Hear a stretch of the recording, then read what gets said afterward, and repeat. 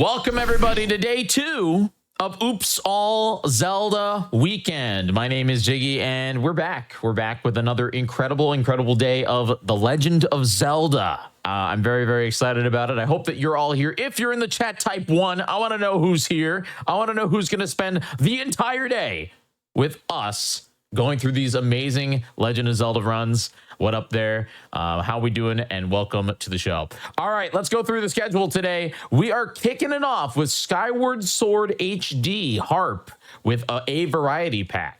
Then later we have Ocarina of Time MST. Oh, I see all the ones in the chat. You guys are killing it. Good job. No 2s. I'm glad nobody did the 2. After Ocarina of Time, we got Breath of the Wild any % triple race. Now that's going to be absolutely incredible. I'm super excited about it. That's with Koroks, Moist Goulash, and Koroks, Moist Goulash, and Player 5.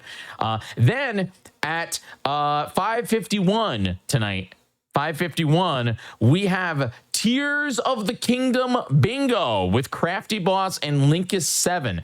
Again, today is going to be absolutely crazy. I'm very excited about it, and I hope you are too. All right, without further ado, I want to get into it. A Variety Pack, how are you?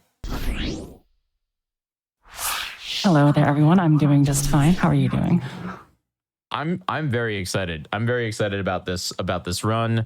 I'm excited about what we're gonna see here, and this is Skyward Sword HD.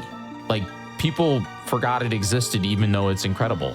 Like, tell me a little bit more about the run. Yeah, Skyward Sword HD is the slightly less popular cousin to the original game. The run of which looks very different as well.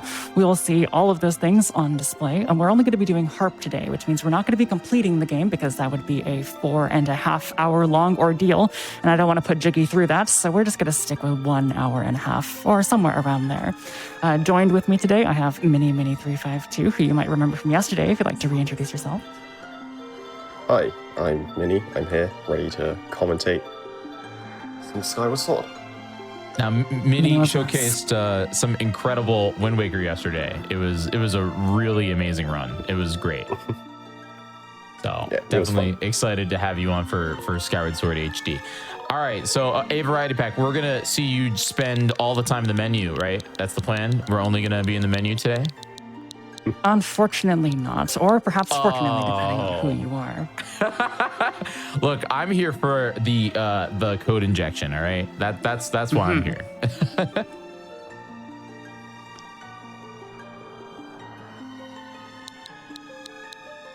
All right.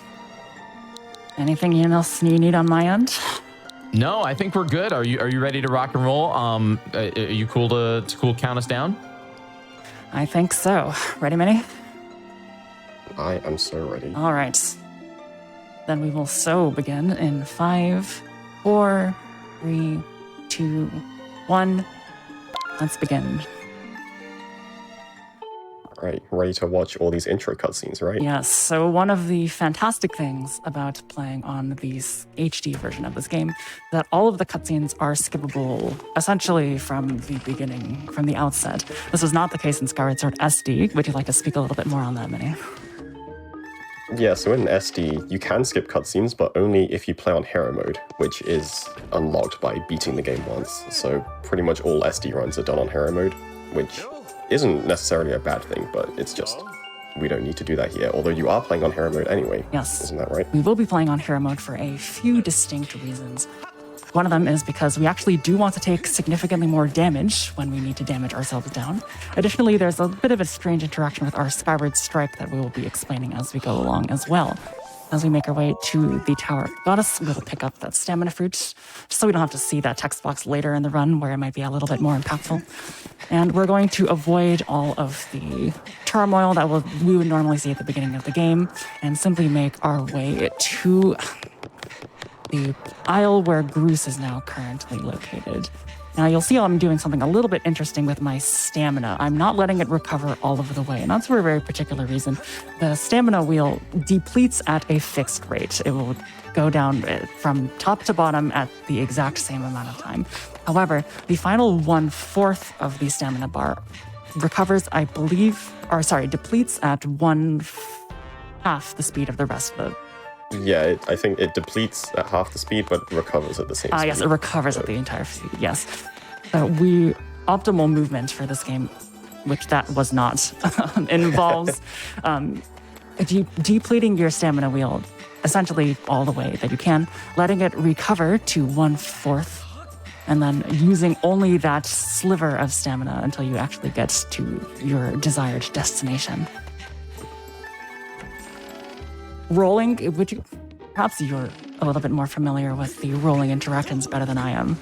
I believe that it saves a variable number of frames in this game, but generally speaking, it is going to be faster overall. But it's by such a small amount that it's not really super impactful. I don't know if you have anything more to say on that. Yeah, so essentially rolling, like while you're running, if you roll, it is barely faster. It saves like 1 frame per roll.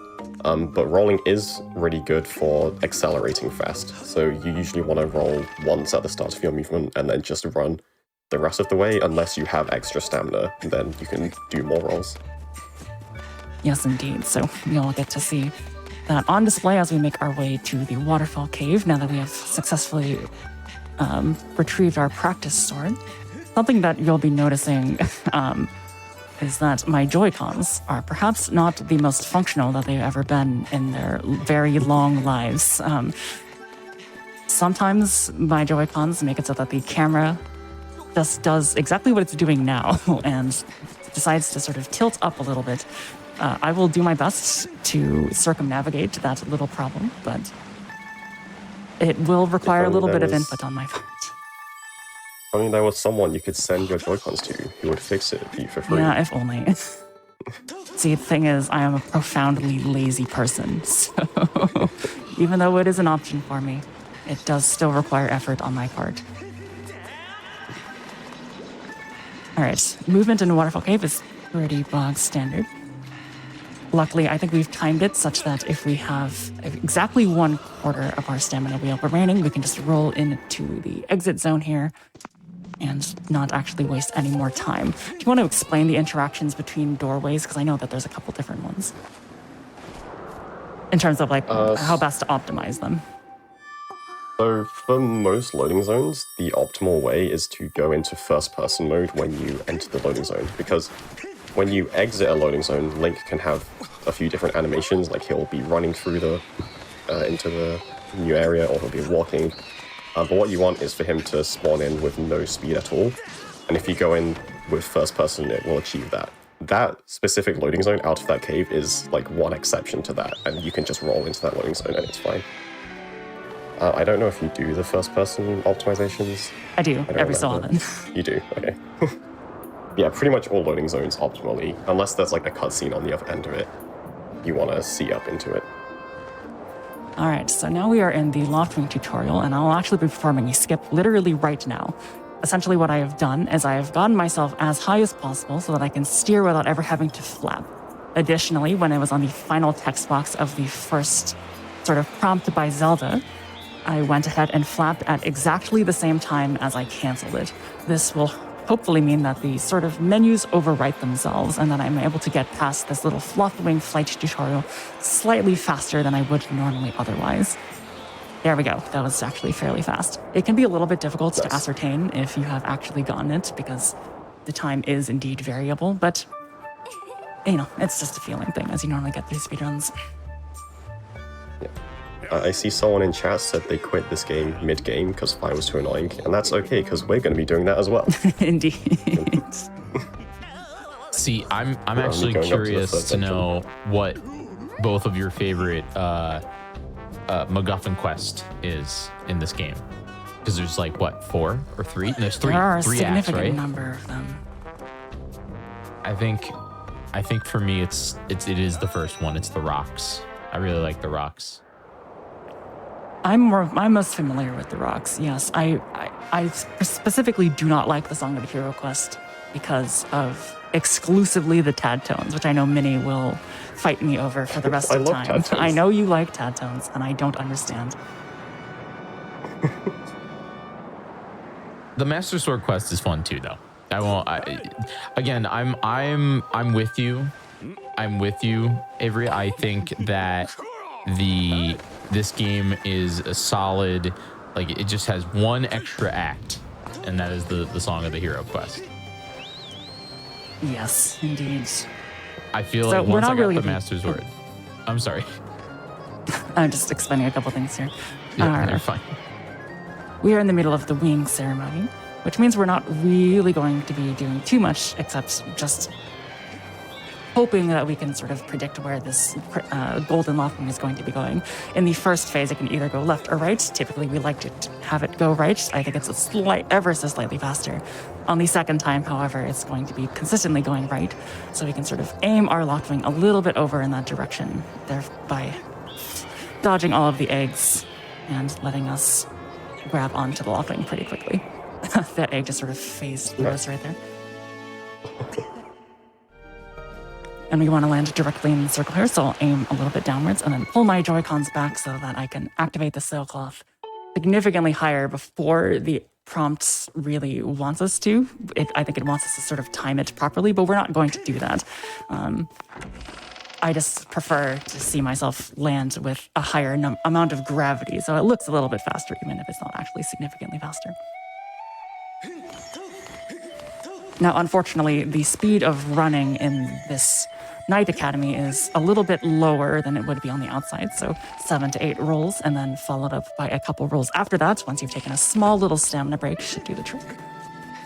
And then we'll be doing here exactly what Minnie said, where I'm doing one roll to maximize my speed immediately, and then just doing running, or dashing, sprinting from that point on. Yeah, if you're in a building, that is definitely somewhere that rolling is better than just walking slowly. Now, you might notice that we are actually seeing this cat and actually completing Skyloft in a reasonable fashion. And since you are most certainly the SD expert, would you like to go ahead and sort of kick us off in terms of differences between this speedrun and Skyward Sword SD and why those differences arise? So it basically all comes down to one glitch that exists in the SD version called Back in Time, where you play on the title screen, and it's very complicated. You can do a lot of things with it, and it makes that run about an hour long for any percent. But this game doesn't have that. That keys is not very nice. No, it's not. This game does not have that glitch available. It is technically possible if you like do some hacky things, but there's no way to actually access it. So that means the run is almost glitchless. So it's about 4 hours long, optimally. Yes. Critical to note, I suppose, is that the main function that makes Back in Time not available to us on HD is that the Switch itself does not have a literal pressable reset the console button. If that did exist, then Back in Time would be accessible, but that's sort of the main thing stopping us from having access to Back in Time. Yeah, because the way you do Back in Time is you game over and then respawn and then reset the console as soon as you press yes to continue, and that causes the glitch, but no way to reset the console, so it doesn't work. We have raised our sword skyward, so that is time. GG. Let's go. We've completed the game. Easy. Great. Game over. Great run. Thank you very much. And we're going to be doing it yet again.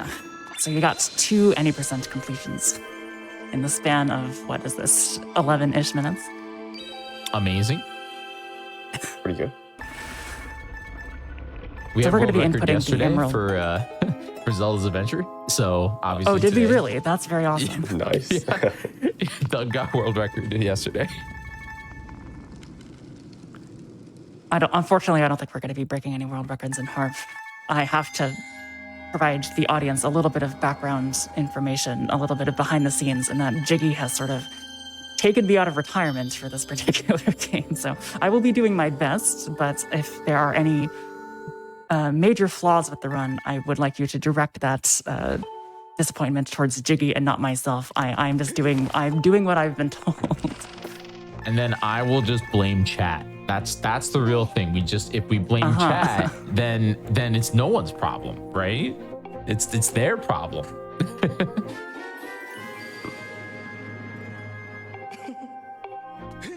Yes, I did a little bit of de-rusting over the past couple days, practiced some of the more difficult tricks, but some things will probably still slip through the cracks, and that's okay. We're all having a good time.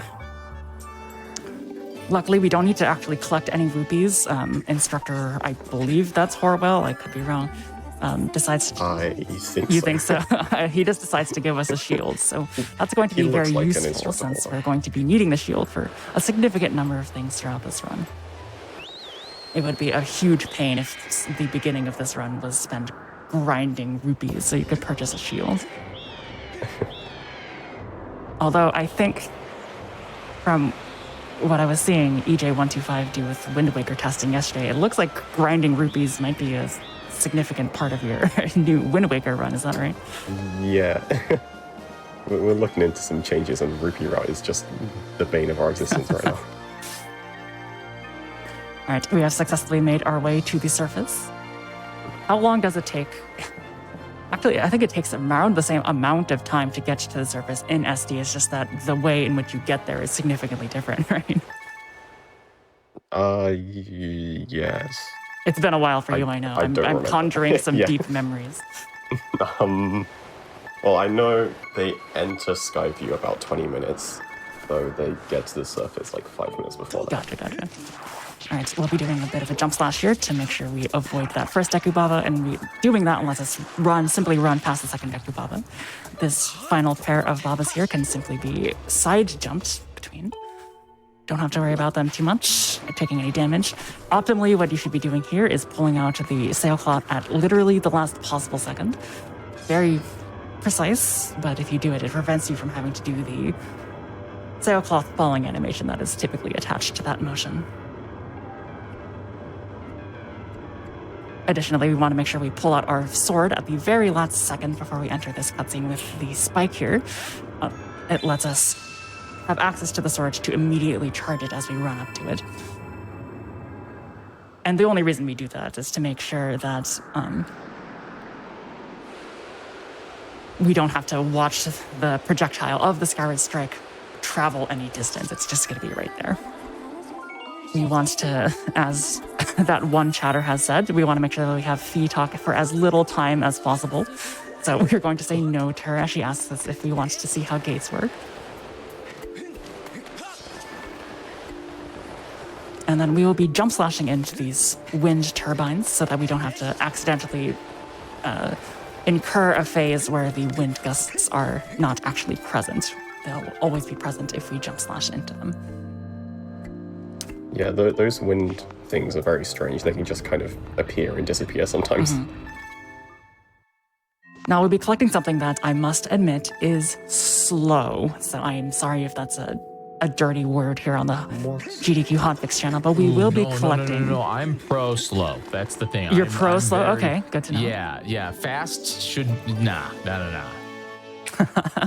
So we'll be picking up that a shield. What is the potion called? Revitalizing Potion. Thank you.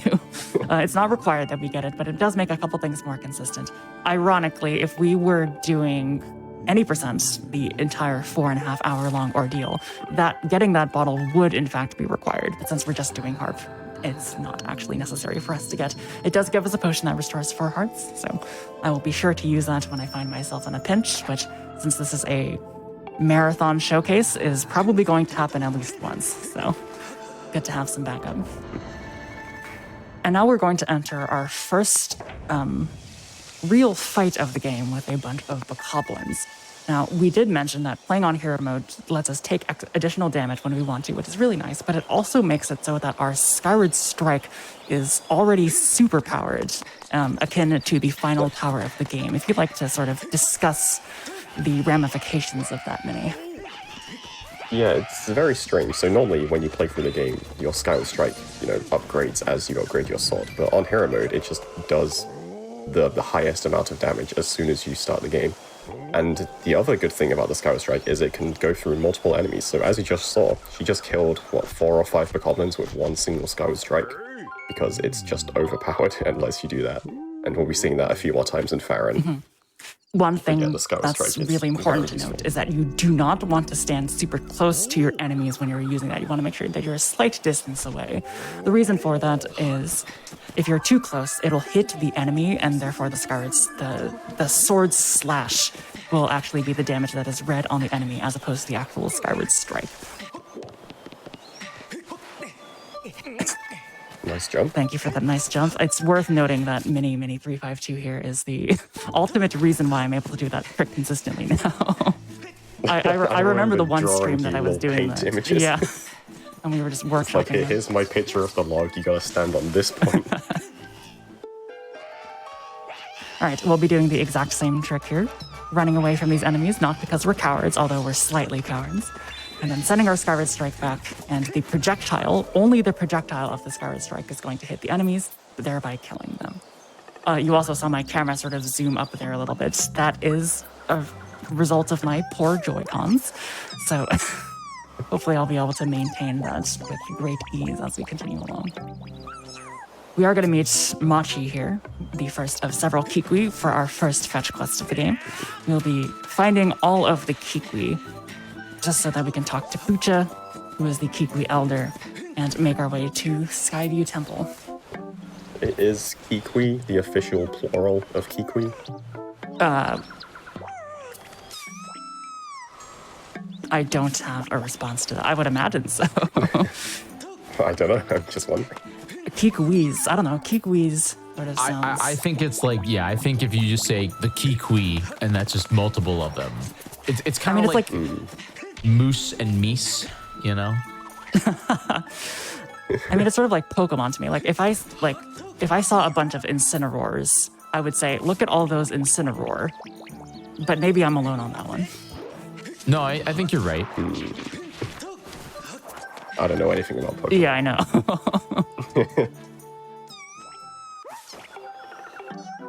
Anyway, you knocked down a vine on a tree. I did. while you That were bonk was doing not that. merely superfluous. It was not just... well, the first one was. I just made a mistake. The first one was. You want to go ahead and explain how that works? Yeah, so later on, she's going to have to go to the Kikwi Elder Butcher. And normally you're supposed to, like, go through a weird path and, like, through a crawl space to get to him. But by bonking that wall in a specific place, you can knock down a vine early that you're only supposed to be able to knock down once you're already at Butcher. So now, this vine is here, you can just jump right over it. Now, correct me if I'm wrong. I believe that Bucha, when you finally do talk to him, does have like a dialogue contingency for that, right? Yeah, when you get the slingshot later, which spoilers, we're getting the slingshot. He wants to use that vine as essentially a tutorial. You're meant to shoot it with the slingshot to knock it down. But if you've already done it, he just looks at it and is like, "Oh, you've already done it. Mm-hmm. Well, damn." So it's weird that that performing a trick is sort of still accommodated in some way. I am going to get this rupee actually. The reason I'm going to get that rupee is it does waste time, I'll be honest, but the reason for that is it prevents you from getting a trick completed later on in the run if you do collect a rupee while you do it. So I'm avoiding having to get the rupee text by getting the rupee text now.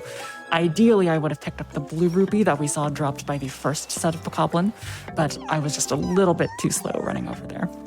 Not too big of a deal, though. Do a bit of a backwards jump there. No. So do you not get the green rupee text if you get a blue one first? You still do get the green rupee text if you get the blue one first.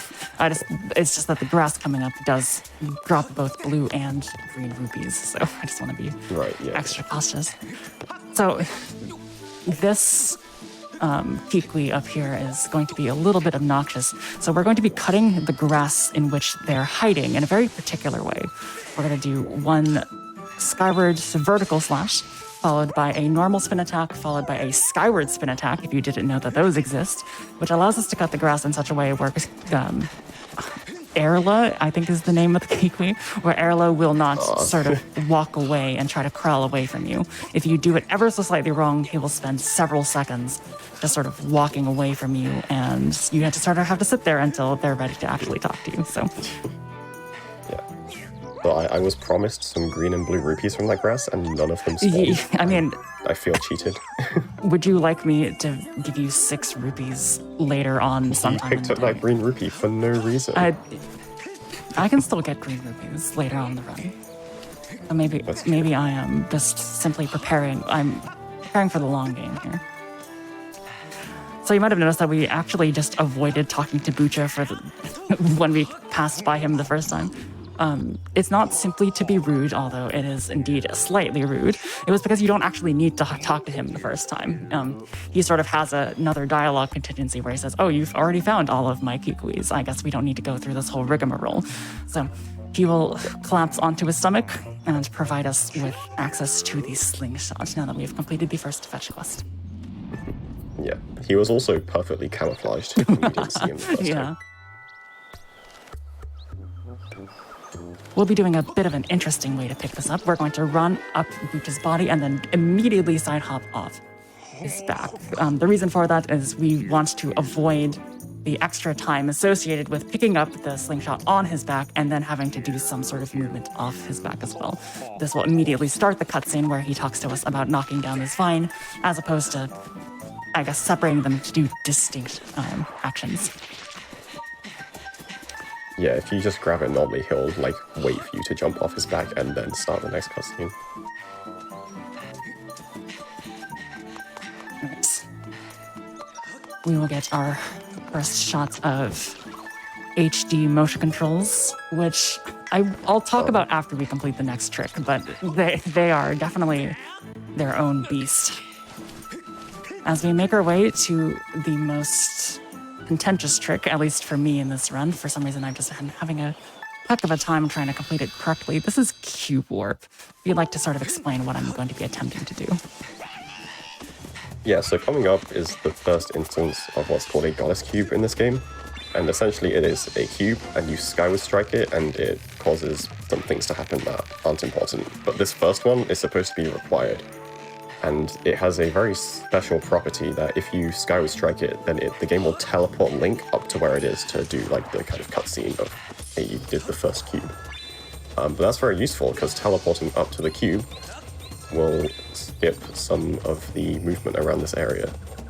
So she's using this bokoblin to aim her Skyward strike upwards. That was just a bit left, I think. Yeah, it was. So you can see the cube up there. There we are. And there you go. So yeah, use the bokoblin to get Link to aim upwards a little bit and just barely avoid the wall, hit the cube, and now Link's up here. Yes, that prevents a very long section where you're just very slowly climbing across ledges and sidling on similar ledges and knocking down Dekubabas. It's a really terrible time. So making sure that you get Cube Warp on the first attempts is really important.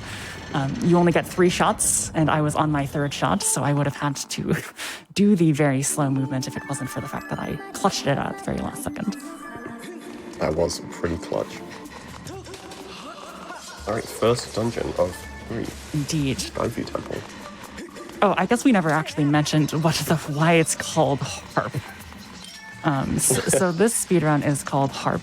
Not Harp Percent, which is a mistake that I have made in the past, and it's just called Harp. And the reason it's called Harp is because it completes the first 3 dungeons of the game, after which you get the Goddess Harp. So it's a way to sort of give runners of this game a nice bite-sized and relatively still hefty speedrun without having to complete 4.5 hours of constant running and precise movements.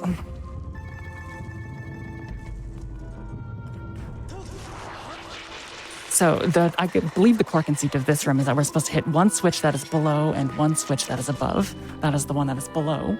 And the one that is above is going to involve yet another trick that I've just really been struggling with for whatever reason, called Spider Roll. And no, that's not the sushi roll. So I'm sorry if I made you hungry with that one.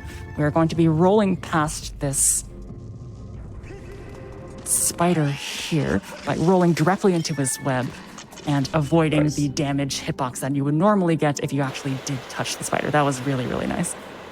Just gotta be confident. You just gotta be confident. I realized that when I was derusting this, that My biggest problem was that I was just being a little bit too careful, a little bit too much trepidation involved with that. So being confident and knowing your angle and just going as soon as you can is really important.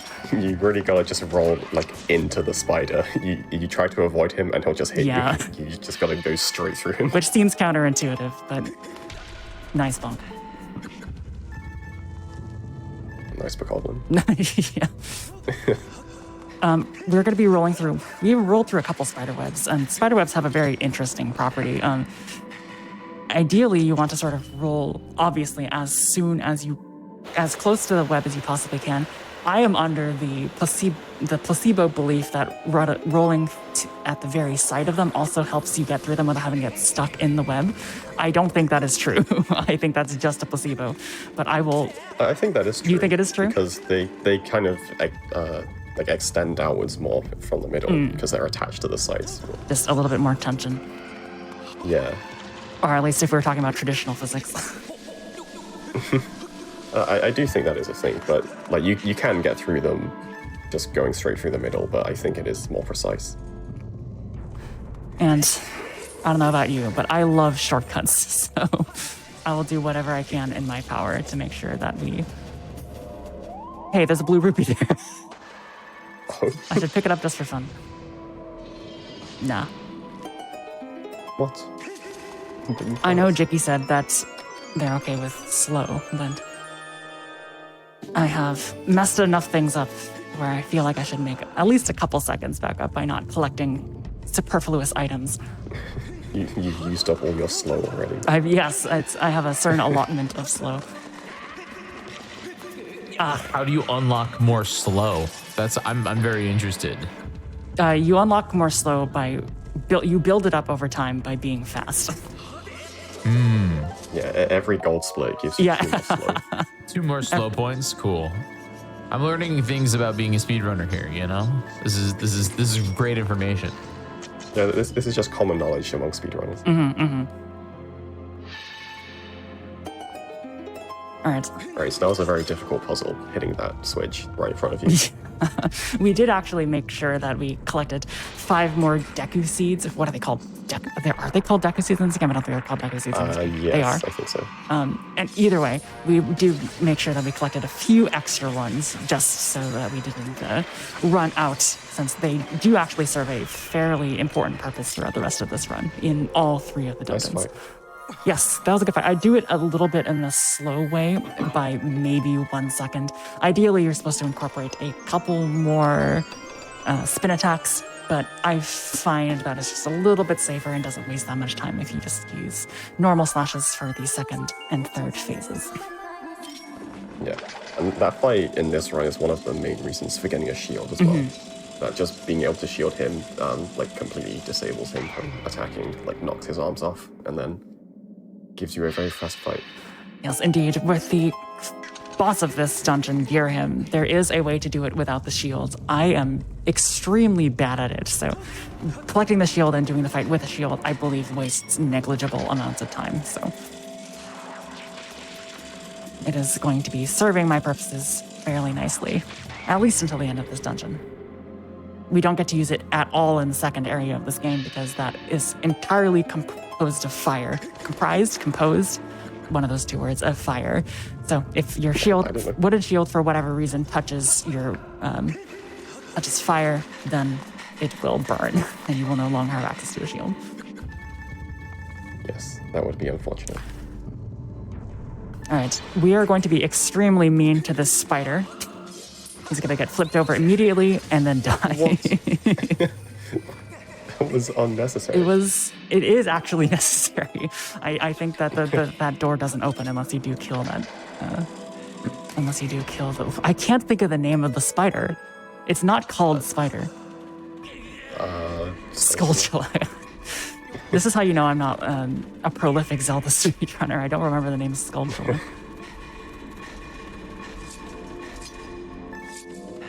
All right, push or drag 8 times and then 7 additional ones so that we can do our dizzy sword puzzle one more time. I was just practicing earlier, just before this particular showcase began, And I was wondering how you're actually supposed to find out that doing the dizzy thing is what you're supposed to do. And apparently in the first room, there's like wall art depicting an eye that has like a dizzy symbol inside of it. I don't know about you, but that seems pretty obtuse to me. I don't think I would have figured that out. I genuinely, I think the reason, like the way you're supposed to know is you're supposed to have watched the trailer for the game, because I remember the trailer showing Really? Link spinning the sword around. That's like one of the main things I remember from the trailer for this game, and yeah, that's definitely how I did it when I was a kid. That's really funny. I didn't make much mention of it, but I did get a very epic, cool gamer shots with my slingshot. Yes, that was precise. What is going on? Okay. So is getting in this course. Yeah, apparently. Normally you're supposed to use the beetle, which is the item that we picked up after the Stalfos fight that lets you navigate a large portion of the arena with a sort of controllable projectile. You're supposed to use the beetle to actually hit that switch, but with a precise enough slingshot pellet, you are able to activate it regardless. Yeah, and there's going to be a few, or maybe just one other instance of that later, where we're using the slingshot to do a pretty precise shot on a switch instead of the beetle. Yes, that's right. That will be coming up in the final dungeon of the game, so we'll see how that plays out when we get there. Yes, the beetle is cool, but it is pretty slow. It is pretty slow. Did they, in the randomizer, did they just bump up the base speed of it unilaterally? Probably. I've played Skyward Sword Randomizer once. Anyway, spider jump. Yeah, this is spider jump. Nice. Essentially what you want to do is knock the spider out of the way, specifically in a horizontal fashion, and then just roll and jump so you avoid the spider's little pendulum motion. I believe, and you can speak more to this, that it is actually required and very dangerous on SD, is that correct? Yes, in an SD speedrun, you would be there with 2 hearts, which means you're 1 hit away from dying. And you don't have the beetle, so you can't do it normally. And if you die, you go back to the start of the dungeon, and it's completely run down. Yeah, that's rough. I think you can upgrade in vanilla. I think you can upgrade the beetle speed. That is correct. You can upgrade it. It is much faster when you upgrade it as well. Yeah, it's just getting randomizer there, you know. Doesn't do it automatically. I'm not sure. So you might have noticed my exasperated reaction when I missed the rope intended strategy. And that's because ropes in this game are special friends, if I may be so... if I may be so kind with my language. They just work in very strange ways. Sometimes you hope for them to make a particular arc that lets Link swing to his destination, and sometimes he just does not do that. I wish there was a way to consistently... I mean, I'm sure that there is a way to consistently do that. I am just impatient. They should be consistent. It's just very weird, because essentially you can turn while you're swinging on the road, and then you also shake the controller to kind of jolt forwards to speed up on the road. And when you jump off the road, the angle you jump at is somewhat based on the last time you did the Wii remote, not Wii remote, the Joy-Con shake. So it's like if you shake and then you turn and then jump, your angle will like switch to something else. It's very strange. All right, Minnie, should I do it? It's up to you. I kind of want to do it. You can do it. All right, let's try it. Okay, you're in charge of commentary. All right, Variety did a run of this at Flame Fatales, and there was an incentive to do blindfolded gear him, which unfortunately didn't get met. But here it is, no incentive needed. She hasn't done this in a long time, just seeing if she remembers. So Girahim, his hand follows you in this first phase, so she's pointing her sword one way and then attacking from the other direction to get in all the hits, and that is the first phase done. And the second phase is where all the RNG comes in, so he has a bunch of different attacks he can do, and she's going to have to try and figure out which one he's doing without looking at the screen. So right now she got a bad attack, but managed to shield bash it back. Nice, that was pretty lucky. He got the bad darts attack again. Another good timed shield bash, and again, she is surprisingly good at this. This is a little suspicious. But yeah, if you do this fight optimally, I believe you can get a 7 cycle. Ooh, that's unfortunate. He spawned behind her. But to get that, you have to do very specific attacks. Nice. So when you attack him, the first attack you do does a bit more damage than the subsequent attacks. So optimally, you would do a slash and then a spin attack to get the higher damage on the spin attack. But obviously, she can't really do much to set that up right now. Yeah, she's doing a really good job of this. It's not her. And she's getting very bad luck with these dart attacks. But just a bit more damage should do it, I think. Nice. All right, we'll take it. Hey. I did not practice that at all. Literally 5 minutes before this run began, I was like, hey, should I try this? And No, I was like, hey, you should try this. yeah, I'm glad I did it. It was a fun showcase. That was pretty cool. Redemption. Huge from hypes in the Space House. chat for that. Huge hype in the chat. Now, full disclosure, there is technically a mirror over there, but I cannot see the screen through it. What? Ooh. Cancelled. I just know that someone's gonna look through this footage and be like, "Oh, there's actually a mirror over there. Why? She's probably looking at the screen." I promise, right now, that I was not yes. looking at the screen. Drama, mirror gate. We'll have to figure it out. All right. So as we finish this first temple, we're going to run up, or I guess just casually stroll up to the edge of that platform while charging our Skyward Strike, so that when we jump across those little platforms, we can just send one Skyward Strike into the end to complete the temple, as opposed to having to wait there standing to charge the Skyward Strike as intended. Yeah. Also, fun fact in this area, I believe there's a difference between SD and HD, and that is in HD you can bonk on those stairs, but in SD you can't. Oh, really? Or the other way around, I don't remember, but one of them you can bonk and the other you can't. It's a random change for no reason. I guess they thought it would be it would detract from its epicness if you could bonk on the stairs on your way to the first shrine of the game. All right, we've completed Farron, and while you would, again, normally see that on a playthrough of any percent, we will not be seeing that because we're only doing the first 3 dungeons of the game. He is going to give us a little bit of knowledge about the Goddess Cube that we activated in Cube Warp, but there's really no reason to ascertain. We're just going to mash through. Oh, speaking of which, can you discuss the difference in terms of text mashing in this game? Yeah, so in SD, text basically, you hold down the A button and it causes the text to scroll across the screen. So the way you do text in SD is you hold the A button the whole time, and then for every single individual text box, you want to time repressing the A button like as soon as it completes. So it makes text actually really difficult to do ultimately in SD because you're timing literally every single one. But in HD, they made the change that pressing the B button will just instantly complete and close text boxes. So every text, you just mash B and it goes through insanely quickly, especially because of 60 FPS. Mm-hmm.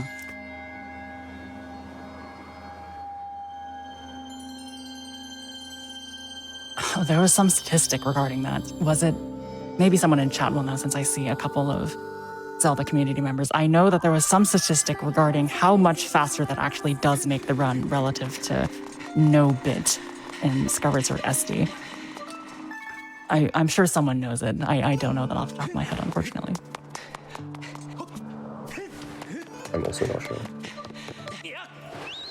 All right, remember that bridge that I just jumped off of. We are going to be seeing it again, and it's going to look a little bit different that time. So keep that in mind, because we will be seeing it one more time.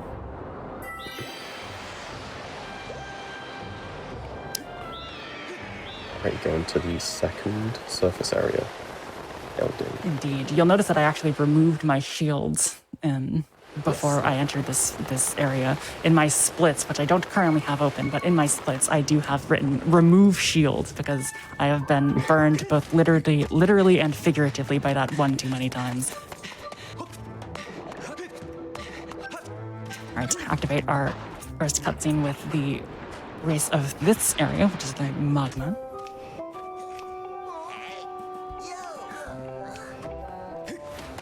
I don't know what they said because I was mashing B too hard. And we actually have a surprisingly high number of pellets to complete this area, which is really, really nice. I'm used to having around 7, but 14 is definitely a boon in my favor. Yeah, I don't think you missed like a single shot on anything. Well, let's hope it stays that way. Because as you know, we're going to need a lot of them for the final fight of this run, so... You might miss this pyre up 13 times. I might miss this pyre up 13 times, if you want to explain what this trick is about.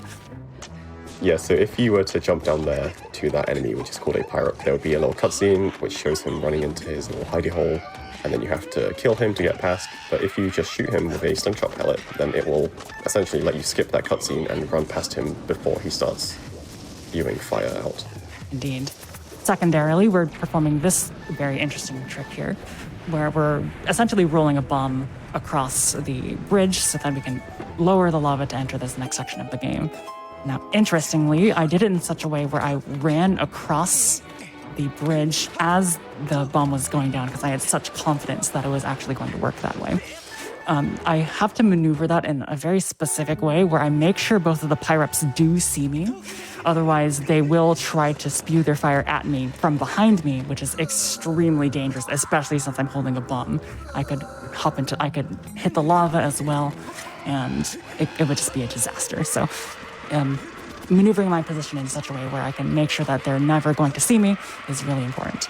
We're going to be doing one additional Skyward strike fight, but this one has a lot of enemies, so looks like we got all of them. Nice. Very good. Yeah, that one's actually quite tricky. All the ones in Pyro are pretty easy, but that one, getting them all groups up so that just one Skyward strike hits them all is actually a lot harder than it looks. It is. Something else to note, I honestly don't know if this affects anything at all. However, there's a bokoblin on top of the structure that you saw me running to first before I dodged back and hit all of the enemies with the Skyward strike. There are two potential things that he can do. He can either immediately follow me, or he can sort of raise his sword in a war cry.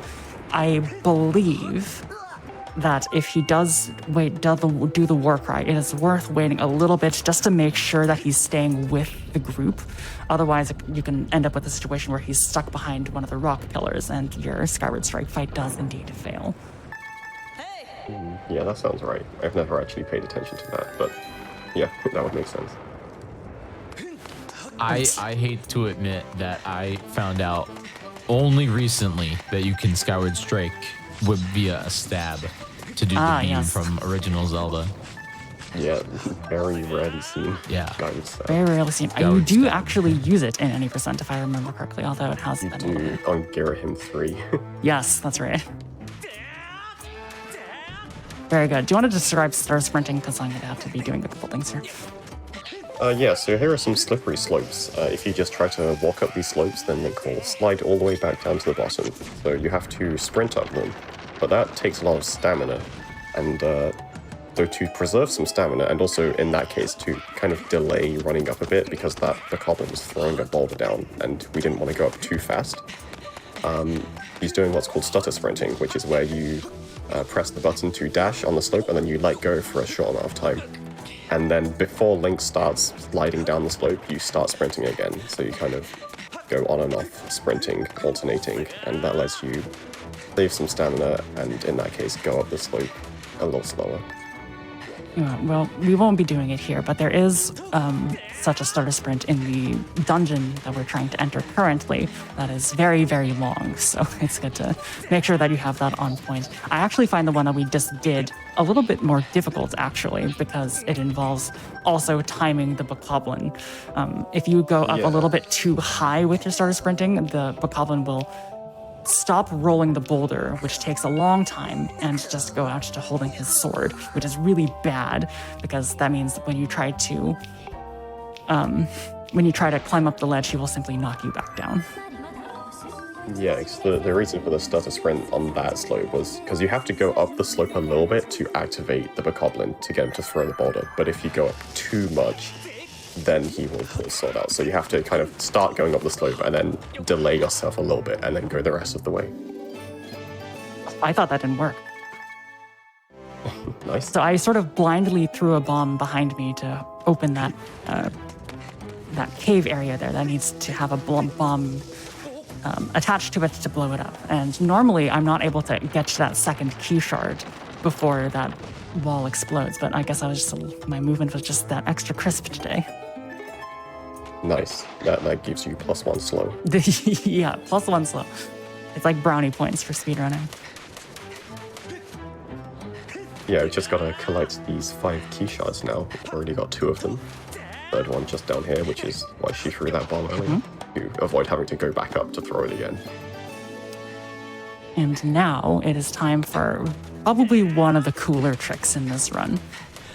Yes. This is going to be called Elden Out of Bounds, and it involves manipulating yet another bokoblin, just as we did with Cube Warp, to get ourselves out of bounds and skip a fairly lengthy running section. I believe it has been timed to save around 30 to 35 seconds.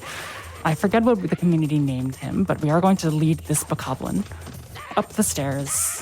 Hopefully the camera changes, very nice. Behind this corner, wait for him to do a very specific location, run up, and he will knock us up the mountain. That's really, really, really good. Nice. After we run a little bit up to this corner, we will turn ourselves a little bit and then jump off. Not my best angle, but I should be able to maneuver this just fine. Yeah, we're fine. It's a little bit obnoxious. Sometimes that particular bokoblin can do exactly what I was talking about during the final Skyward strike fight. Sometimes he will raise his sword in a war cry as opposed to actually doing the swipe. If he does that, you will need to actually reset the RNG. It's a little bit obnoxious, but thankfully we got to go to RNG and we are here with the proper amount of speed and health. Nice. I don't know if this is the official community name for that bokoblin, but when Beast was running this, we got him to call him Elden John. Like Elton John. Elden John. I don't think that's his actual name, but, or at least the community name, but that's a great one. I'm about yeah. it. Elden John. All right, Joy-Cons, please work with me. All right. We'll drain the lava from this room and do our little bit of damage to ourselves just because we want to make sure that we end this particular section with 0 health. Yep. Draining the lava and draining your health at the same time. Indeed. And then we'll roll that bomb over, do this essentially the same thing again by blowing ourselves up and also destroying the bomb, which is simultaneously fast in 2 different ways. Then picking up our final key shard before taking the hottest hot tub bath you've ever seen in your life. Oh no. You game over. I did It's game not, over. It's You're gonna do back not in Twitch time? meta anymore. That's unfortunate. Yeah. Thankfully, just before we did Elden Out of Bounds, we activated that particular bird statue, which is essentially this game's version of a save statue, which lets us teleport all the way back up here before we, in lieu of having to climb the mountain from the bottom again. Do you want to describe the difference while we make our way at the beginning of Earth Temple, the difference between SD and HD bird statues?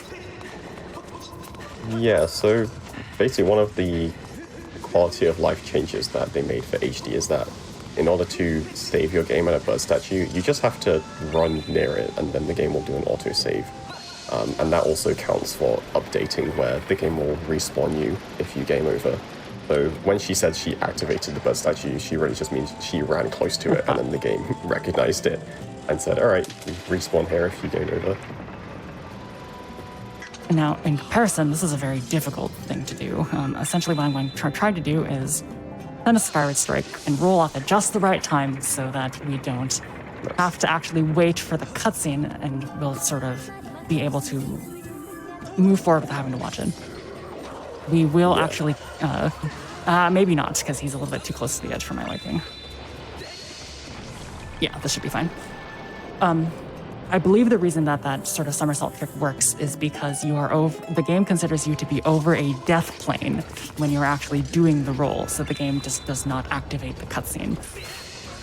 A very interesting reason, but it's one that I'm not necessarily going to complain about. And as we make our way to this Magma who has lost his bomb bag, we're going to be doing something a little bit interesting with this particular bomb. We're going to stand back, throw it, and I don't think I quite got it. Essentially what you're supposed to do is stand in such a location where you can still push the bomb. Okay, you can still push the bomb forward, and you don't actually have to watch that cutscene that we just did where the bomb explodes. It's a little bit slow, but it's not too big of a deal either way. Yeah, there's like a weird position that you can have the bomb in where it doesn't activate that cutscene and also still blows up the rock. And also Link can be in the crawl space and just not get damaged by the bomb for some reason. And also at the start of this fight, she shot a slingshot pellet at one of the enemies, which caused them to kind of begin their attack cycle and skipped the little intro cutscene at the start of this fight. I did pick up a lizard tail. Do I get extra speedrun brownie points for that? That took away 2 of your slow points, I'm sorry. Oh, gosh darn it. Alright, we did retrieve the Magma's bomb bag. For whatever reason, he's just going to give it to us, so we will be in possession of it for the rest of the dungeon. Something interesting is that he's complaining that he doesn't have a bomb bag with which to hold his bombs, but then he gives us 5 bombs. So I'm not exactly sure what he's on about. Makes sense to me. He found another solution while he was in a time of need. Yeah, true. He's very resourceful. I mean, isn't that their whole characterization anyway? All right. Something like that. All right. This is by far the worst part of the entire speedrun, and it involves rolling this gigantic ball through the lava. And honestly, it's not so much that the action itself is necessarily that annoying. It's that if you fall into the lava literally any time throughout this entire segment, you must go back to the beginning. It is extraordinarily punishing. In an ideal world, I wouldn't actually be dealing with any of these enemies that you're seeing here, any of these spoons or any of these keys. But because the ramifications of falling off the ball are so problematic, I'm going to be a little bit more cautious than I would otherwise. Yeah, so if you fall into the lava, the game will respawn you on the last bit of solid ground that you stood on. But throughout this entire segment, there isn't actually any requirement to stand on any ground. Mm-hmm. So optimally, she just stays on the ball the whole time. So if she falls in lava, then it's way back to where the magma was. Thank you for saying requirements too, because if you notice right behind me, I could stand on solid ground there, but I need to make up my fast points back, so I can't do that anymore. Since I apparently lost 2 of them by getting the lizard tail. Hey, I don't make the rules. That's fair enough. You're also the one who told me about the different beetle speeds, if you want to go into that as I make my way to the end. Yeah, so for some reason, the beetle has 2 different flying speeds. There's one for if you're flying like perfectly horizontally, and one if you're flying upwards or downwards at an angle. And it's not just that, flying upwards will move you less distance horizontally. The beetle actually moves slower if you fly up or down, as well as having a worse angle. So if you need to move the beetle up or down, it's best to do all of the upwards or downwards movement and then fly the rest of the way completely horizontally to maximize the time you're spent in the faster speed. Mm-hmm. All right, I will take out these birds. Birds, right? No, come on. The loft wings. Baby loft wings. All right, I will be a little bit slow. I will get this little bit of solid ground just because there's a trick coming up that's very impressive if I do get it, but can be catastrophic if I do miss it. So this is what we call peg skip.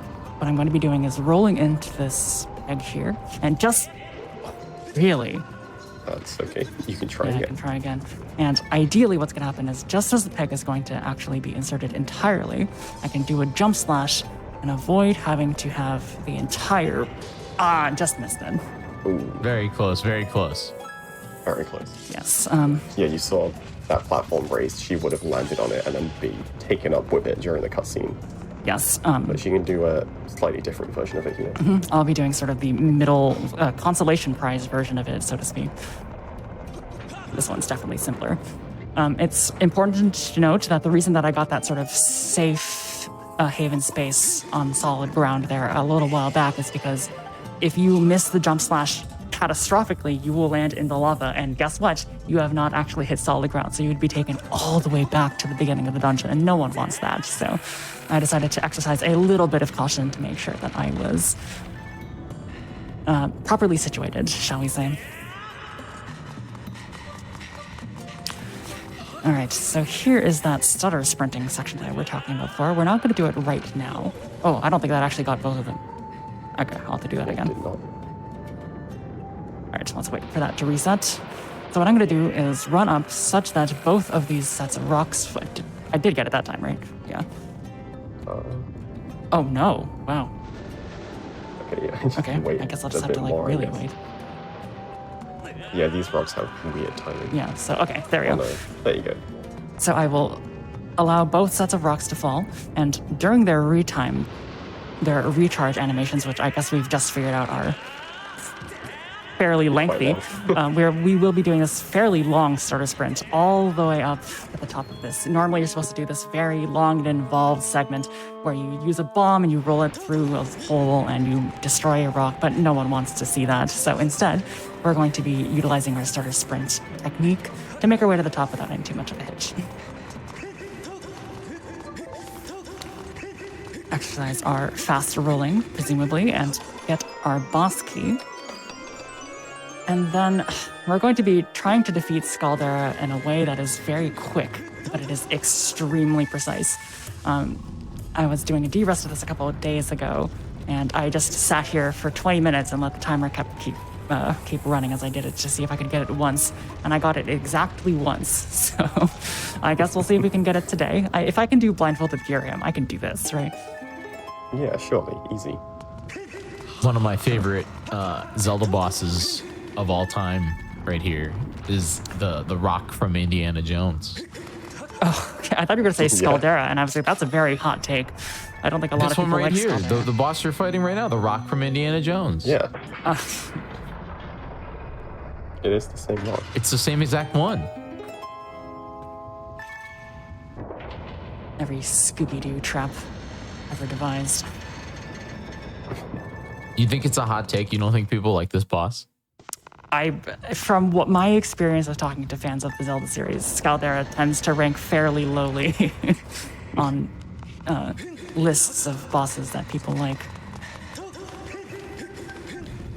All right, so thankfully, picking up bombs sort of force equips it into your inventory that you see on the top right-hand side of the screen. You don't have to equip bombs manually yourself. We will need, I believe, 6 of them to complete the fight optimally, but I will be collecting 10 because we will need bombs later in the run, in addition to the fact that, I could mess this up. So we'll see. We will This see game here has him. some pretty fun bosses, though. It does. I think Galactus is one that people tend to like a lot. Unfortunately, we will not be seeing Galactus in this particular run. Is that Mike Wazowski's son? No, that's Tantalus, which is the sand ship boss. Oh, sorry. I don't know that. I should know these names. Is the one that you just talked about the General Grievous? Yes. Ah, yeah, I like These that are one. some very descriptive ways of talking about Skyward Sword bosses. Look, I don't know their names. They're just who I call them. I mean, if it works. All right, Minnie, let's see if you remember what I'm supposed to do. Specifically, no, but basically, the way Skaldera takes damage is very strange and not exactly how you'd expect. So she's trying to get a 3-cycle here. And you'd probably expect, to get a 3-cycle, just, do as much damage as you can in each cycle. But she's actually doing very specific attacks and doing very specific amounts of damage on each cycle to avoid him from ending his cycle early and running back up to the top. And unfortunately, it looks like he's not going to quite hit it. Yeah, the But that's okay. secondary problem is that the Eye has possibly one of the worst hitboxes in all of gaming history.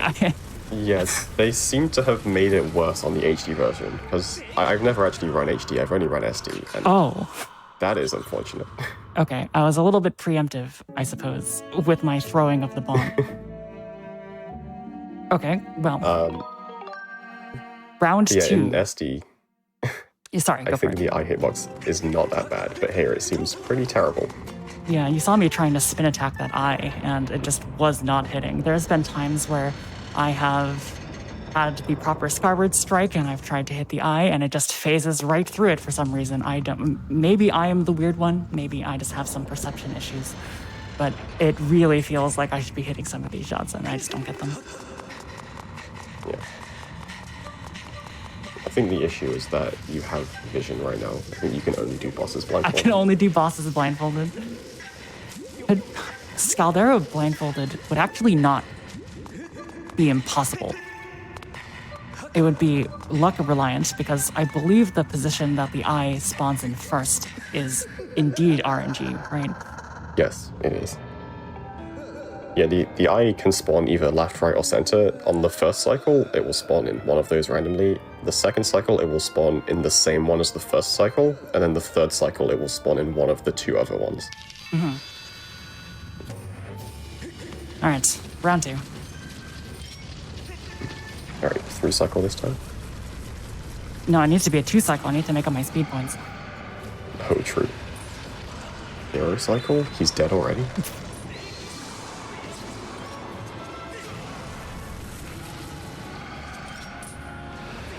Alright, and you'll see she's purposely blowing up herself with a bomb to end the cycle early.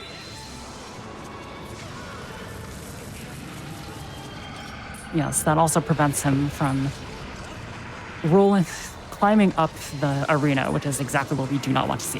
Just missed it, unfortunately. Ooh. I think the reason that I missed that is because in addition to just blowing yourself up with the bomb, you also want to make sure that the bomb hitbox or the splash damage of the bomb actually hits the eye too, not just hitting the rock. So I think I was just a little bit too late with that last one, thereby causing it to not exactly work as intended. Yeah, there you go. Yeah. And the terrible thing about not getting the 3 cycle is that from the 4th cycle onwards, the eye just, like, does whatever the hell it wants. There's no rhyme or reason to it. The first 3 cycles, you can kind of know what it's going to do, but after that, it's just going everywhere.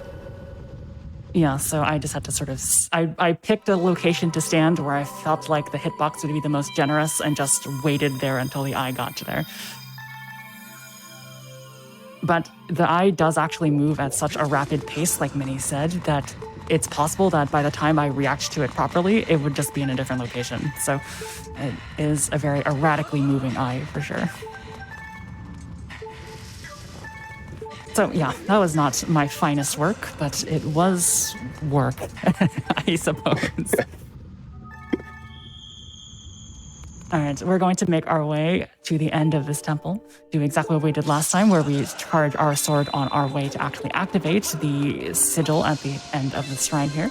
And then I think this would be a fantastic time to take a break. Awesome. All right. We're going to take a quick break. We'll be right back with the rest of this amazing Skyward Sword HD run. But first, I just wanted to say thank you very much for all of your subs, Prime Gaming subs, and gift subs, as well as bits. All those bits and subs go to supporting the Games Done Quick channel, as well as supporting GDQ Hotfix. So if you like cool, amazing events like this, consider subscribing and definitely throw some bits our way. We'll be right back. Don't go anywhere.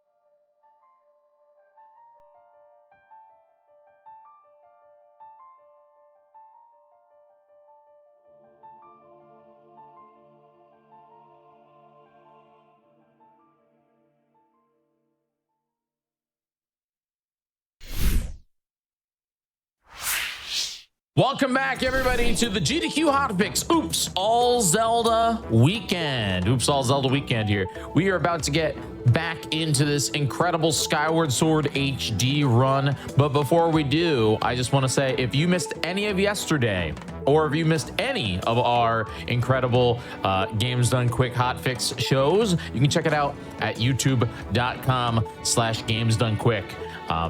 If you missed anything. All right, a variety pack. You ready to rock and roll?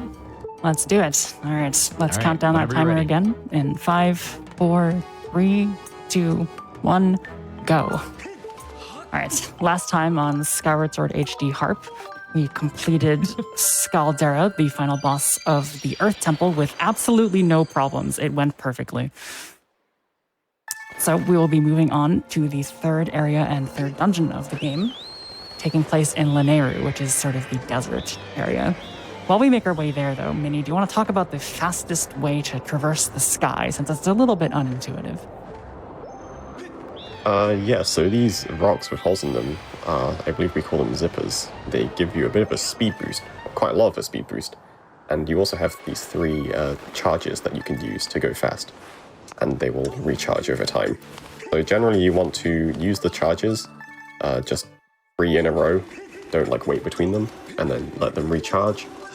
And also you want to fly slightly downwards of vertical. So if you try to fly, oh not vertical, horizontal, sorry. If you try to fly completely horizontally or upwards at all, you will end up going slower. So it's some combination of using all of your 3 charges immediately and then flapping your bird upwards while aiming slightly downwards, and also aiming for the zippers if they're convenient. Indeed. It's also worth noting that we don't really see it in harp percent, but in any percent, the zippers are actually so much of a speed boost relative to your normal flight speed that it is worth going like completely out of your way to try to actually get a zipper. Yeah, there are some flight sections in some runs where you like completely turn around and go the opposite direction of where you want to go just so you can hit a zipper and then go back the other way. No, I told you. Here she is. Go for it. Yes, here is that bridge. She jumped off it at a funny angle and is now diving down for a very long time. I hope she doesn't void out. It's okay, she caught her loft wing at the last second. So she's trying to dive underneath the island to hit a different sky loading zone when she calls the loft wing. So you'll see she was facing towards Eldin when she jumped off, but when she spawned in the sky, she's going towards Lanayru because she dived so far under the island and curved her dive in such a way that she went under the island and hit the loading zone on the opposite side. Yeah, essentially to make that, to put it into perspective, I guess, a little bit, the sky is divided into certain sections, not necessarily where Link will spawn, generally speaking, but it makes it so that Link will only actually start his sort of flying animation at very particular locations within the sky when you call your loft wing. So what I was doing in that particular one, different to the one that I did before, is I used the same bridge as the one that I did before. But what I did differently is I was doing this very interesting movement to sort of force my way into another section of the sky. So when I called the loft wing, it would put me in front of the Lanayru pillar instead of the Eldin pillar. Here we'll be pushing this thing here, spawning those to choose. Are they choose? Choose.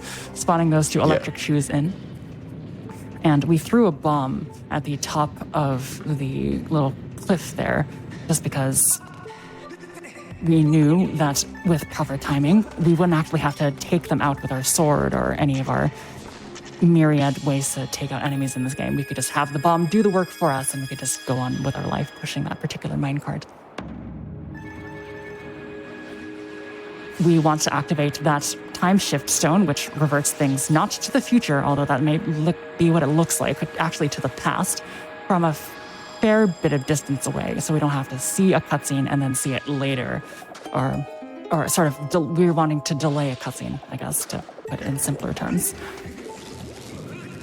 We want to make sure that we stand to the left of this minecart as we pull it into the time shift stone's range. Otherwise, that electric shoe will absolutely destroy us. So this is that cutscene that we were hoping to avoid before, so we didn't have to sort of overlay them when we didn't shoot it from a fair bit of distance away. Hey, look, a flower.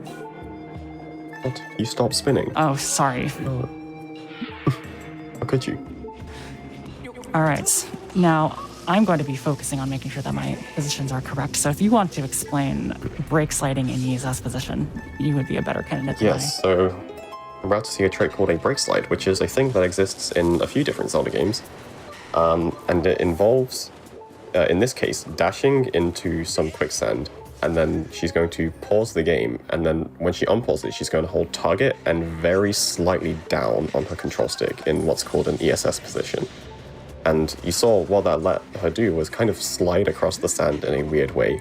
So essentially, when you hold this ESS position, your Link is in this weird state where he kind of preserves speed.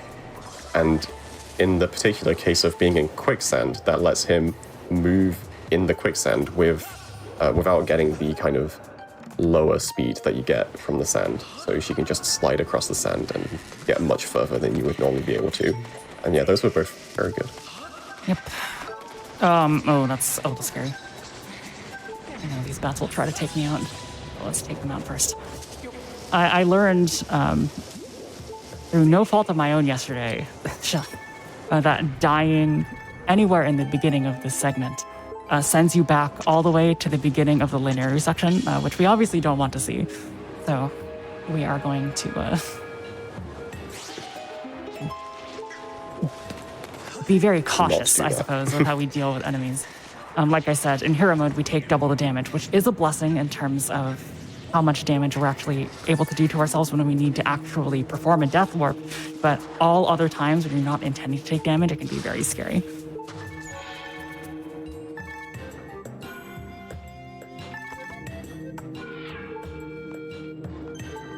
We'll skip this small cutscene as we enter this Linearu Desert region proper.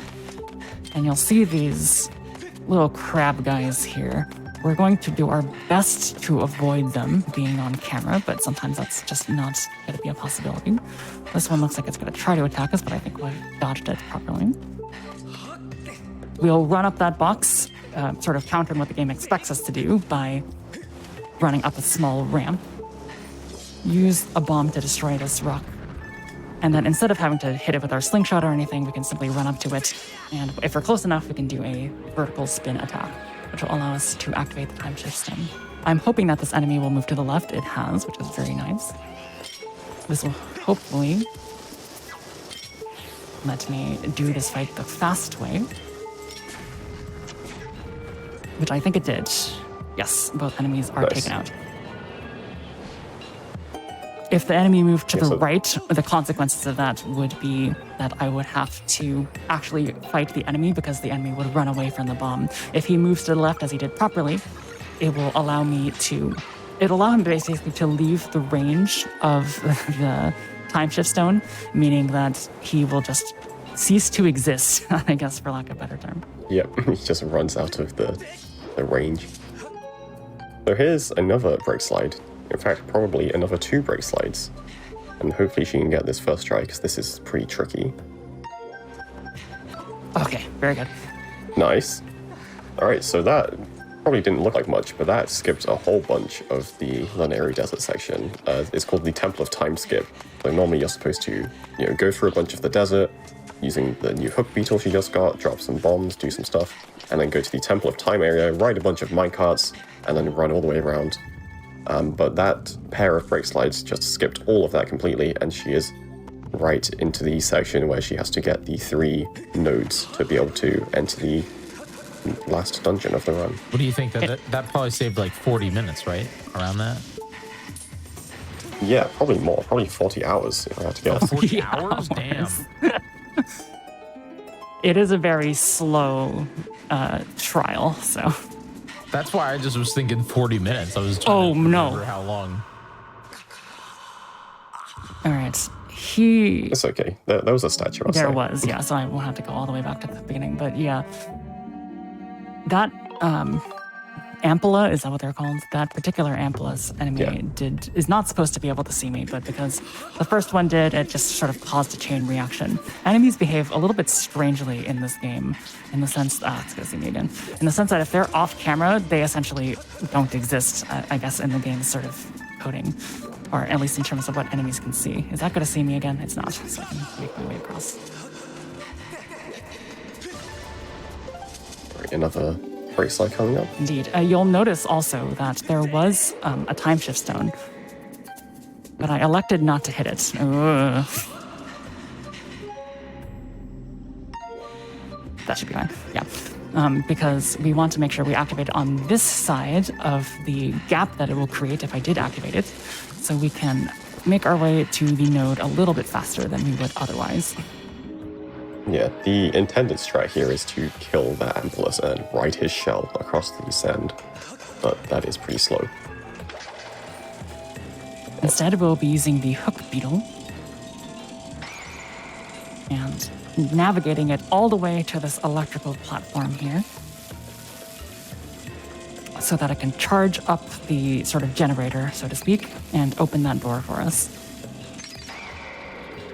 It's very obnoxious. I know there is a way to actually have it be properly set in time, but very often I'll find myself that I'm going to slash it and it will just electrocute itself, thereby killing me in the process. So it's worth being a little bit safer when you're actually engaging with pushing it into the generator to actually activate the door. Yeah, what you're supposed to do is pick it up and then roll it on the ground into the little hole, but that is just much riskier and harder to time properly than just dropping it and doing one slash to get it in. All right, we will leave. I actually do have 6 hearts now, so I guess I don't have to be as worried as I normally would be, but I guess I should still be sad in a sense because it is a 6 hearts that I've been granted for an oopsie.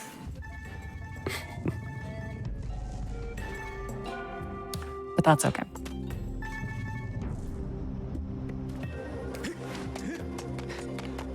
All right. Now I'm going to be extra cautious with these guys. Yeah, shield bashing them does actually put them out of their animation. And as you can see, even though there were 2 Ampulus enemies that could have definitely seen me, them being off screen when I ran past them sort of canceled that animation. So I was able to run freely past them without too much of a hitch. We're going to be doing a little bowling here. We run 1 or 2 steps in front of that bush there, and that should be exactly the right amount of time for the bomb to explode on that door before we ourselves roll in. There are a lot of Ampulus, a lot meaning 2, but there are some Ampuluses in this room that I'm going to be extremely cautious with by just keeping them off screen for as long as possible. We know where all of the safe spots are on this particular map, so we're going to utilize them, stand on them. I think he does see me, so I will activate it very quickly here. And then we're going to do a couple safe strats here, even though it will eat into my fast points. This guy can be really obnoxious, so I'm going to make sure to eliminate him before he can be of any problems to us. Now, like Minnie said, in an ideal world, what you would want to do is pick this particular ball up with your hands and roll him into this little generator here. But I am so fearful of taking damage, especially since, on a normal playthrough, you only have 2 hearts because of your fight that you just had with Scaldera. I am very cautious with it. So I elect to use the beetle 1 additional time than necessary just to make it extra safe that I don't die by picking it up. If I remember correctly, you are able to reset the timer with which the electricity will be emitted from the egg by slashing it. Yeah. But it is just, I am superstitious about it, so I'm going to not bother with it if I don't have to.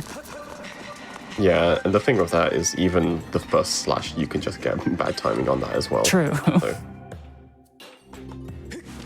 Very unfortunately true.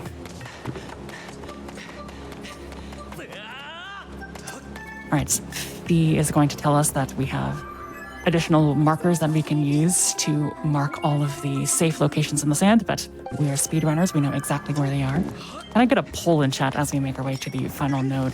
Do we pronounce it Fee or Phi?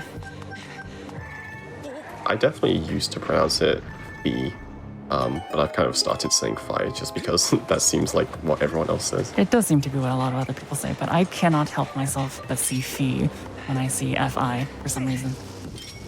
Yeah, I say Fee. What the? How did that not work? Yeah, it's just a little bit too far to left. Big of a deal. That's a big deal. Yeah.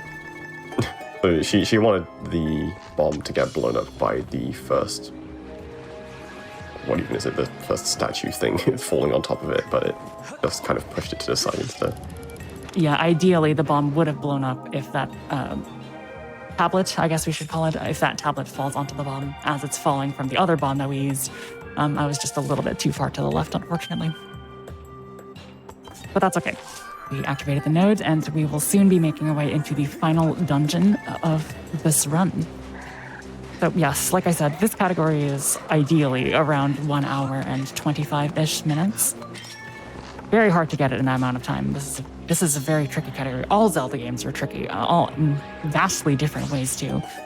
You saw Minnie do Wind Waker yesterday, and although I don't know too much about running it myself, I'm sure that Minnie would endorse the idea that the reasons that Wind Waker are hard are very, very different to why Skyward Sword HD are hard. Both definitely have their challenges. Yes, definitely.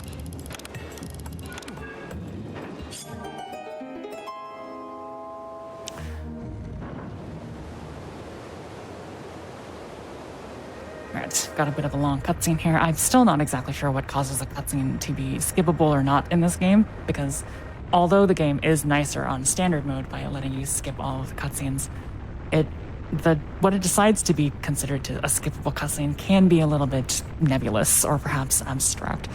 So, what?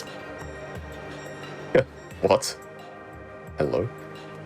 Does this give me a yellow rupee? Okay, it doesn't. Okay, I guess just rolling into that gives you 5 rupees.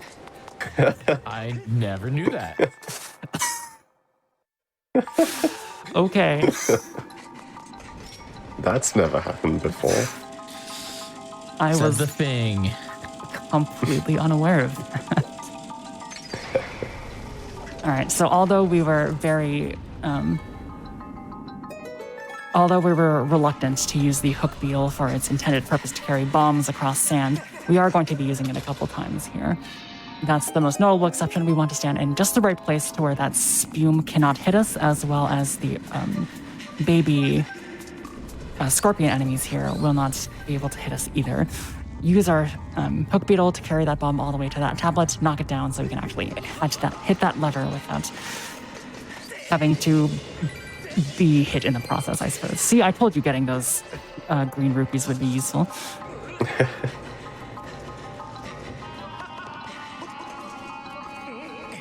All right, moving on to the second room, or I guess the third room. We're going to be using it again, but not with the bombs that the game so intends us to use. We're actually going to be using it with our own bombs. Literally BYOB. We're going to be using this and dropping it onto this section of bombs. Although there is another way that you can do it, where you throw a bomb onto the stack of boxes and then you use a slingshot pellet to break it up. I was just feeling a little bit low on slingshot pellets, so I just wanted to be a little bit extra cautious there. We will be seeing the sort of bring your own bomb solution a little bit later with another ladder as well. Do a jump slash off of that, which lets you roll nicely onto that platform. And we're going to be doing something very similar to the bit we did at the top of the Elden Volcano by activating that save statue so that when we perform a death warp later, we'll be teleported there specifically.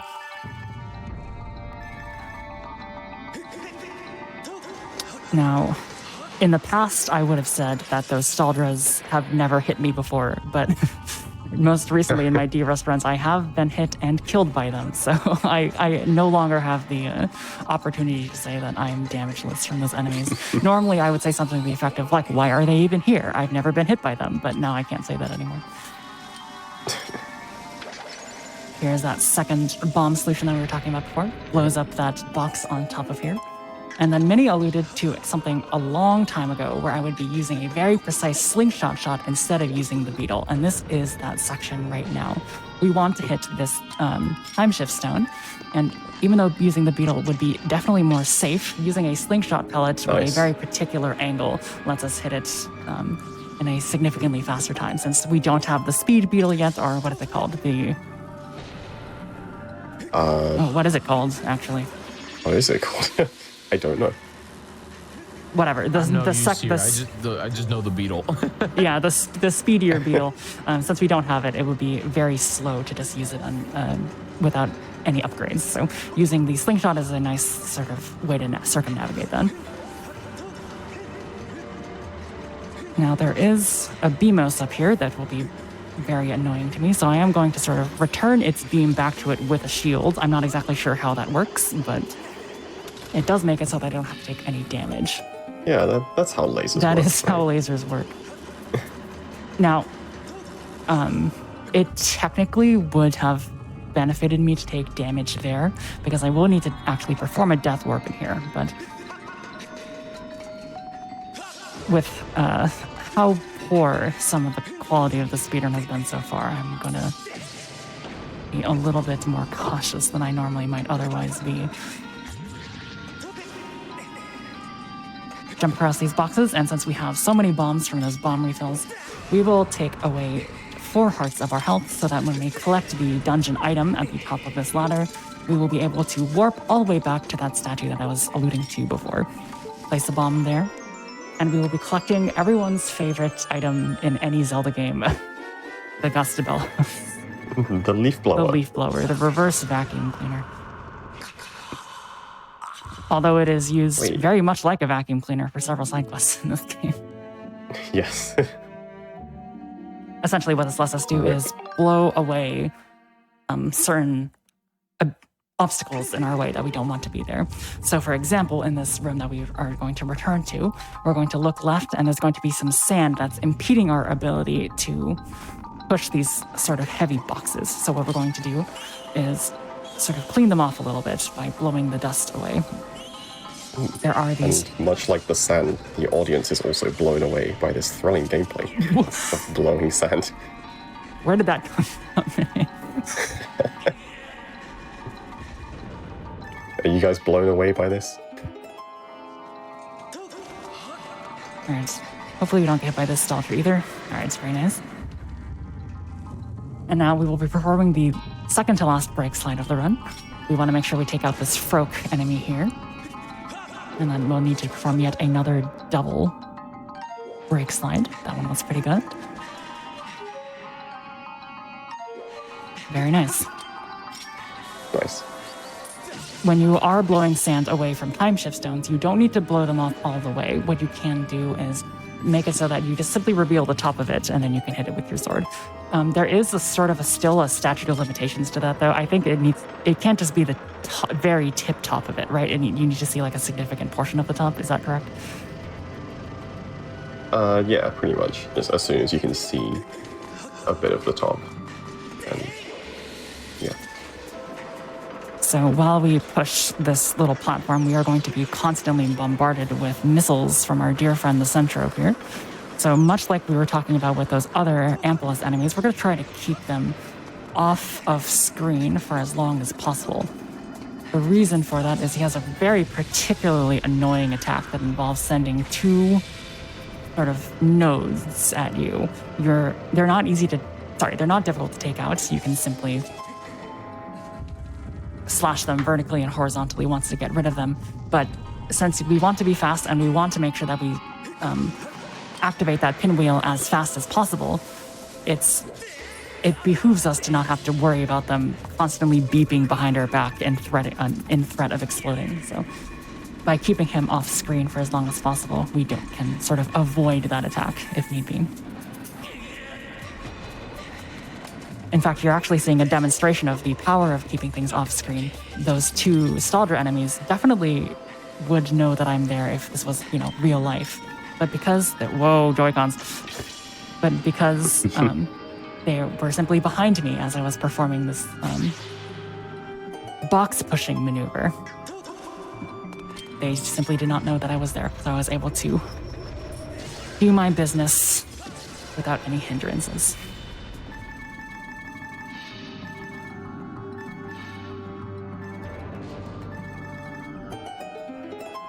All right, that treasure chest looks very enticing, but I think it just contains the dungeon map, so we're not going to be picking it up. Yes. Though that would be required normally in this room, because this is one of the dumbest puzzles. Oh, that is in all true. of Zelda, probably. There's just a path underneath this sand, and the way you know where the path is you look at the map. Oh, that was not a good break slide. Man, that's a shame. All of my break slides have actually been pretty good this run, except for that one. So let's try it again.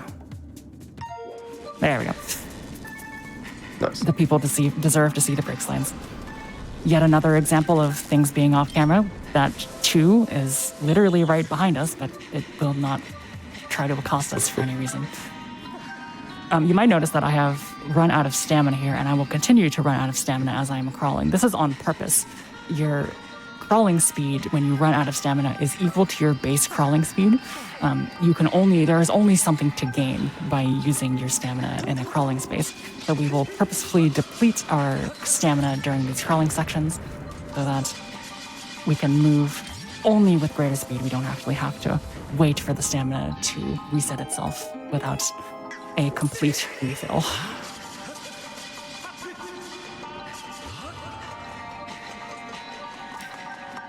Okay, now we're going to be performing some real big shenanigans. Yeah. If you want to go ahead and start explaining what those are. Yeah, so here is a minecart with a time shift stone in, and just up these stairs is another one. And that second one is, you're supposed to take it from the other side of the room after completing the room with the boss key, and it's kind of your way back to the boss door. But what we're instead going to do is ride the minecart across the gap in the opposite direction of what you're supposed to do. So there's this switch that she's going to hit, which is going to bring the minecart over here, and normally, there's nothing you can do with it over here, but she's going to do a pretty precise jump attack to stand on the corner of the minecart, and at the same time place this bomb so that the bomb will hit the time shift stone but not hit Link, just like that. And then she puts her controllers down. I do put my controllers down. Because my Joy-Cons have been acting up recently, I am terrified to even have my hands on the controller. If I'm going to lose a run, it will not be because of my own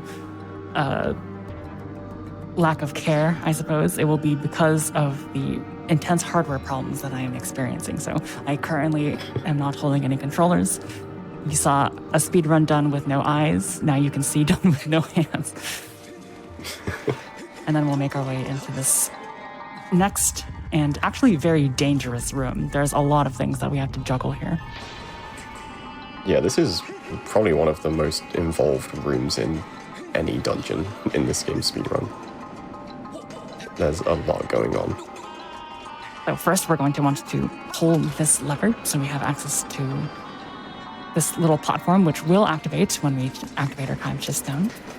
And then we're going to ignore those first set of keys because there's going to be another second set of keys that will follow us instead. Do exactly what we did before by playing a little bit of bomb basketball. And then in here, just like I said, is our time shift stone, which we only need to reveal a little bit of. If you are going for a world record pace, there is a trick that you can do where you sort of, by running backwards, beat the conveyor belts before the bomb explodes and activates the time shift stone.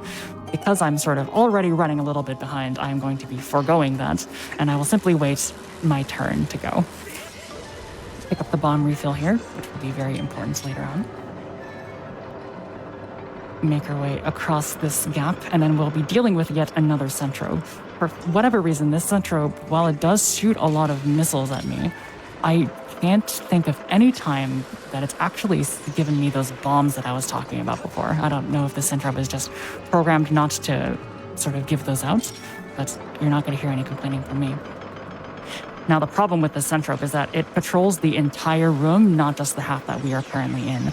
So even though it is off screen, therefore it shouldn't really be aggroed to my position, it's possible that just a small sliver of it will be seen, and it will decide to attack me as I'm doing my business over here. And if you'd like to explain what that business is. Yeah, so this is BYOB again. So there are these 3 switches behind these tablets, we started calling them, and you have to hit them in a specific order, and normally you're supposed to, throw a bomb in them, so have them fall down so you can access the switches. But if you just fly the beetle holding a bomb and you hit a specific part of the tablet, then you can hit the switch through the wall. And you actually have to hit it in a specific spot. So you can see on the kind of textures of the tablet, there's a little bit in the center that sticks out a little bit. That's not just visual, there is actually collision that kind of juts outwards a little bit in the center. And if you hit the bomb on that part, it doesn't reach the switch behind, so you actually have to aim to the side of it for the bomb to reach.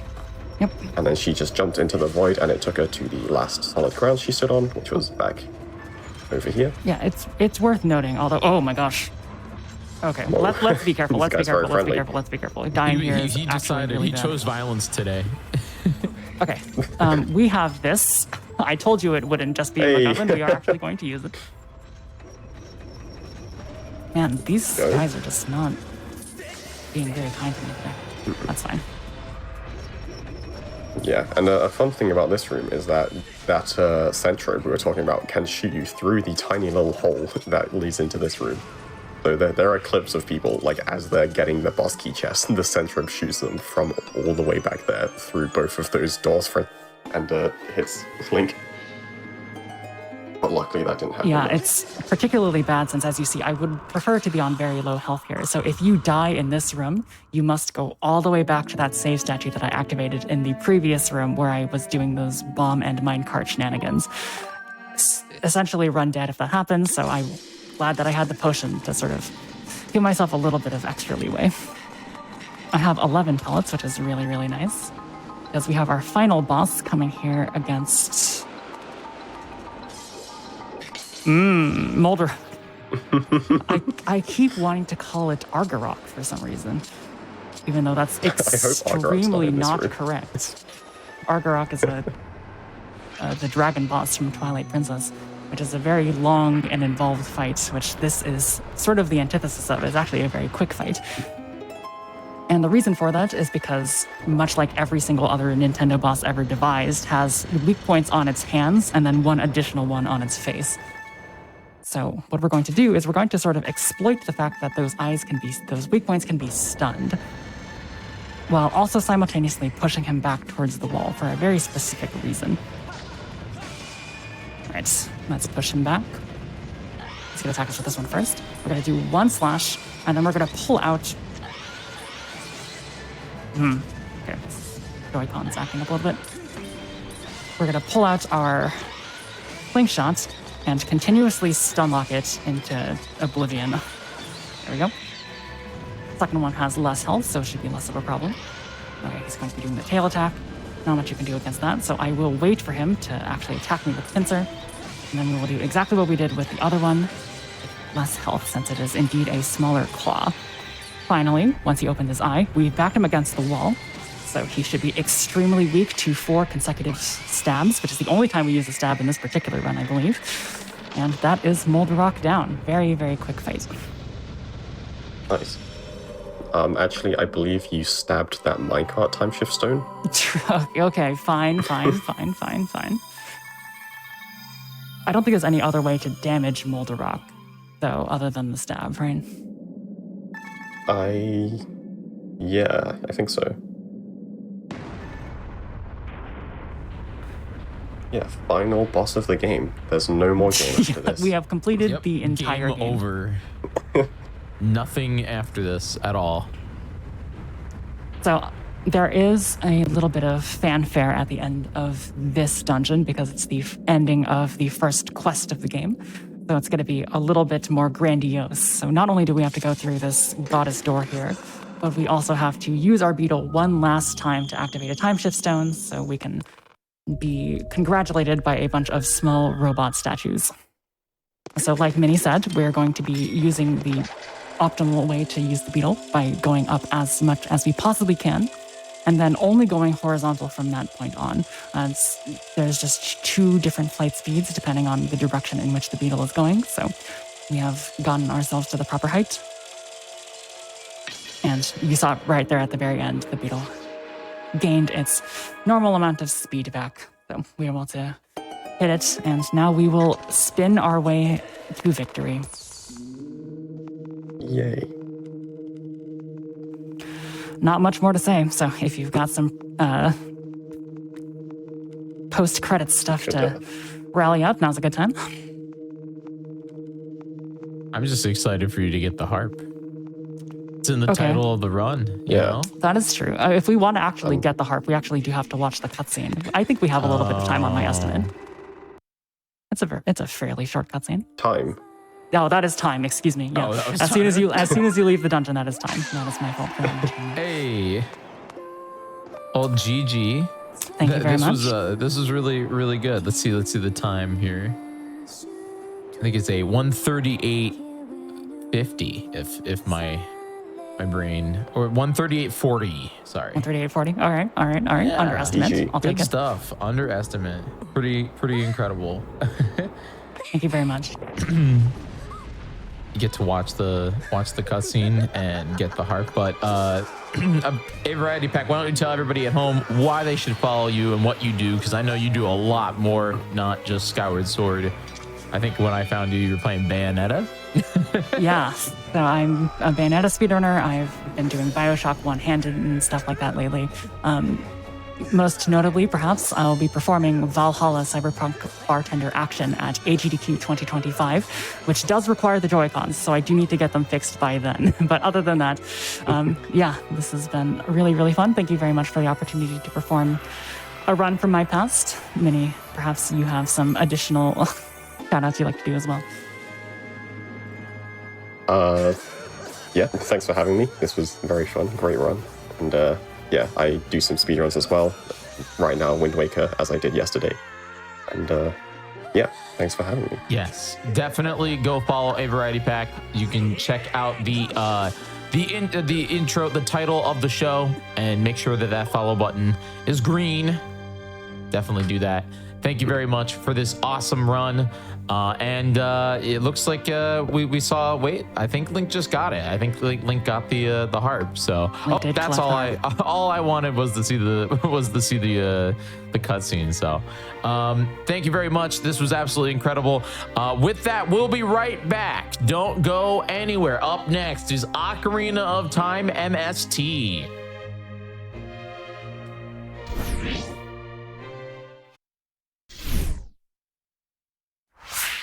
Welcome back, everybody, to the GDQ Hotfix Oops All Zelda Weekend. We are getting into Ocarina of Time. Very, very excited about that. But hey, well, before we get into that, do ! Discord in the chat and join the official GDQ Discord. You can add the hotfix role and stay up to date with all of our upcoming stuff here on GDQ, on the GDQ channel.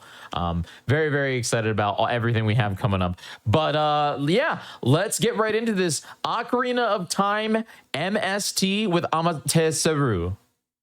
Hi. Ama, how are you? I'm doing good, thank you. What about you? I'm super excited about this this run. Ocarina of Time is a blast to watch, and we're really excited to watch the run. We also have Count LG. Count, how are you? I'm doing good. Happy to be here, helping with the commentary for Ama. So, awesome. Yeah.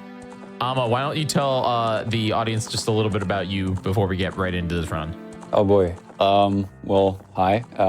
I'm French, so yeah. Manage some, expect some bad accent. And yeah, today we're running OT, especially the category MST. So I know the game can be a bit weird in the first place, but it's close to all dungeons. But we will explain that with Count on my side.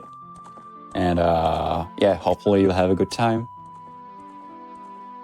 All right. Whenever you're ready, we should get started. Okay, yeah, I guess I can just put some file name. What would be a great file name? Any ideas? What I can... Oops. Oops, yeah, of course. Oops.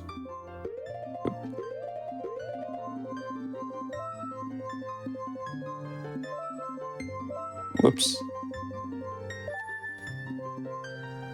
Oh, wait, let me put the shrug thing from the Japanese character. The shrug, of course. Yeah.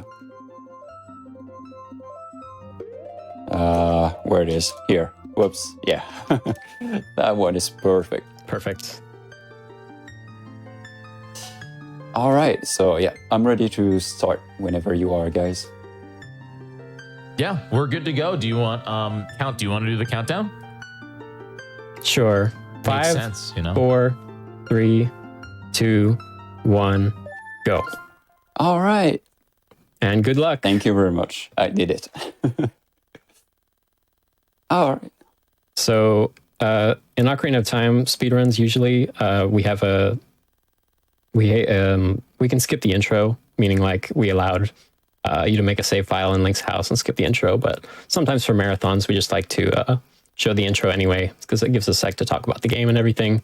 So the official timing for this run will start when Amma starts to move in Link's house. So this part isn't actually included in the timing. Yeah, it's about 3 minutes. What, 2 minutes and 52 seconds. Yeah. So yeah, about MST. So what that means? It means Medallion Stone Trials. So what does exactly that means? Basically, what we need to do in that category is to get all the stones, all the medallions, and finish the trials. So Ganon's Castle, pretty much. So now, how is it different from all dungeons? A category we can see like in many other games. So all dungeons allows to like skip the final fight, which is not allowed here. But yeah, in OT, if you're not familiar with OT, we can do a lot of tricks, and one of them is warping into the credits. It's not allowed in this category, but the wrong warp is still allowed. But that's it. That's the only like huge memory corruption glitch allowed in MST. If you're familiar with Reverse Bottle Adventure, we're not gonna see that in that category. And what else is different? Yeah, I guess all dungeons doesn't do Ganon's Castle. So just when I say it like that, it doesn't sound like that different, but overall, the route is very, very different from what it is from all dungeons. It's kind of like a no major glitches done all dungeons, you know. Even though we're gonna see like crazy stuff. But Right, it has that kind of gameplay to it and that kind of restrictiveness that all dungeons doesn't necessarily have. yeah.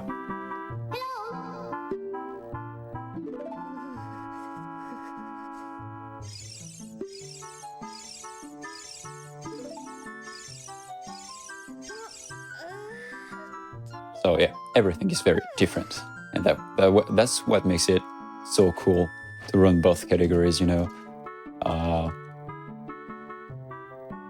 Yeah, they definitely both have their own unique gameplay styles, and they're both very interesting in their own right. Yeah, definitely.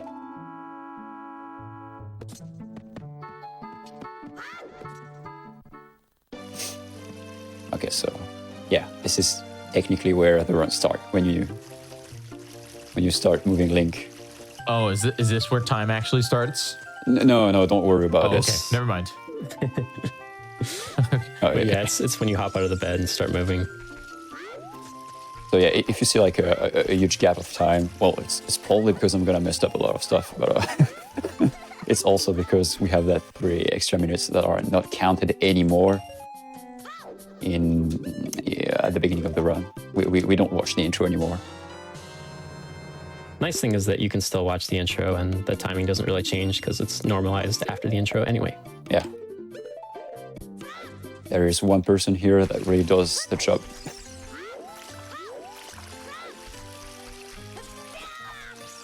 Oh, that was close. So we just bought a stick and we're heading up to Lost Woods now.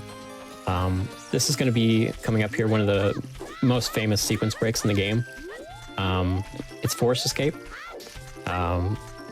This is a very old glitch, but a very famous one. It skips having to beat Deku Tree and lets you get out of the forest early. So we're going to escape out to Zora's River, and then we'll have access to the rest of the game pretty much, for the rest of Hyrule at least, for now. But why are we skipping Deku Tree?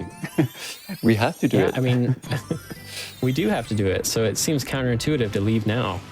But turns out it's better to skip the forest now and come back later when we have more items. Way later.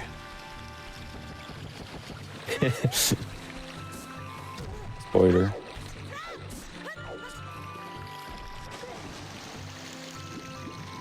All right, so yeah, one of the very first thing we want to do is to get the bottle, the good old bottle, because it's one of the most broken items of the game. And yeah, as of today, Yeah, the bottle is very useful for a lot of different tricks and glitches. So it's definitely something you want to get early on. yeah, And the CAC bottle from doing Cocos is the quickest bottle to get. It's the most convenient because the other ones have some other requirements and stuff. Yeah. This one's, pretty close and pretty quick to do. So we just get this one. yeah. Also, we want to go to Kakariko Village for another reason. You'll see that quickly. That's right. Oh, and what you just did there, what you just saw was a forward water extended super slide.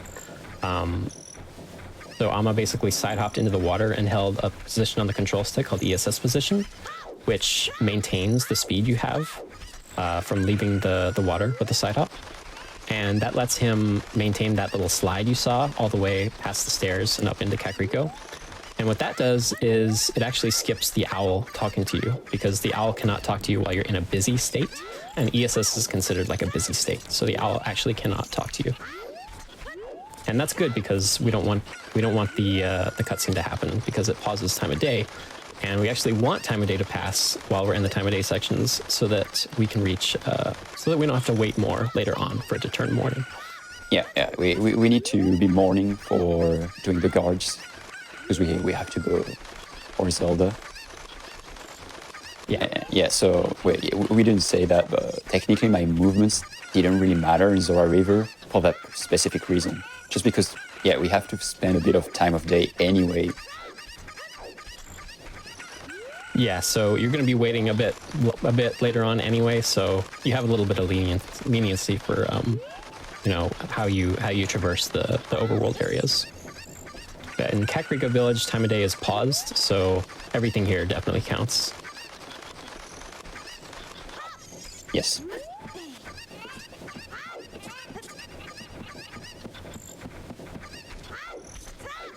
Nothing really new here. The good old cuckoos.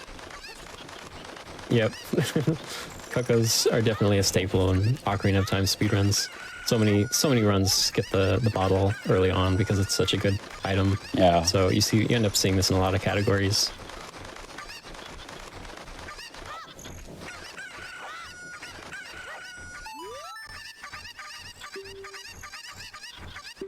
So that was a pretty clean segment. That was okay.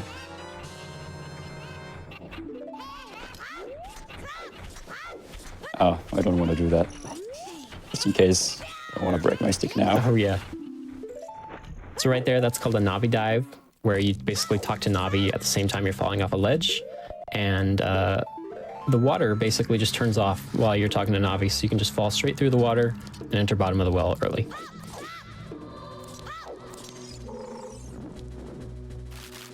Now coming up here is probably one of the harder tricks in the child section, but it's not too bad once you get it down.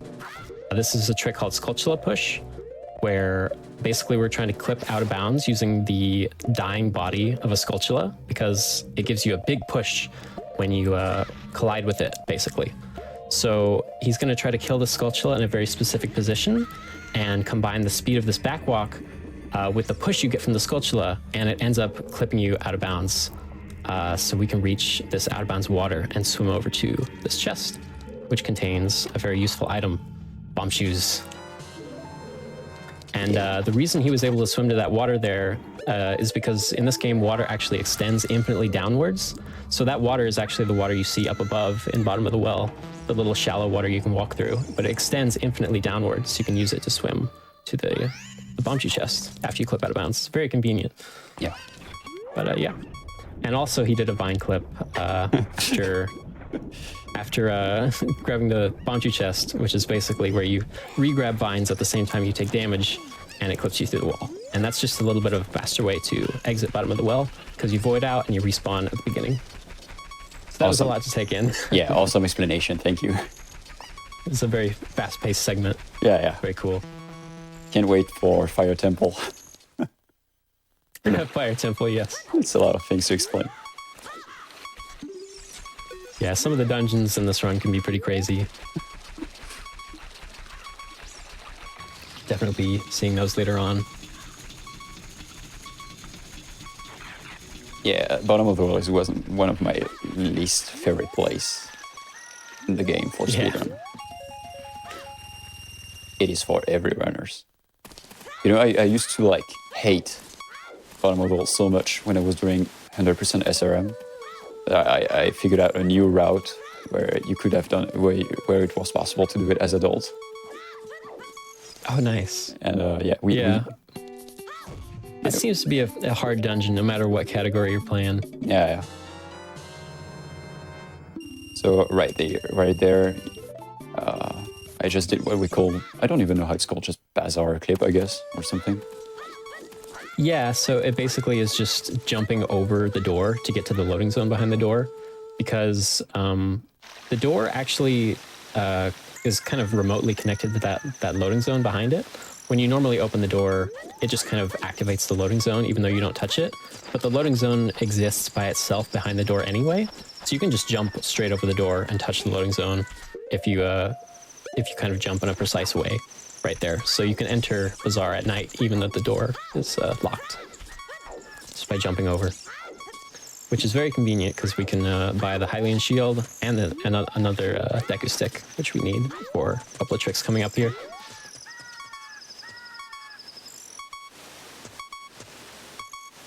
Right here, Amma's doing a little trick called a seam walk, where you can kind of just walk up that seam right there. It's kind of just like where two walls meet, but you can get a precise angle and just walk very slowly up there and just climb it. And this it allows for just a little bit of a faster route over to this area because you can walk out of bounds. And right there, that was nice. That was a chew damage boost using the stick. You basically just jump off the ledge, let the bomb chute blow up, and then jump slash with the Deku stick, and it will boost you up onto that ledge right there. And that skips having to wake up Talon with the egg and push the crates and everything, so that was very, very clean. Right here, these are guards. You'll see Amma doing glide hops here. This is because guards actually cannot catch you if you do frame perfect side hops. Even if they see you, they will not be able to catch you. So usually runners will do or try to do frame perfect side hops here to avoid being caught by the guards. If you do them perfectly, you'll never be caught. But sometimes you'll mess up and get caught anyway, or you might opt to take a certain section safer if you don't want to risk it. But Amma's a legend. He got it. That's actually a really good child one. Yeah. I mean, a child section. This is going great so far. Yeah, so we definitely saw, like at the very last guard, he was technically supposed to catch me. He saw me. He actually wanted to catch me, but because I was doing frame perfect side ups, he wasn't able to catch me. Yeah, Amma's just a frame perfect gamer. Can't be caught. Keeps getting away with it. Also, I did another owl skip. We didn't see it at all, but yeah, right at the beginning of Hyrule Castle, you have an owl. And so if you can side up and pull out your stick, you can just grab the vines before the owl talks to you. So that's it. That is pretty neat. And it's actually pretty easy to do. But then once you're done climbing the vines, the owl will again try to talk to you. So that's why I did like a pause. Maybe you saw a pause at the end of the vines. That's because I wanted to, like, you have to frame perfectly pull out the stick, and then you have to pull out bottle. And if you do that, that's kind of weird to explain, but Link will be kind of in a buzzy statement, you know, like he will pull out the stick and then pull out the bottle, and because of that, the owl will just not talk to you because the owl was just so like Link messing up with his stuff, and yes, he just doesn't want to. Yeah, I guess Link is busy, so we better not interrupt him, right? Yeah, exactly. Better not talk to him. He's doing his own thing. But yeah, it's kind of the same concept as the other owl skip, but in this situation, you can't really get an ESS off of anything, and you have the vines there, so we use pulling out an item and switching items to delay the owl talking to us, and we're able to exit the range before he has a chance to. So it's very cool.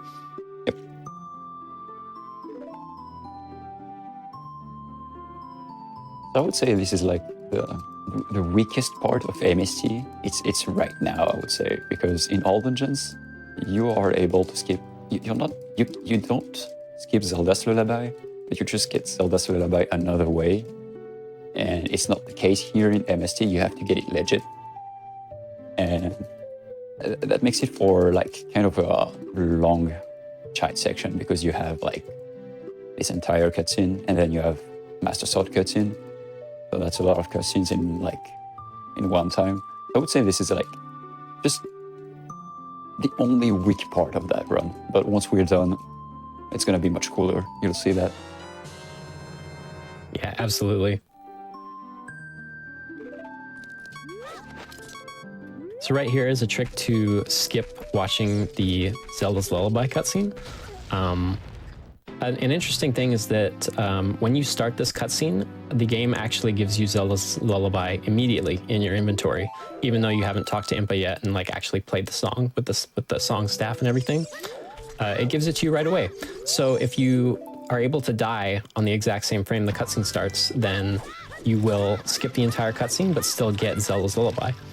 So it's very convenient that we're able to do that and just skip the whole cutscene and continue on. Yeah, I have no idea why the devs did that. But yeah, you're getting the song twice when you're watching a cutscene. You get it right away, and then you get it again after playing the song, like actually learning it. Yeah, maybe they just did it for redundancy or something, but it works out in our favor, so I'm Yeah. not complaining. Yeah. No.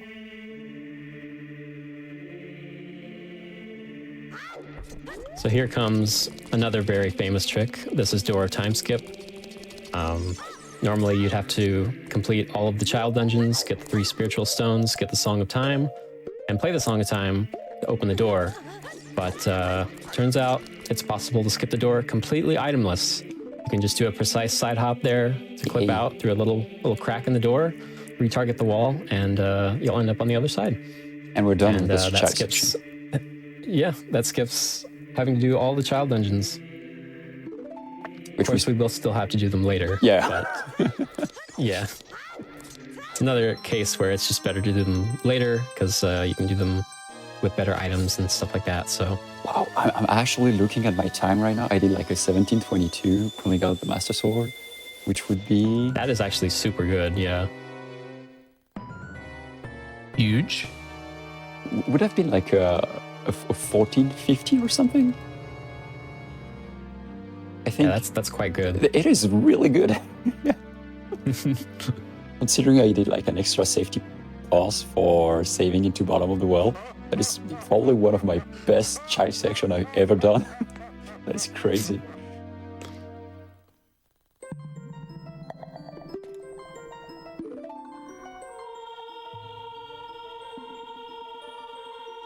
All right, more cutscenes. So yeah, guess usually that's the perfect time to explain like huge stuff coming up. But Count already made like an awesome job explaining what we saw. I'm too quick with it. And then we have this 5-minute cutscene where there's just dead air. Yeah, You just get But to hang yeah, out this with all the is Master Sword stages, you cutscene. know? You get to I'm sorry? chill with all the stages. Yeah. It's pretty chill in the Temple of Sages. yeah, it is. The Chamber of Sages, rather. But yeah, we're in the Temple of Light right now. Chilling with Rauru. Did you guys know that if you look at Raru's forehead in this cutscene, you can see the Triforce? Dude, someone say that on my stream like maybe a year ago or something, and I was like, what? Yeah, it's one of those things where the second you see it, you're like, oh my gosh, Yeah, yeah. it's there.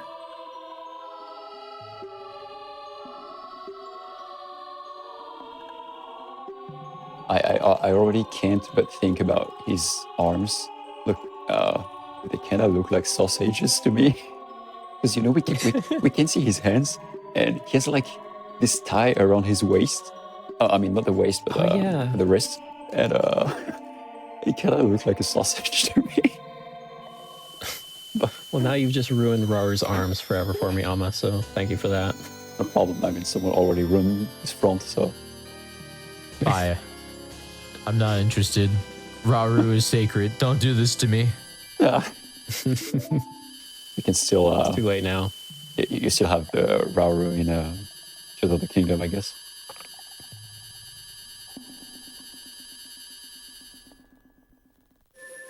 very different.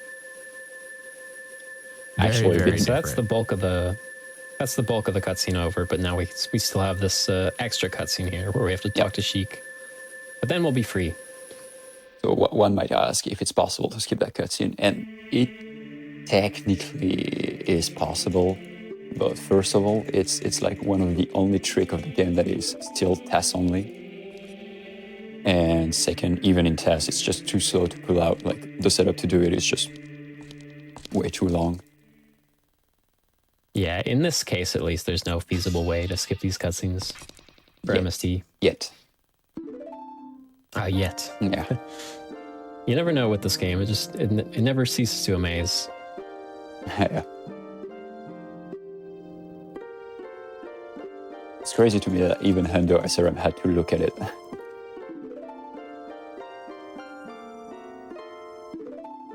Even though with our current knowledge, it's probably not mandatory anymore. Right.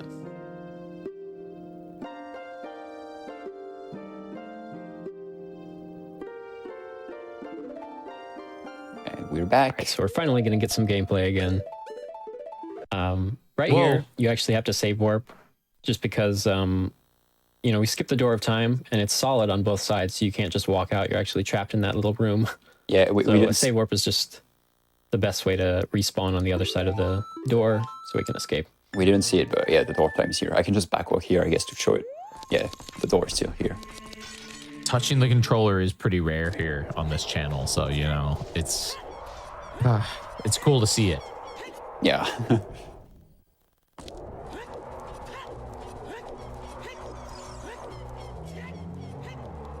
Alright, so we're not really tight on bomb shoes in this run. We really have like three actually mandatory bomb shoes, but the rest is actually fine, so we can just waste them to do Hess. It's the first Hess of the run, I think. Yeah, so those are that's a trick called hyperextended super slide. We call them hessing or hesses. Basically, you're shielding damage while holding ESS position, and you get a big recoil that goes really fast from shielding the damage, and ESS position helps to maintain that speed. So you can just slide across high roll just super fast. It's probably the fastest form of travel in the game. Yeah, it is. It's faster than Epona, if you ask. Yeah, aside from like some niche cases, but yeah, generally fastest form of movement. So it's good for long distances, wherever you can, basically.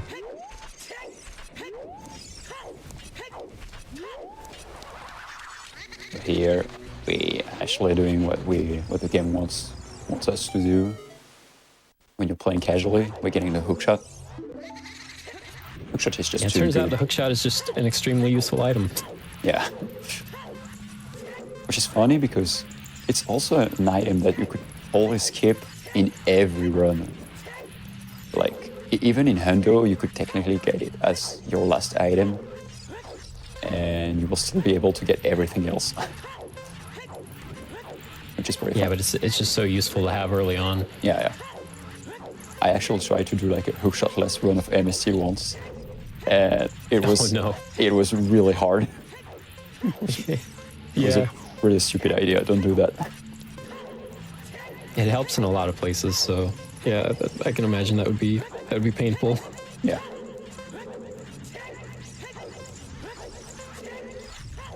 That's a pretty good damp it race. Oh, we forgot to mention that I duped a bottle.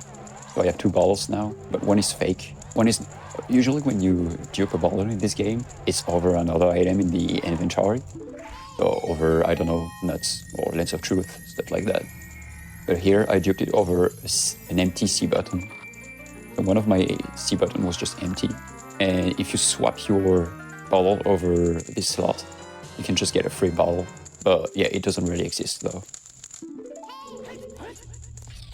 Right, so if Armored were to like equip over that C button, then the bottle wouldn't be there anymore. Yeah. It's not like actually in your inventory. Yeah, that's the one on C down right now. My bugs are nowhere in the inventory. And the bottle loop is just useful because then you can free up your real bottle to be used for something else. And we're going to have to catch a fairy later that needs to be in the real bottle. So it's useful to have the bugs in a fake bottle so you can have both at the same time. Right there, that's called a hookshot jump, what Amma just did to get up onto this seam here. Basically, if you hookshot something and it gets interrupted at the same time, Link will just go flying into the air. It's called a hookshot jump. So you can use this to enter Shadow Temple early by walking around on the seam with ISG. And right here, you can just side hop completely over the loading trigger for this little area, so that the door for Shadow Temple ends up not loading because you never hit the loading trigger. So you can just side hop into Shadow Temple. This is incredibly convenient. Yeah. The funny thing is, even if the door did load, you could still get into Shadow Temple because there's other methods of like getting past the door, but it's just convenient. We don't have to do any of that. Yeah.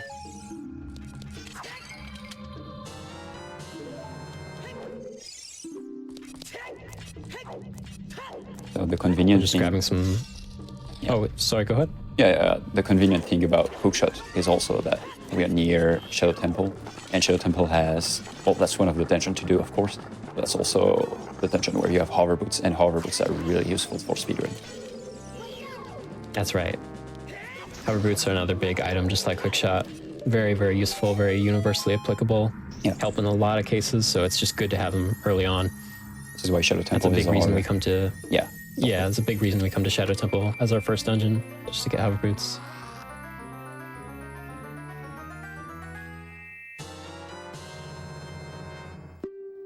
Coming up here is a big trick. This is boat skip. Basically, this is a trick to skip going through the majority of Shadow Temple and having to like ride the boat and everything. So the thing is, the pre-boss room, like the room right before Bongo Bongo with the boss door, actually exists in the temple, like right below the hover boots room. Just so happens to be that way. And we're gonna try to clip out of bounds in this room and land in the unloaded pre-boss room down here. So this whole room is unloaded right now because we didn't actually like open the door to get into here.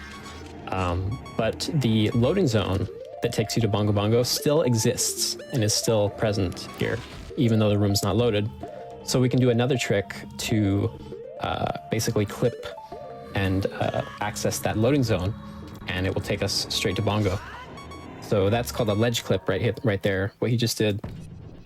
You couldn't see it, but that was like right where the boss door is. So he clipped like underneath the boss door and was boosted into the loading zone by a bomb chew. Yeah, So those two tricks right there in combination are called boat skip. Yeah. That part is pretty tough. Like for runner, it's also pretty tough for viewers to understand what's going on, especially if you're not familiar with the game, because obviously you don't see what's going on. But yeah, we made it.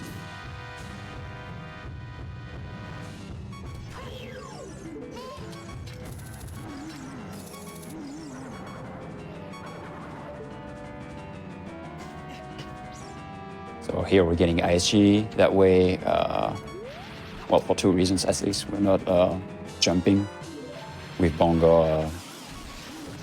I don't know how you call that, but Bongo playing the thing, playing the bongo. And also we're getting ISG to just destroy the boss.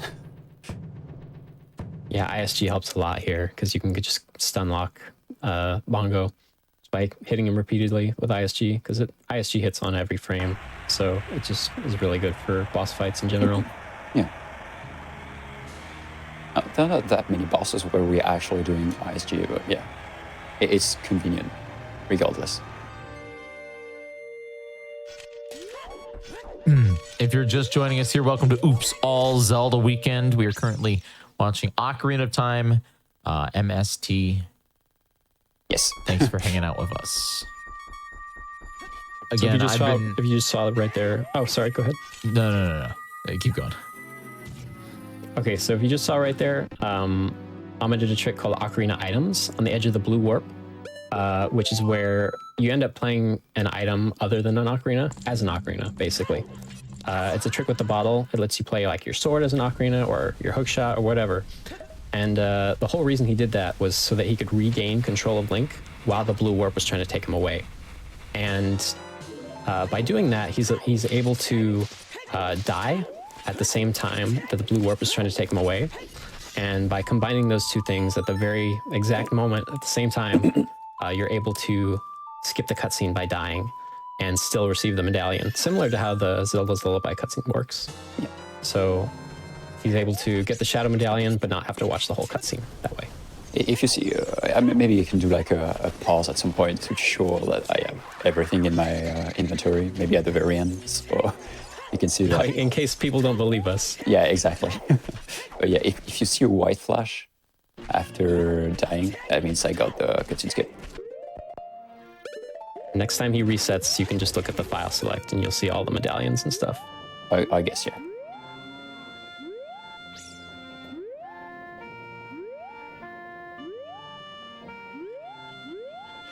That's a super clean Hess through CAC. Nice job. Thank you, thank you. So yeah, we have some expendable bomb shoes here, so just use them to Hess and speed up these overworld sections a little bit. Yeah, I say there were 3 bomb shoes as adult that were mandatory. 2 of them were into... Wait, I said 2? No, actually 1. There was only 1 that is mandatory in Shadow Temple. Oh, and the other one was that one, who blew up the entrance of DC. So then I just have an extra bomb shoe for later on. It's cool we didn't waste any shoes. Yeah, blowing up the entrance to DC is a big reason we go for bomb shoes early, because then you don't have to get like a Goron bracelet or anything to lift the bomb flowers to get in. You just use a bomb shoe.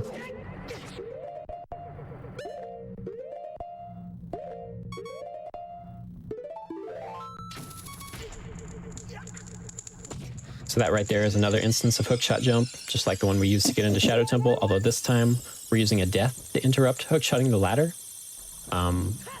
So he backflips into the lava and times shooting the ladder with hookshot at the exact moment that he's going to die from the lava damage. And that gets a big hookshot jump and makes you land on the bridge up above. So you can just walk right over to the bombs without having to go through most of DC. Yeah, yeah. Most of things don't have collisions, you know, on the other way. So, you know, some games like Metroid Prime, it's pretty hard to reclip inbound.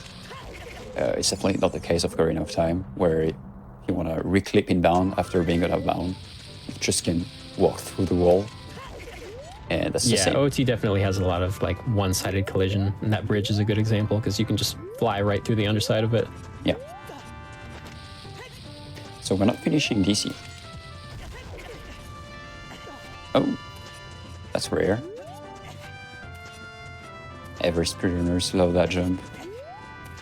Good old dumb ledge. Yeah. So we're just heading up to Magic right now, to the fairy fountain where you get magic. So magic is going to be another very useful item to have. Oh, And whatever. we get to use some Hesses. Good thing we can just waste bombs here. Otherwise, I would have not done that. Right. So there's actually a bomb refill coming up. We're going to get a bomb chest soon. So we actually have very lenient bomb count right now. We can just use them on whatever, pretty much.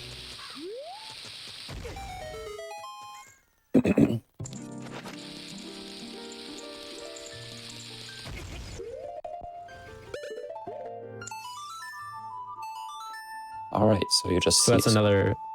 Yeah, go ahead. Yeah, go ahead.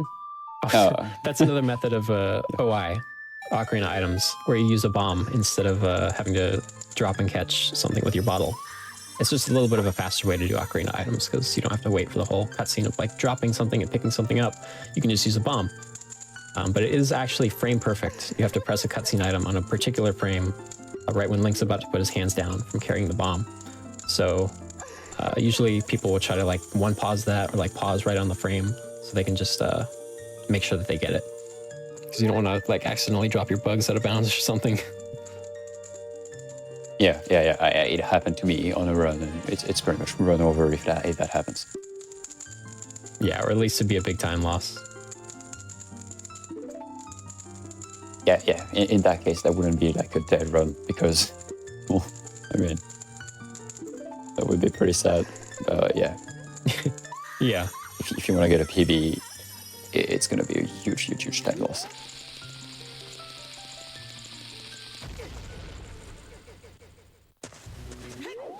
Yes, if you're just joining us here, this is Oops All Zelda Weekend. We have a whole bunch of Zelda games running today. We got this one, Ocarina of Time MST. Later on, we got Breath of the Wild any percent triple race. It's a triple race. And then we have later tonight, Link is 7 and Crafty Boss playing The Legend of Zelda Tears of the Kingdom and doing triple bingo. Very excited about that. So stick around here for this awesome MST run. Thank you. So right now you might have seen Amma dropping some bombs and things like that. That's just to damage down so that we have a lower heat timer here, because we actually want to die from the heat timer. So damaging down is a way to just not have to wait as long for the heat timer to kill you. Awesome. And yeah, the reason we want to do that is to skip the Bolero cutscene. So just like Zelda's Lullaby cutscene, you can die at the same time you activate the Bolero Fire cutscene, and you'll still get the song, but you'll skip watching the whole cutscene. So that's definitely convenient for us. We can just do that, and then we're out of here. Yeah, we saw the weird camera. That means I definitely got Bolero.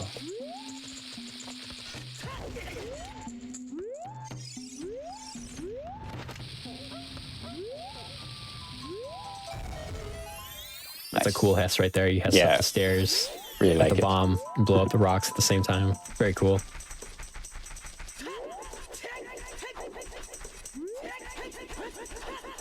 Right here, this is actually the same trick we saw as Child Link, Aqua Escape, but done in a slightly different way because adult can't do the exact same clip, but you can still get out, and that's convenience because we can just get straight to Zora's River from Lost Woods, even though we don't have the diving scale to dive down in the water. But we can still use the shortcut. Yes. Hopper boots are really strong. Oh yeah, they are.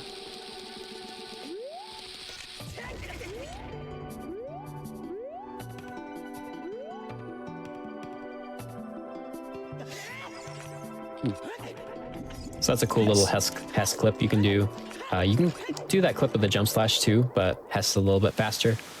You just clip behind King Zora, and you can jump into the water and float up right behind him, and that skips having to, melt him or move him out of the way. Wait. Shout out to Danny. Yeah, shout out to Danny who couldn't be here, but yeah. What have you instead?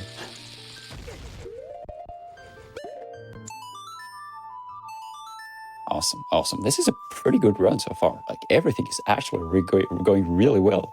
I might be ahead of my PB. that is crazy.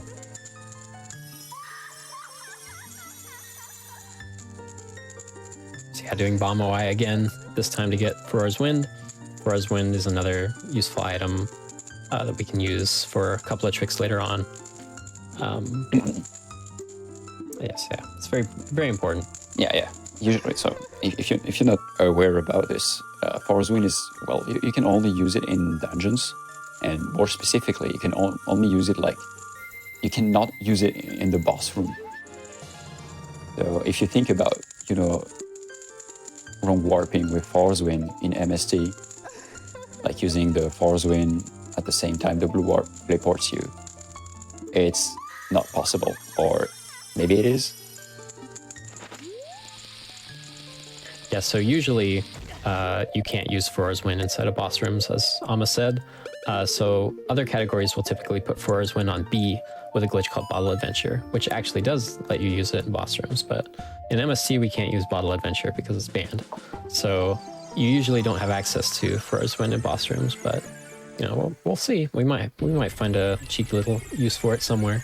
Yeah, actually Farore's Wind is useful for two things. Well, first of all, to teleport, obviously, because it's its main purpose. but also to do what we call equip swap. So we just saw equip swap here, but maybe we'll talk about it later, I guess, because yeah, here comes Fire Temple. Yeah, so Fire Temple, definitely one of the scarier parts of the run, but it's not too bad. So right here, you can see Ama's like take some fire damage from the keys. So he's doing a trick called 1/16th, which refers to the amount of health he has right now. So if you didn't know, in Ocarina of Time, health is actually tracked in increments of 16ths. So even though it looks like he only has a quarter of a heart right now, it can actually be a little bit more precise than that, your actual health value. So he actually has 1/16th of a health of a heart right now. And when you have 1/16th of a heart, heat timers do not show up because they need like above a certain amount of health to actually like put a second on the timer. So when you have such a little amount of health, the timer just doesn't show up. So it lets you traverse through these hot sections without a timer. And that skips having to get Goron Tunic or get more hearts. So you can just use 1/16th and you'll be fine. But the trade-off is that, of course, you're at 1/16th of a heart. So anything and everything will kill you. So it's definitely a risky play, but it's the best way to get through the dungeon. The floor is lava. Yeah, the floor is lava. For real.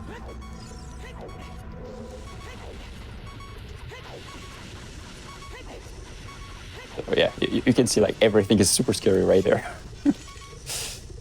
Yeah, there's like so many enemies and lava basically everywhere. So, you gotta be super careful in these rooms. This is like the first time that he's attacked me, but I can't see it on screen.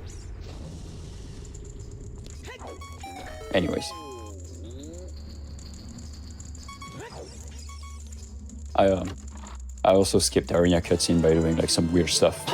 Not going into that, but yeah, we just skipped the Arena cutscene. Oh yeah, so basically with Darunia, the cutscene doesn't start if you don't look at Darunia.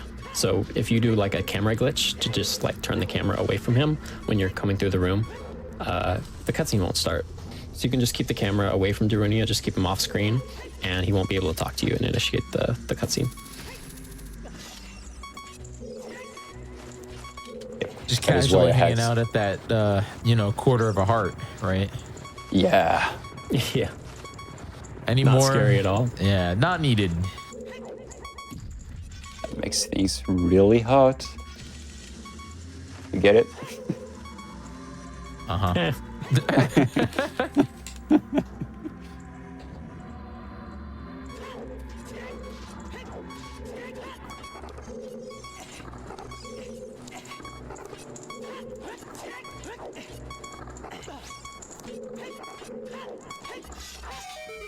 As if it were not scary enough, we have to do a bomb trick here, where we clip through the wall.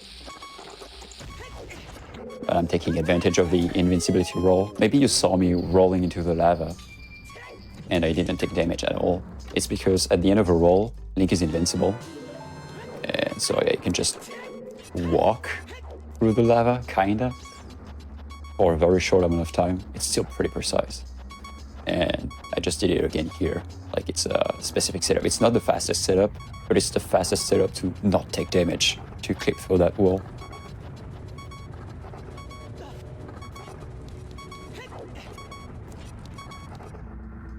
Okay, the next room is scary.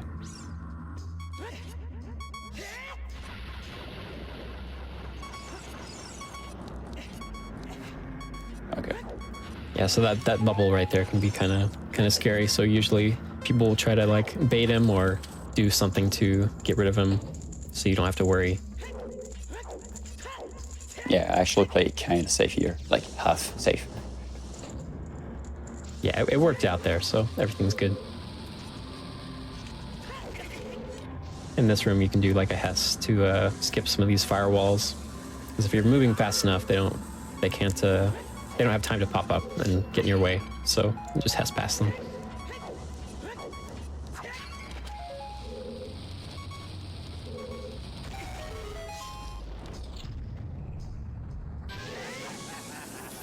Oh yeah, some rooms don't have heat timer. That's why I took a heart, just to make it safe.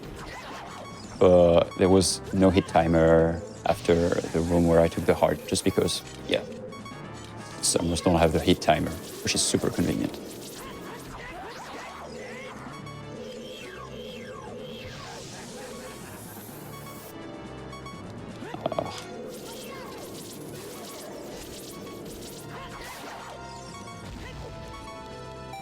Rip.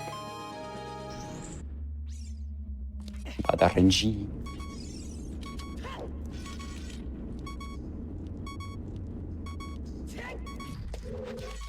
All right, almost at the end of Fire Temple here. Just a couple more rooms, and then that'll be it. I can hit that switch with the bomb shoe I pulled out in the other room, which is pretty funny.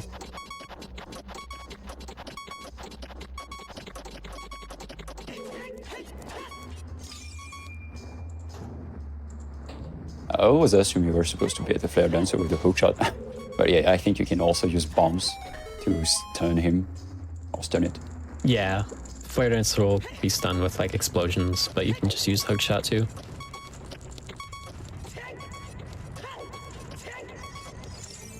Ooh, gonna try So we something. have the hammer now. Okay, so yeah, if I die, it's fine now. Well, I mean, it's not fine. It's never fine, but oh shit, I missed it.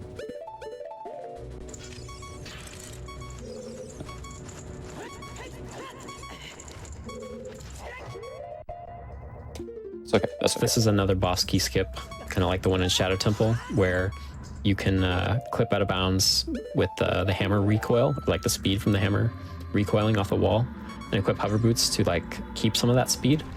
And you can clip out and then jump slash toward the loading zone for Volvagia's room.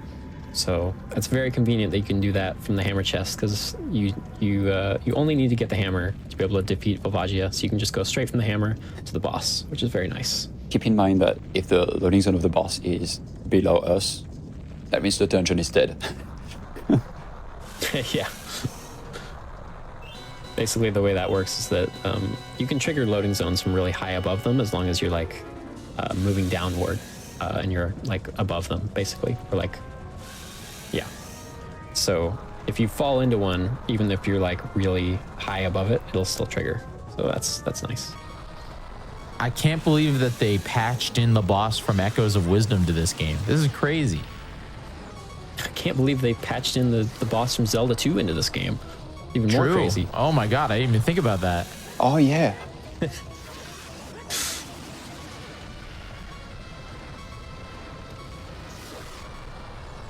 So if you see Amma dropping the bombs in this hole right here, it might look a little weird, but it's because of how Volvagia works. Basically, Volvagia has two hitboxes. There's the one that belongs to the flying part of Volvagia that flies around the arena, and then the one that pops out of the holes. They're actually separate. So when Volvagia flies into the hole at the beginning of the fight, the hitbox for that version of Volvagia will actually still be underneath the ground under the hole. So you can actually just place bombs there, and the bombs will reach under the ground and damage Volvagia's second hitbox. So you can do that to avoid having to, go through all the phases of watching her fly around the arena and stuff like that. So it just makes the fight a lot faster because you can damage her like that. Yes.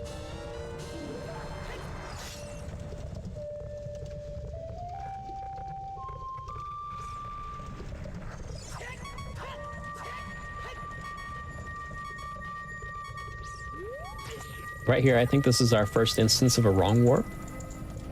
Yes. Similar to the cutscene skip in Shadow Temple, you do kind of the same thing with Ocarina items to regain control of Link on the edge of the blue warp. And you die at the same time the cutscene is trying to start, or like the blue warp is trying to take you away. And when you combine trying to load, the next area that the blue warp is trying to take you to with dying, and also trying to play the cutscene, a wrong warp ends up happening. So this wrong warps you straight to Forest Temple. And that's quite convenient for us, because you can go straight to another dungeon that we need to complete. So that's very nice for the route. Yeah. Very convenient. funnily enough, we also do that wrong warp in all dungeons, but it's actually not helping at all. It's making us losing time, which is kind of funny in a sense. Yeah, I think in all dungeons you only value like the cutscene skip part of it, not actually the travel saved. But Yes. in MST it's nice because we need to do Forest Temple anyway. Yeah, because we already done Forest Temple in all dungeons, so it's just a useless comeback. Right. And yeah, so there are 4 dungeons where we can wrong warp and 4 dungeons where we cannot wrong warp. And that is because of the Chamber of Sages cutscene. So think that if you have the Chamber of Sages cutscene right away after the reward, you cannot wrong warp. I'm not going into the details because, well, I don't even know exactly how it works, but yeah, it's just you can wrong warp with the Chamber of Sages cutscene. It blocks it. And Yeah, it's kind of complicated stuff, but turns out that every adult dungeon has the Chamber of Sages cutscene, except for Fire Temple, where you get that purified area, I guess, thing in Kakariko. You have that small cutscene of Kakariko before having the Chamber of Sages cutscene, and this is exactly why you can wrong warp from Fire Temple.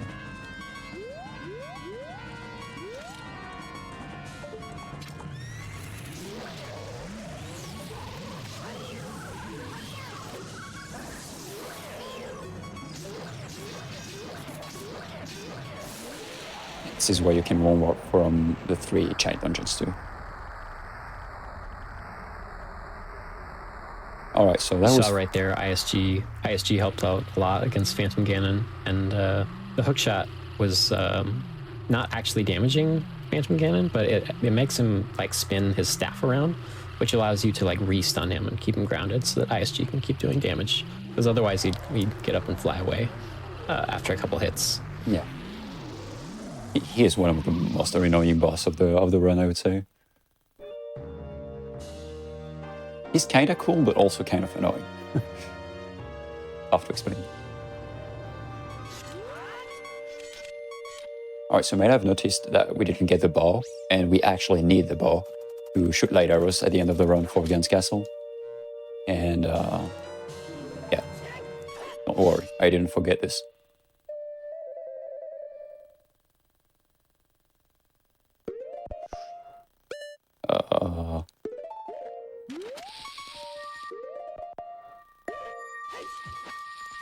Got a little brain fart here, but that's fine. Totally fine. I think I got it. Yeah, that looked right. So that's another cutscene skip. Not a wrong warp because, like Amma said, we can't wrong warp in this dungeon. It's just to skip the cutscene. But now we have to go back through the dungeon again to get the bow. Yeah, because we need the bow for later. It's actually possible to get the bow and then just go right away to the boss. And it's totally feasible for humans, you know, it's not like a task-only thing. And you might expect it to be faster, but no, it's not. It's actually not faster. I think the 2 routes are pretty close, but I guess this one just getting the bow after just works out a little bit better, I guess. It's like 1 second difference.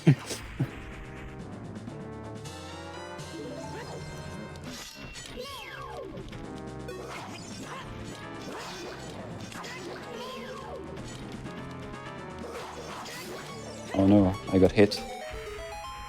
Oh no. What am I gonna do? Be careful. Yeah. So coming up here is another hookshot jump. This is a trick called Jungle Jump. Be careful with my bombs. Yeah. So this trick, it's another hookshot jump, and it involves getting like you can't hookshot jump from anywhere, so you kind of have to get into the wall here in a particular way. So we're gonna use a bomb push to get into the wall here, where you basically use 3 bombs stacked on top of each other to kind of displace you when you're trying to open the door. So that ends up making Link stop in the wall instead of like continuing to the other side when he's trying to walk through the door. And then from in here, we can hookshot the chest at the same time a bomb is going to kill us, which makes a hookshot jump happen. And then the fairy is going to revive us at the top here.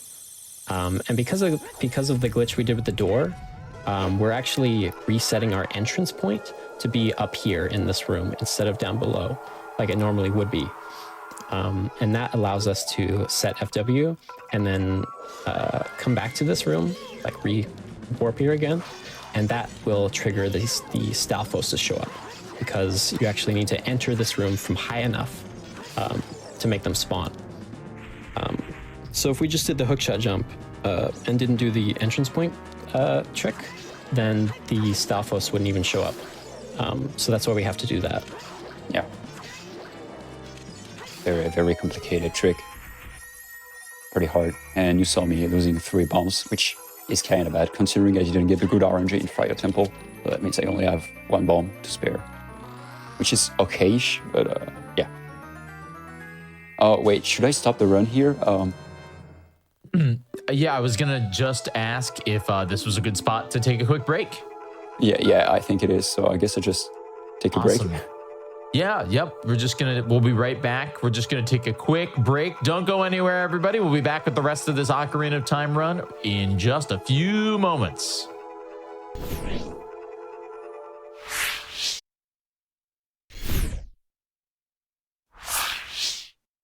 Welcome back, everybody, to Oops All Zelda Weekend here on the GDQ Hotfix.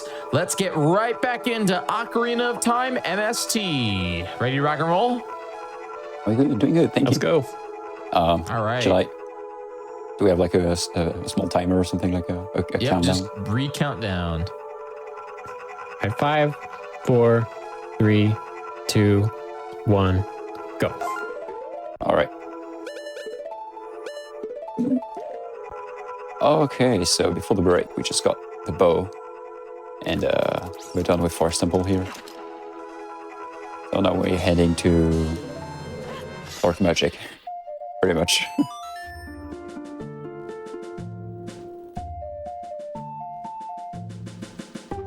But that was a regular Ocarina item here. Usually you want to do the bomb OI. Yeah, I don't have enough bombs. I lost 3 bombs, which is actually quite a lot. Yeah. And since I didn't get the good RNG in Fire Temple, I have to deal with that 1 bomb. And there is like 1 mandatory trick to do, so I cannot waste it. Unless I'm getting more bombs, but yeah.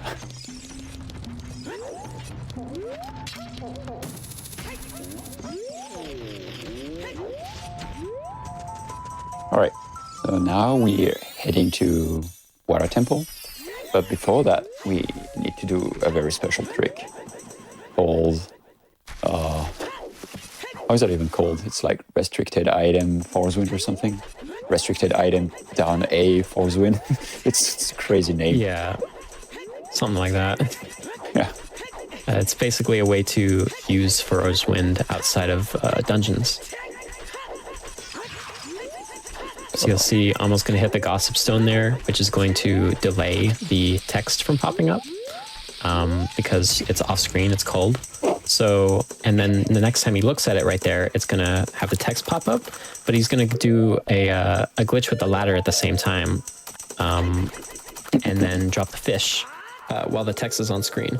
And that does something with like the usability of the items and the C buttons, so that when you switch Furrow's Wind and the fish, you'll be able to use Furrow's Wind, and it won't restrict it, won't be grayed out. So you're able to set Furrow's Wind here in Lost Woods, which will be useful later on. Yeah. So overall, this trick is pretty hard to understand, like to explain it all. It's like one of those dark magic trick, you know, but it's actually pretty easy to do. It's not really that hard. Yeah, complicated to explain, easy to do.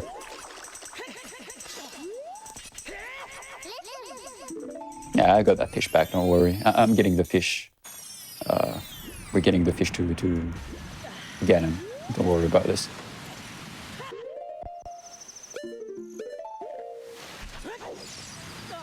It's a very specific rule of MST, like you have to do all the dungeons and give the fish to Ganon. It's the unspoken rule. Yeah.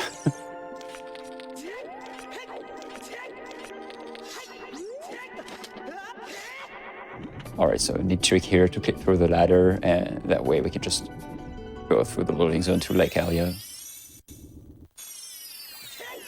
Yeah, the water there doesn't extend all the way out of bounds, so you can kind of just fall out of bounds a bit and then jump slash back into the water to float up to the loading zone. Super cool. Alright, so pray for good RNG here. Oh, wait, I didn't get bombs? Wait. I guess you just missed that one. Yeah.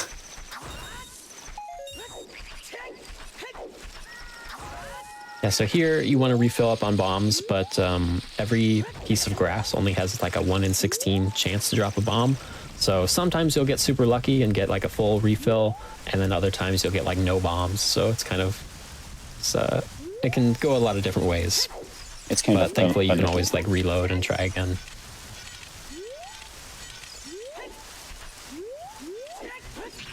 Oh, come on.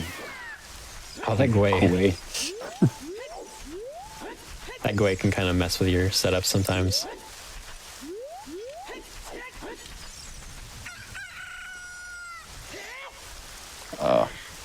That actually clipped. Whoa. Was it okay?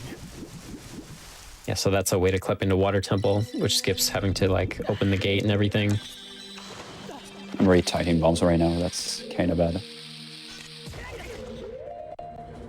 But it should technically be just enough. Just enough. I guess just safety save here and you'll have enough to do like the Hess and a 2-bomb again. Yeah.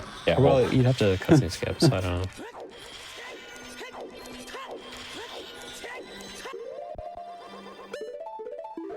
Now telling me to play safe. Oh no, I missed the... Yeah, well, got immediately punished for saying that.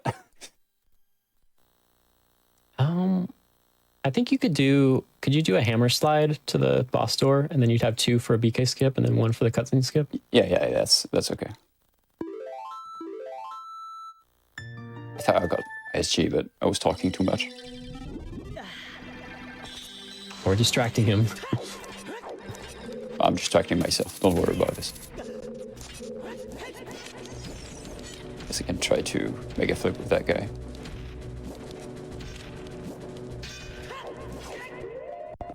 Or maybe make a side up. It's gonna be easier.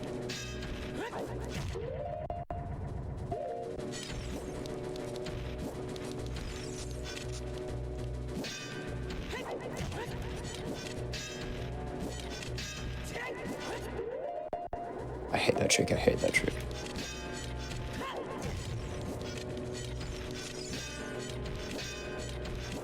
Yeah, so there's a couple of ways you can get speed here to like make it over to the water boss door. Usually people will use like a bomb. You can do like a mega side hop or a mega flip or a Hess or even a super slide. But when you're low on bombs, sometimes you have to like use an alternative. You can actually get a mega flip or a mega side hop off the Tektite, but it's quite precise. So it's definitely easier to just use the hammer here. You can get a recoil with the hammer and then equip hover boots on a certain frame, which will keep the speed of that recoil. It's the same thing we use in Fire Temple for the BK skip, but you can use that to get over the gap here and get to the boss door.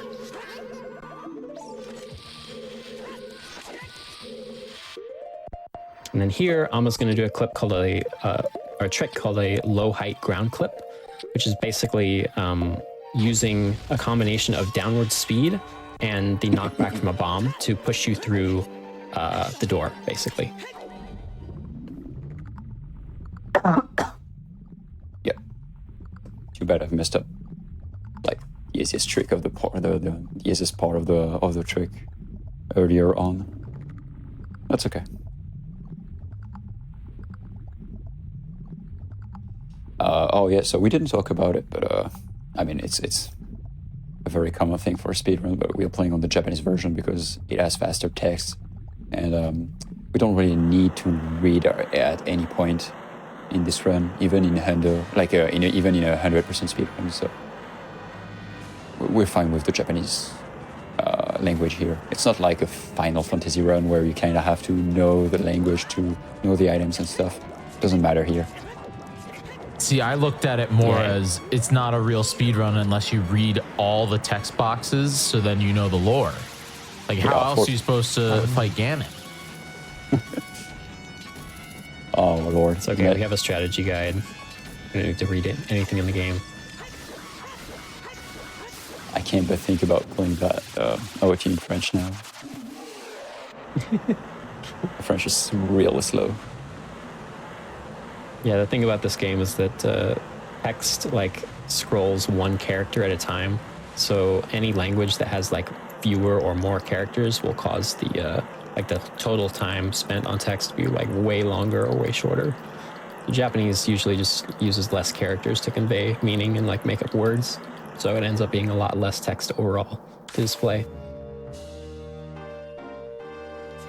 I think that should be a new extended category for Ocarina of Time. Ocarina of Time movie percent, where you have to voice act the entire game while speedrunning it. Oh no. That'd be something. Yeah. That could be interesting, actually. Could be funny. So you have to read out the attack. So it's actually speedrunning, not only playing the game, but reading as well, and vocalizing it. I know some speedrunners are doing that with Resident Evil 4. There's like a very long cutscene you cannot skip at some point. And they're just voice acting over it. It's pretty fun.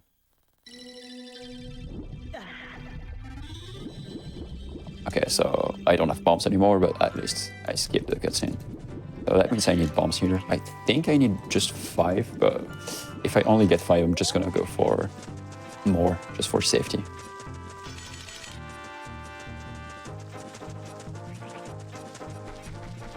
Yeah, we could call it dub percent. Thanks, Stairmaster. Has to have a percent on the end, of course. Dub percent, yeah. The game is really playing with me right now. No, I don't want to go for that. Something goes wrong, it's gonna be really bad here. So yeah, I just want more bombs. Technically it's enough, but yeah. Just gonna reload the area to get more bombs. Get 10 is enough, but yeah. Oh, of course. Thank you. Oh, and now you get the 3 drops.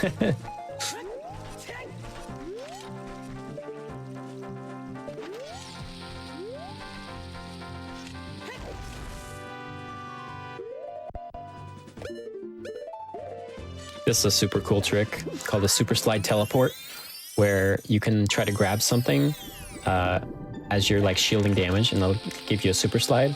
But then you release the super slide, and Link is trying to grab that thing that he was trying to grab initially. So he actually gets teleported back to the position that the grass was at, because that's what you're trying to grab. You're trying to grab that piece of grass. So you get teleported back to it, but only horizontally, not vertically. So then you get teleported back like underneath it, and you still have hover boots on and a lot of speed. So then you just get sent straight toward the loading zone there. And you're able to get in that way. It's super cool. And this trick right here is Jabu as adult. Basically, the loading zone for Jabu Jabu still exists as adult Link, even though Jabu's not there. It's just underneath the ice. So if you have a way to clip into the ice, you can still access the loading zone and get into Jabu as an adult. So that's what he just did there. He used a mega side hop clip with some clever boot switching and a jump slash to clip inside the ice and access Jabu as an adult. That was pretty neat. It was pretty good. A good section here. Aside from Water Temple, the rest is pretty good. And we didn't even get the chance to talk about Zora's Domain, which is one of my favorite parts of the run here. But yeah, we saw a nice Hess starting on ice. So it's starting pretty slowly. Oh, yeah, that's such a cool Hess. Yeah, and then you can just clip, as we did before, just before Far's Win. And this time we have hover boots equipped, so we can just take advantage of the momentum of the hover boots and just go into the water with the speed of the Hess. And transforming that into a super swim. So yeah, we can just S, clip, and get a super swim after that, which is really neat. Yeah, it makes that segment so fast. It's super cool. Very satisfying to watch. So here we're in Jabu, which is usually like a part where you can chill out a bit. Like Jabu itself is pretty okay, pretty fine. Nothing super hard. Which is really cool in all dungeons because all dungeons has this dungeon as the last one. So yeah. After a very stressful run, you can just breathe a bit here. Especially considering like there is a very specific trick coming up. Very special one. It used to be considered test only.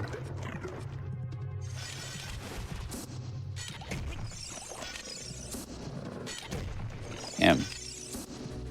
Pretty bad at using the shield. I messed up. Guess I should dodge.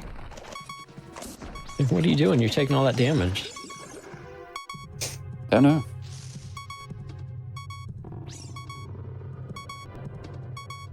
At least I'm still alive for now. We didn't get the thing from Huto.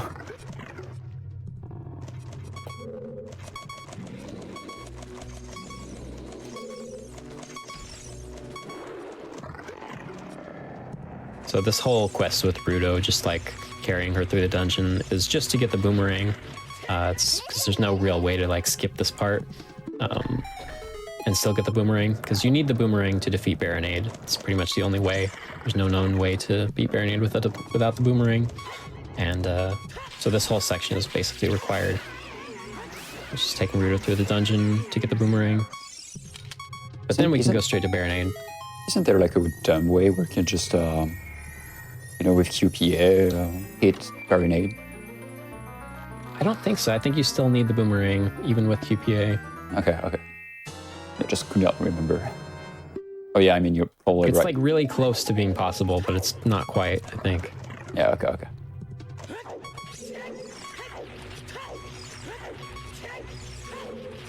We have the bow, the boomerang, sorry. I mean, we also have the bow, but we're ready to So go. we have the bow and the boomerang now. Yeah. We're never gonna equip the bow itself, though, which is fun.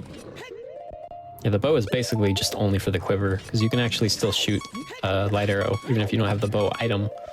But you still need a quiver to actually like hold arrows.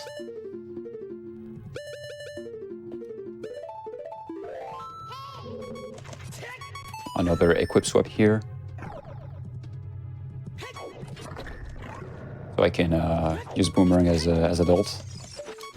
So basically how it works is just like you put the cursor on the item you want to equip, so the boomerang here. Then you switch from on your right screen, and you go back to the left screen, and if the most right item is equipable, here it's gonna be force win. If it's equipable, then you can do like up left and press the C button at the same time, which is frame perfect. And the game will be, I don't know, game will get confused, I guess. And you can just, it will equip the boomerang instead of the force win. And you can actually use that trick to equip any item as any age. You can equip, hammer as child, boomerang as adult, whatever you want.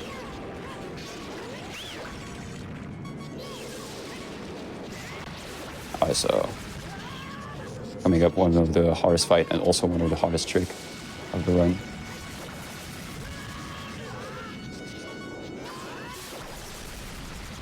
Oh, nice. You got the quick spin too. Yeah. So I'll try to get it first try and stuff. Yeah.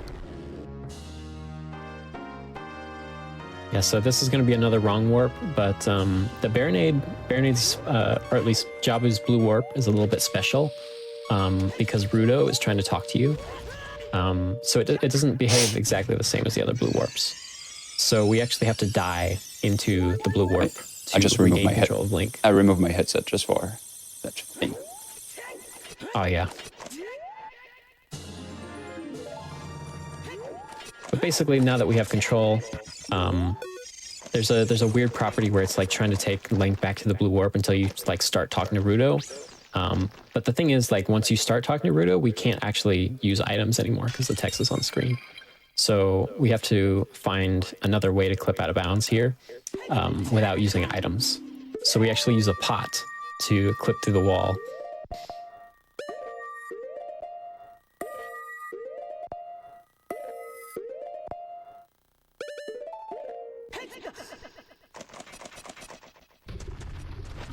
And if all goes well, you end up in Dodongo's cavern. Okay, nice. That's one of the hardest That was tricks. very well done. Thank you, thank you. Also, this trick is very important for two reasons, especially because, well, first, you're wrong warping here, so this is pretty important to do King Dodongo, but that's not all. You'll see pretty quickly why it is really important to get that trick.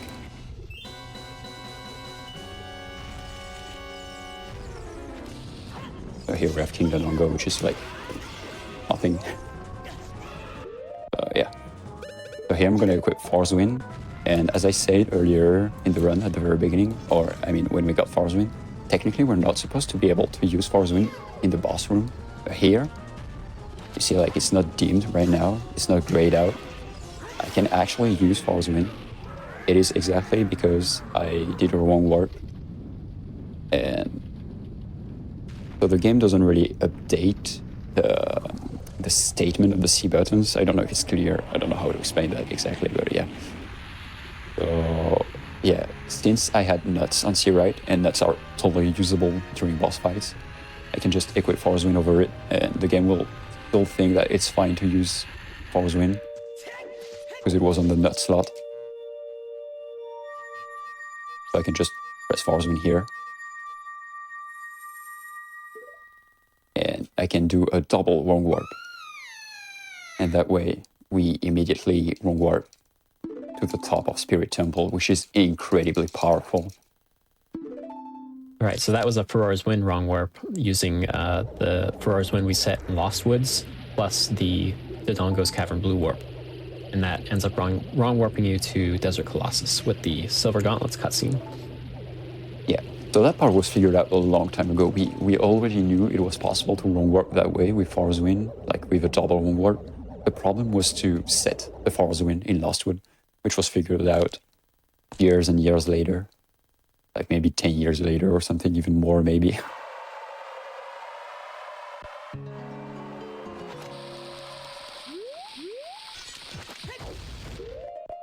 Yeah, and the fact that you wrong warp into the cutscene here is actually really useful, because it starts you up on the hand next to the Silver Gauntlets chest, so you can just do a super slide over and get to the Mirror Shield chest immediately, which skips having to go through like most of the beginning part of Spirit Temple.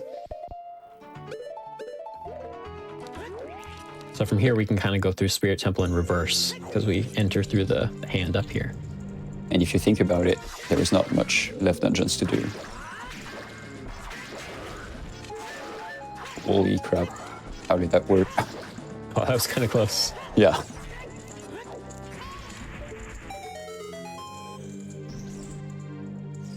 Nope.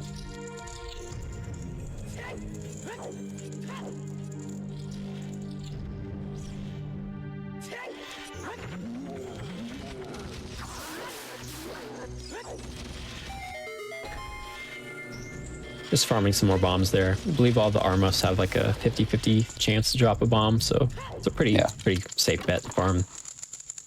Don't really need that much bombs here, but yeah. Oh, it's likely you'll get at least one or two.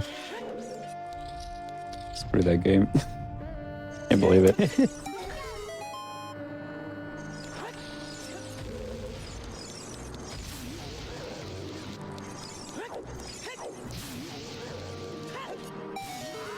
Didn't get more bombs, you'll see why right now. Because we have bomb drop here. Oh yeah.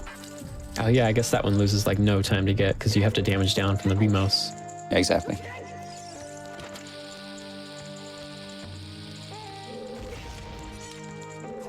This is a cool trick that we usually call statue climb. It's a way to skip the Spirit Temple boss key by climbing up on the statue and then clipping out of bounds. Because the boss door is right behind the statue right here. So the loading zone is there too. So you can use a technique here to kind of get out of bounds with hover boots and just go right behind the boss door. I don't want to jinx that run, but honestly, so far it's going really, really well, except for Water Temple. The rest is really good. Yeah, you've been this has killing been it. great It's so been far. great. Yeah, this has been so cool. Once again, for anybody that's just joining us here, this is Oops All Zelda Weekend, and we are going crazy on this Ocarina of Time MST.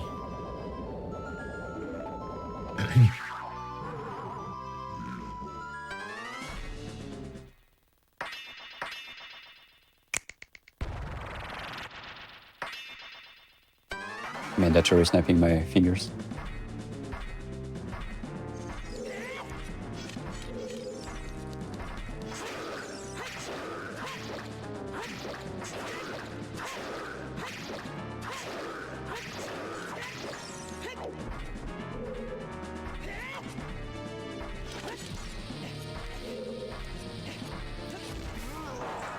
Nice.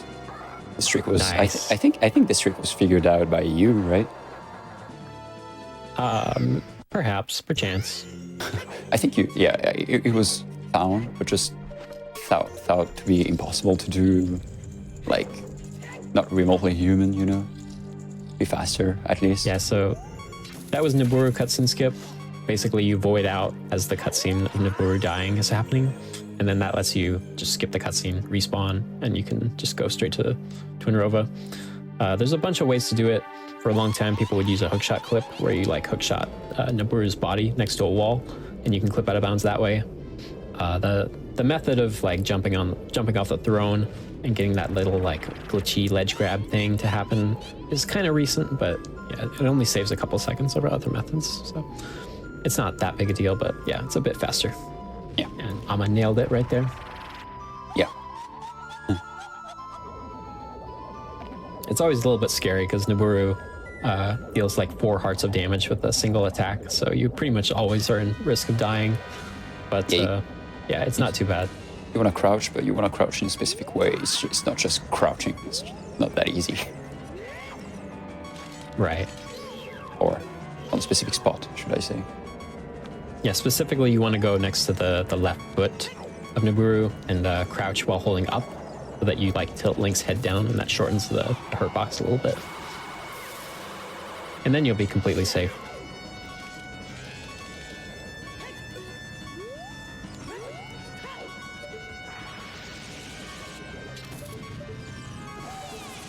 So Twinrova here is partially RNG.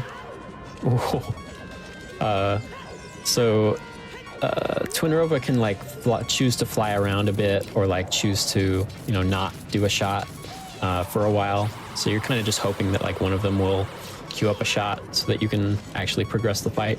Sometimes you get unlucky and they just fly around for a while. Sometimes you get really lucky and they do multiple shots in a row. So there can be a lot of time variance here.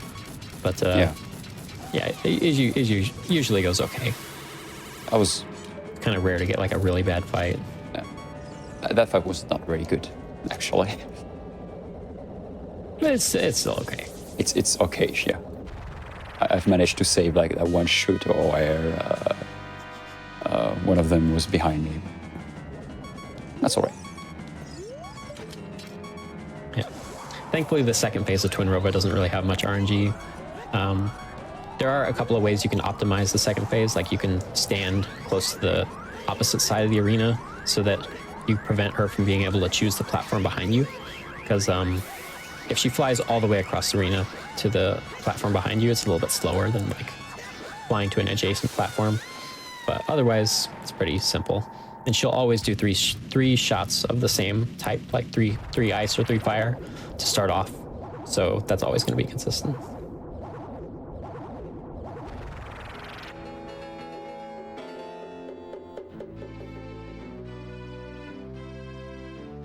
So that was Twinrova.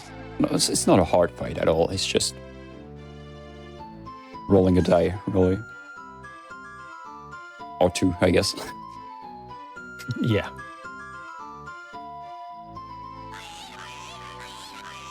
So after this was going to be another cutscene skip, and then almost done with the dungeons. And then it's time for your pee break, guys. Ah, yes. The long cutscene. Yeah. The dreaded one. The lore. Again, it'd be really important if we were doing dub %. I'm just saying, I think we need to make this a category. I'm just saying, speedruns.com. Any runners in the chat that want a world record, maybe? Just saying, dub % Ocarina of Time. Let's do it. Oh. I don't know the backup.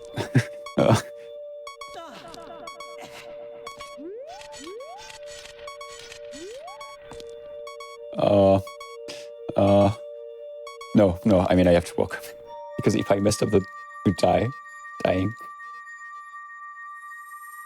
Yeah, it's risky to go for a backup if you don't know one. What did I do wrong? It's I don't okay. know. Yeah, I'm not sure. Somehow the angle got messed up at the beginning, but it's fine. It's all right. This This is one of the shorter cutscenes to watch anyway. Yeah. Thing is, so if I die early with the cutscene skip, because it's a frame perfect trick, so if I miss it, we're just gonna be at the beginning of Spirit Temple without the medallion. And this is really bad. You might even think, oh, just for the sake of this marathon, we could just keep going on and stuff, you know. But if I do that, I'm not gonna have the light arrow cutscene and the light arrows. So yeah, it's really Yeah, bad. you basically have to go through all of Spirit again, and including the stuff that we skipped before, so it'd be like a big time loss. But yeah. And I would have to watch the cutscene because I wouldn't know a backup from there. So yeah, because I'm just gonna die from a lever.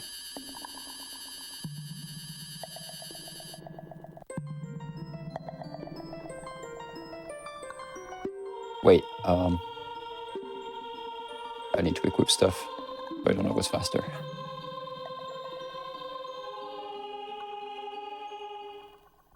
You have to go to Lost Woods, right? So you just like enter the temple and then Froze Wind? I don't have to do that technically. Oh yeah, never mind. Yeah, you just do that to exit Lost Woods. That's right. To Spirit Temple, I mean. Just do that so you can save warp back to Temple of Time. Yeah, exactly.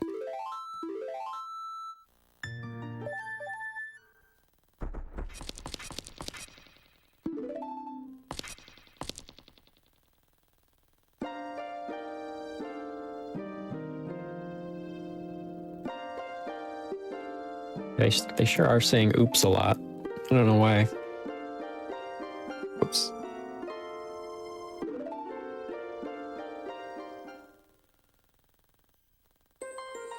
Usually she says B. Ugh.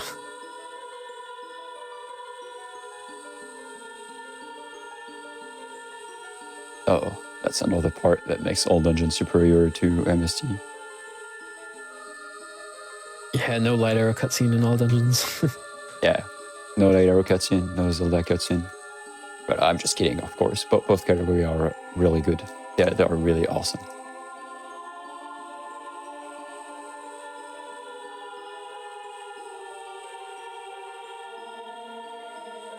Yeah, I mean, the brawl demo takes 5 minutes to beat, but the actual game takes also 5 minutes to beat. It's kind of funny how close those are. And we do have the world record here, the world record holder here. I forgot about this. Yeah.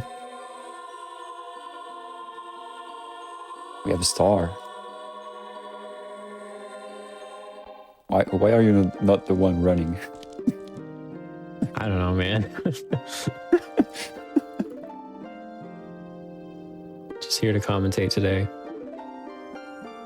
That's very kind of Gotta you. talk about the Ocarina of Time, you know? Yeah. Specifically the instrument, not the game. Yeah, the instrument that we never get in this run. Yeah. True. So you're playing flutes?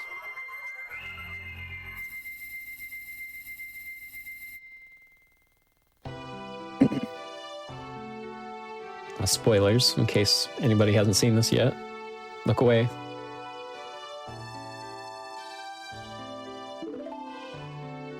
Wait, Sheik is Zelda? What? Yep. Gasp. Like, really? Really, really. It's hard to believe. But yeah, that one character from Melee is actually Zelda.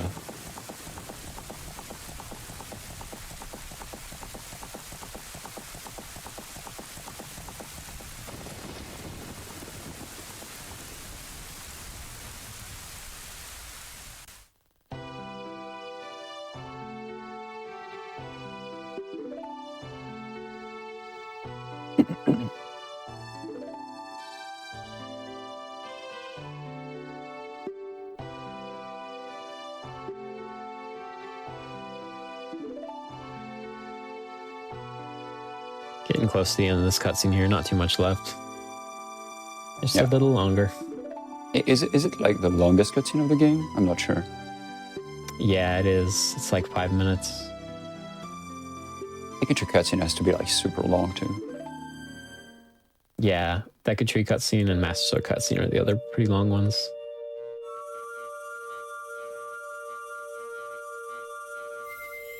It's alright. Usually, if you see that cutscene, that means you are pretty far in the run. So,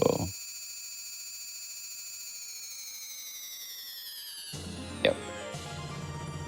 Yeah, I guess it would be a lot worse if this cutscene was like right at the beginning. Terrible. But it's okay. We have Master Sword cutscene for that. Yeah.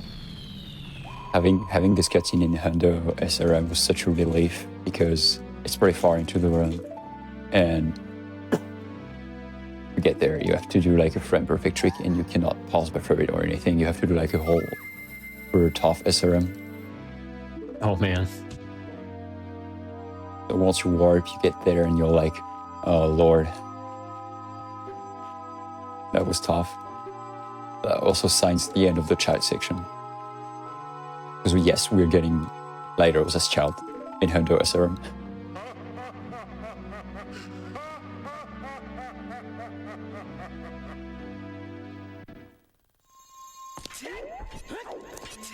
Alright, so we're out of Lax.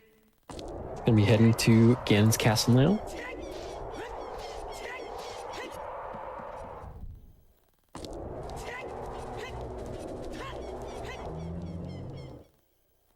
This is where the T in MST comes in. Exactly. You're wondering why it's not called SMT, but whatever. That couldn't possibly cause any confusion. Who?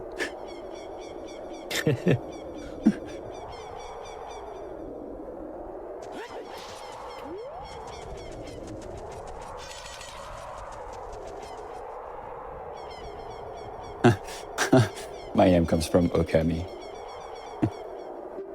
Well, I guess technically it's like way older than that, but yeah.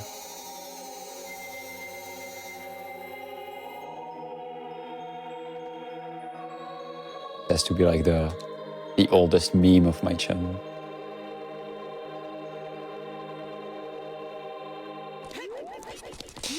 Alright, so we're heading to Ganon's Castle, which is a pretty cool part, but also a pretty tough one. Gonna make an extra safety save here, because I need to do a glitch with the Deku stick, and I have to break it. We have to break it for the glitch. So, yeah. If I break it in a bad way, bad. Yeah, so what he's doing here is a glitch called Quick Put Away, which is where you basically interrupt the put away animation of the Deku stick with getting hit by the bomb. And that makes it so the next time that you try to put away the stick or like break it, it'll disappear from Link's hands in a single frame. There won't be like a put away animation. That's why it's called quick put away. And then you combine that with a glitch called broken Deku stick, where you try to break the stick midair, basically. And then what happens is the stick disappears from your hand, but then you're still in a jump slash. So you end up jump slashing with nothing in your hands. And that makes the game apply a bunch of like glitch damage values to your attack because it doesn't know like what kind of weapon you're using, basically. So among those damage values happens to be one for Din's Fire. So when you do that, you end up putting the damage value of Din's Fire on your attack. And then we can use Power Crouch Stab and ISG to continue using that damage value. So that lets you do things like light torches or burn webs with your sword, even though you don't have a fire source like Din's Fire or fire arrows. So that's really useful because you can skip getting a real fire source in MST. Yeah, pretty powerful. And basically the only use for that here is lighting the torches in Forest Trial. Yeah. Well, fire arrows used to be useful for Shadow Trial too. But yeah, we're having another way to go through that trial. We'll see that in a minute. Oh, sorry for that. I'm a bit sick. Sick at the game. I'm sick of this game. Oh, sick at the game, thank you.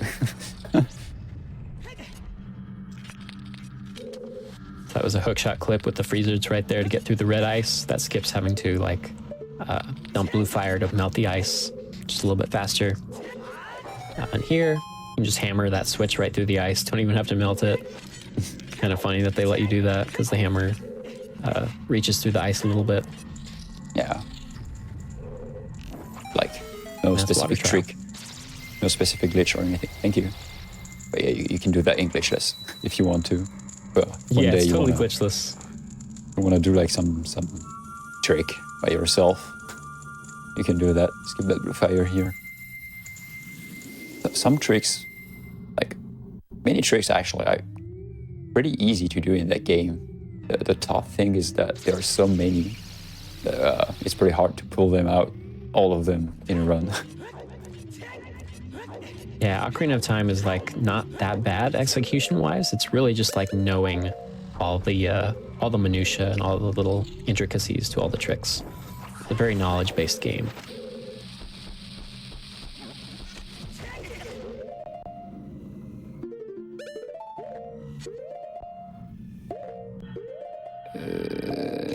That's bad.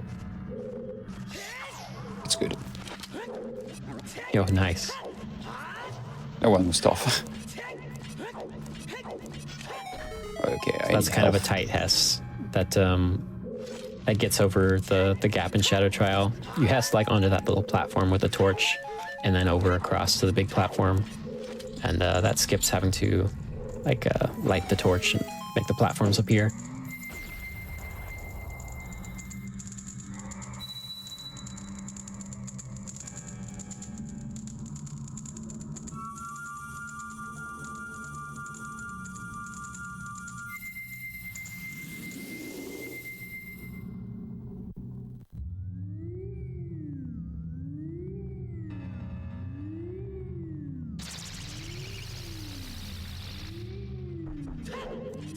Right, so we had Shadow Trial, which is one of the two hardest trial, and then we have the other hard trial, Fire Trial. This time we're not doing a 1/16 thing, we can't.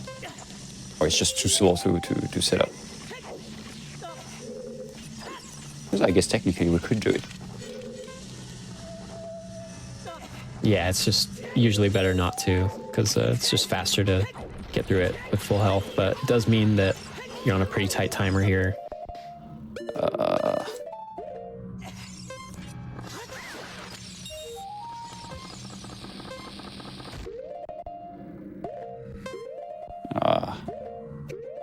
It's gonna be okay, but well, I guess maybe not. It looks good.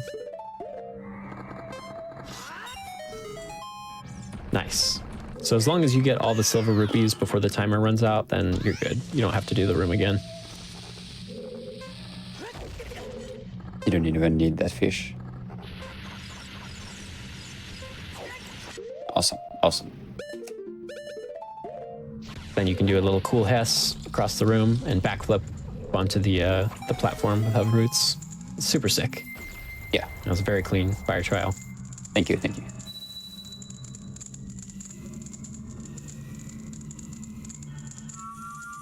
I slightly messed up a thing which almost costed a lot of time, but yeah, the OT backups exist. That is like one very cool thing about that game. It's just like there are so many ways to do all the glitches.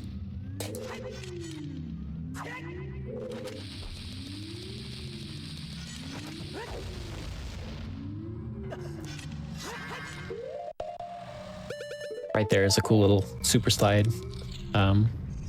It's lets you clip inside the big block that you'd normally have to lift up with the golden gauntlets. But we can skip getting the golden gauntlets because we can just clip inside of it and access the door. And it's kind of the same with the one in Fire Trial. We were able to clip inside that one to get the silver rupee, so we can skip gold gauntlets entirely.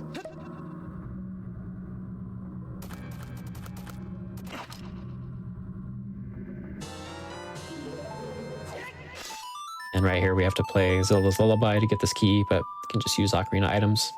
Yes. I guess we're kinda using Ocarina in that run. In a sense. Yeah, we're definitely playing Ocarina songs, but without an Ocarina.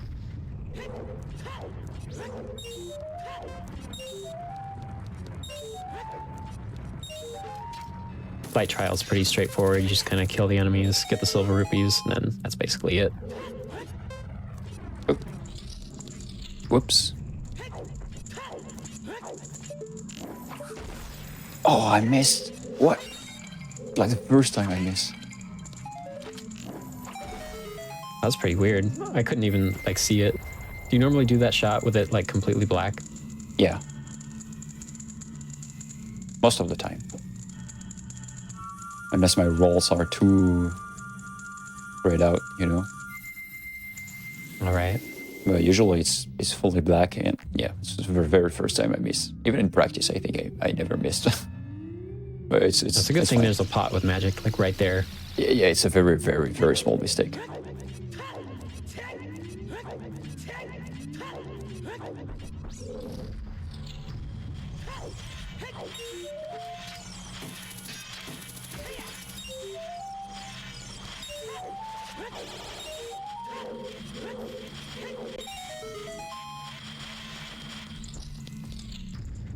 So right here, you'd normally have to send a bomb chew over the wall to like hit that crystal switch. But since we don't have bomb chews, we have to do something else. And right there, you saw Amma was able to shoot an arrow through the wall. And that's thanks to a trick called bow extension, where you can kind of make Link's arm kind of displace from his body and end up on the other side of the wall. So you just shoot the arrow from the other side of the wall already, and just goes right to the crystal switch. All right, and that was Ganon's Castle. Yep, that's all the trials. So the trials part of MSC is now done. Yep. We have the M. We have the T. Now it's time for the big man himself. Well, We still have one more dungeon first. Really? if by the big What? man itself, yep. Maybe you were talking about that big spider. But yeah. Oh, big spider. Yeah, the big spider himself. That's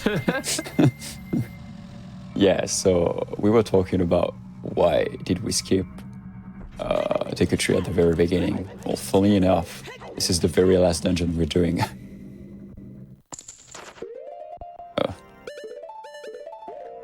have to It go is quite bully fitting that Goma, the don't first you? dungeon in the game is the last one.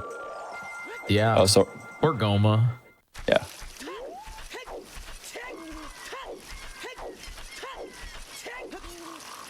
Can you? You could. I would assume you can just skip most of it. You'll see that in a second.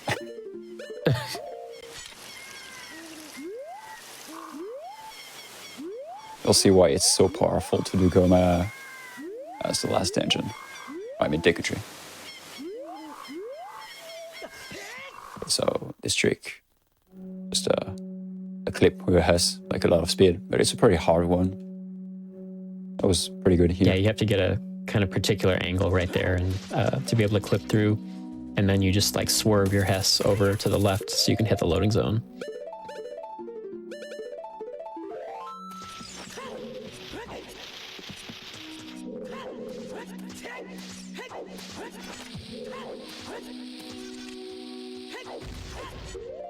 Alright, so here we do a precise mega flip, equip hover boots, unequip hover boots, and you say Jiggy.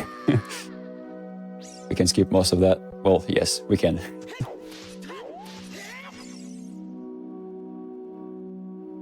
Here we are. But the end is So that's 2-3-1 skip. yeah. Well, really, it's just take a tree skip at this point. Yeah, it skips most of the dungeon. Sadly, I don't think that you're gonna do more damage, will you? Because the stick and the Master Sword do the same damage, right? Yeah. That So is correct. So it takes the exact same amount of hits as it would as Yeah. child. what is saving a lot of time though is By Goma. yeah. Among the requirements Goma, of by MST, we have like we have to do all the dungeons, but it's not required to do all the bosses. And so this is that means there is like one specific boss we can skip.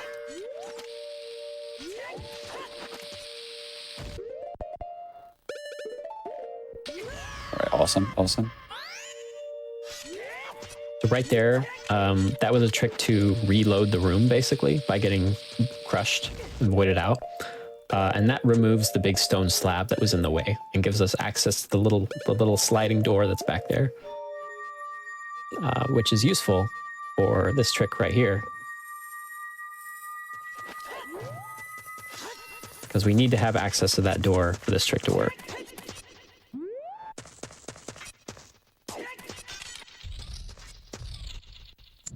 And here we are. The last one and warp you're of the back. game. I swear, wrong warping. So that was... I think is, I've seen people wrong warp before in Ocarina of Time, but I also think that speedrunners totally just made up the nonsense. It's like, oh, you have to hammer down and then turn slightly to the right, then do 2 short hops to the right, then walk through a door. I'm like, you're just making this up, aren't you? You're making this up. It really does just sound like a playground rumor, but it's That's- totally real. That is OT, yeah. That is OT. Yeah. So spin around 3 times, stop. Stop. Use a bomb, but only hold it for 4 blinks. Oh, That's jeez. 5 blinks, actually. Oh, I'm sorry. Oh, geez, really nuts. But yeah, so that's one of the most famous wrong warps. It's Ganondorf. It was used in any percent for many years, just to go straight from Deku Tree to the end of the game. That lets you beat the game as Child Link. You can beat Ganon as Child Link by using Ganondorf. But here it's used as adult, so that we can just go straight from the end of Deku to the Ganon fight. And you saw Amma do a trick right after Ganondorf too, which skips most of the collapse sequence, because you can just go straight to the final hallway at the end of Collapse. So you can come out and watch the tower collapse and then go straight to Ganon. So we skipped a lot of stuff through those 2 tricks. We skipped like the whole tower climb, the Ganondorf fight, the collapse sequence, like so much. Yeah. So, again, I don't want to jinx it, but usually Ganon goes pretty well. So, yeah, I can say that was a honestly really good run. I'm really happy about it. Yeah, but yeah, Ganon is not like a tough boss. I know some getting attacked by a fly. So some final bosses in some games are very tough. Like I know the one in A Link to the Past can be pretty annoying because it's RNG and stuff. But the one in OT it's pretty formal, I would say. Yeah, as long as you know what you're doing, Ganon usually goes pretty smoothly. It's still possible to die, but yeah. The only thing we're doing here is we're doing a jump slash before the fight begins to store Master Sword damage for our power crouch stab, because Ganon knocks the sword out of your hand, but you still have another weapon that you can crouch stab with, which is the hammer. So as long as you store Master Sword damage before the fight, you can use crouch stabs from the hammer to deal Master Sword damage to Ganon, which makes the first phase of the fight a lot shorter, because you're not supposed to have the Master Sword here, and Master Sword deals extra damage to Ganon.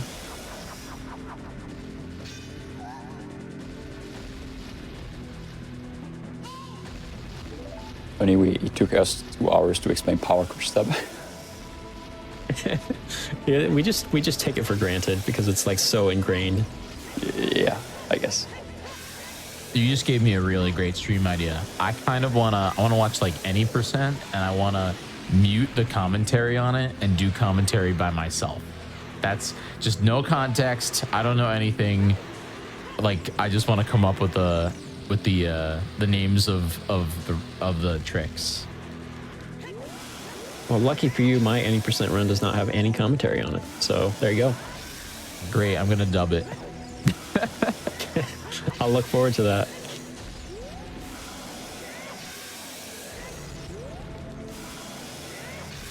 Awesome. There we go. Awesome run. Super clean Ganon fight. I did a random crouch stab at some point. I don't know why. But yeah, here we are.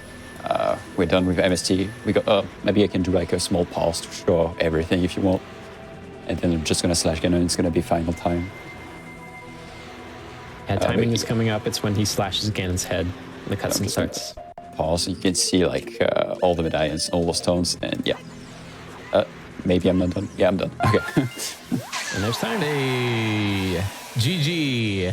Thank you. GG. Let's get some Congrats, huge Amma. hype in the chat. That was amazing, Amma. Thank you. Thank you. I'm really happy about this run. That was a super clean run. Amazing to watch. That was awesome. That was a 151.20.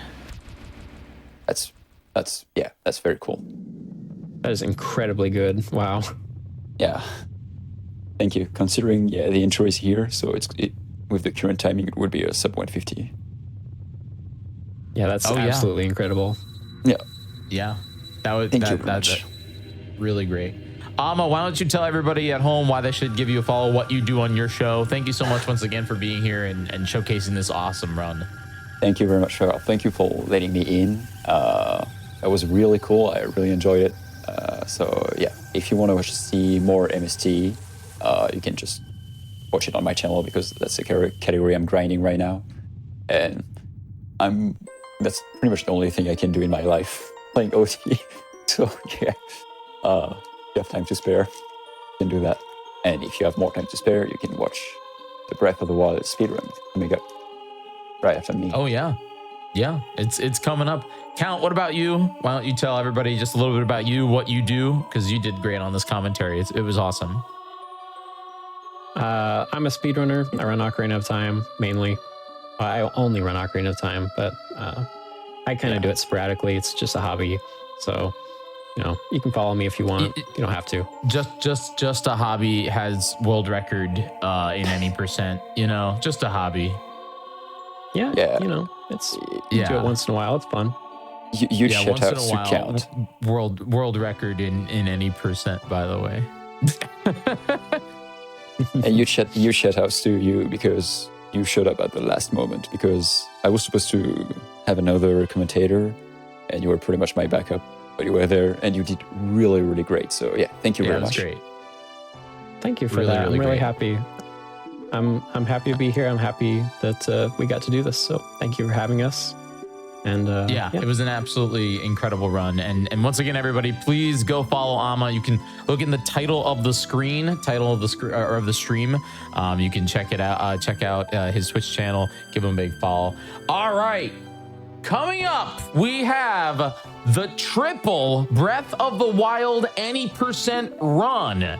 We have 3 incredible runners. We got Player 5, we got Koroks, and we got Moist Goulash. we have literally the current world record holder, the one that lost it, and number, I think 3. I think he's 3 or 4. Moist is 3 or 4. So don't go anywhere. The run is literally 20 minutes. So if you blink, you'll miss it.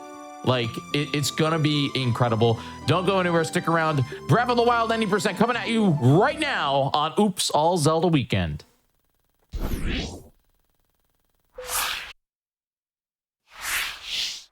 Welcome back, everybody, to the GDQ Hotfix Oops All Zelda Weekend. And let it be known, there are only 2 more Zelda games left of this show.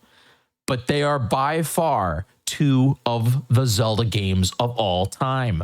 Type 1 in the chat if you're excited for Breath of the Wild any % triple race.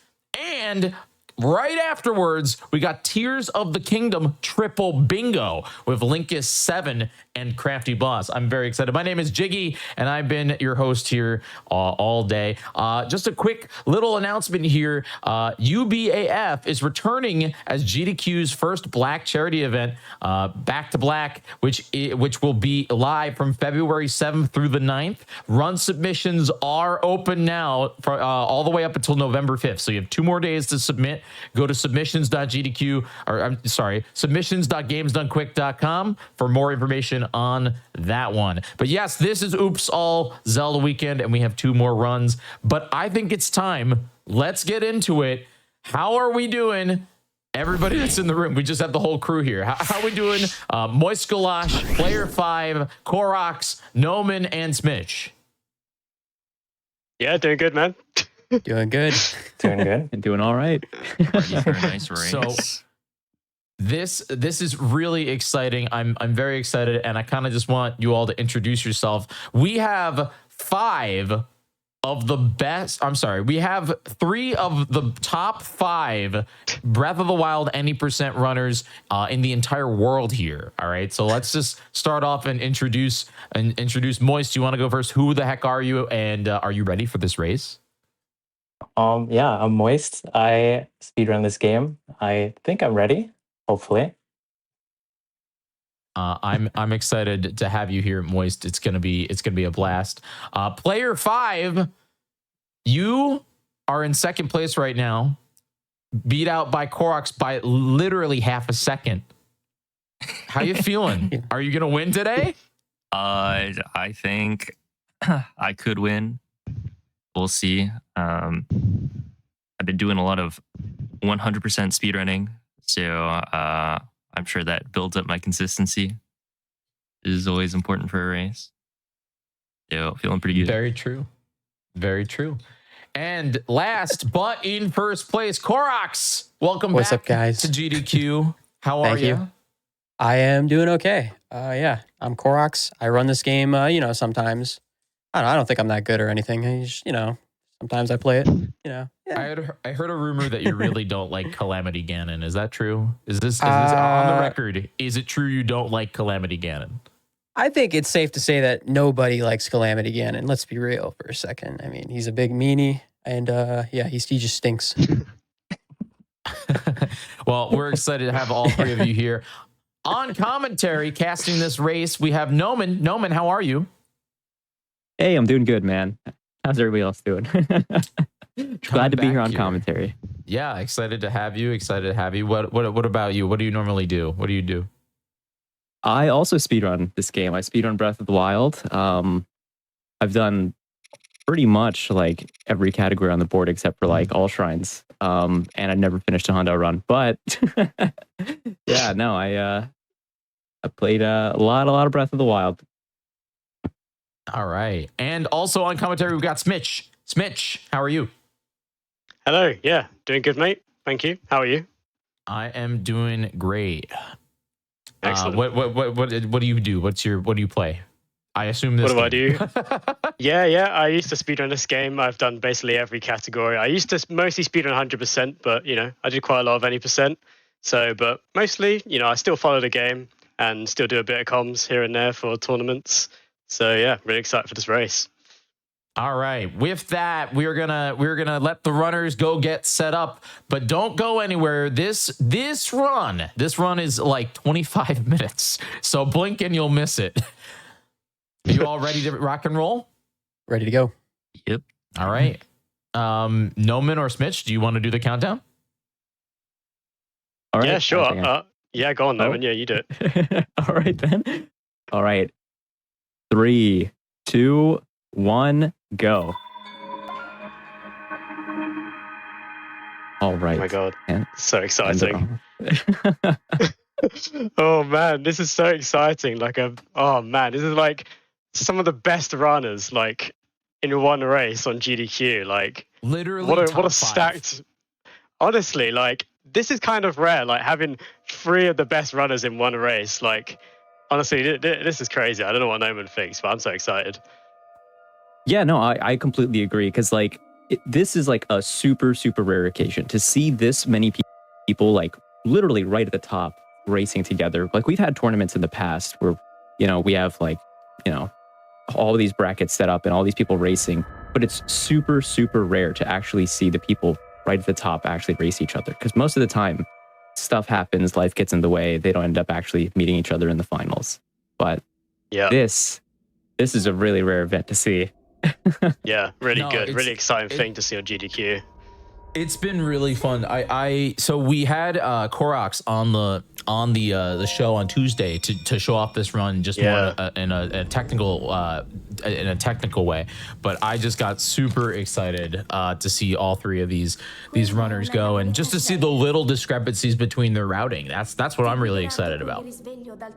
I mean, this is like, it's such a big game, like, and there's so many, like, even with any percent, there's so many, like, small different strats that you can do, like, within, you know, so many choices to make about what you're going to do. Like, we were literally talking about this earlier, like, in the green room, like, you know, some people are like, oh, will I go for this? Will I go for that?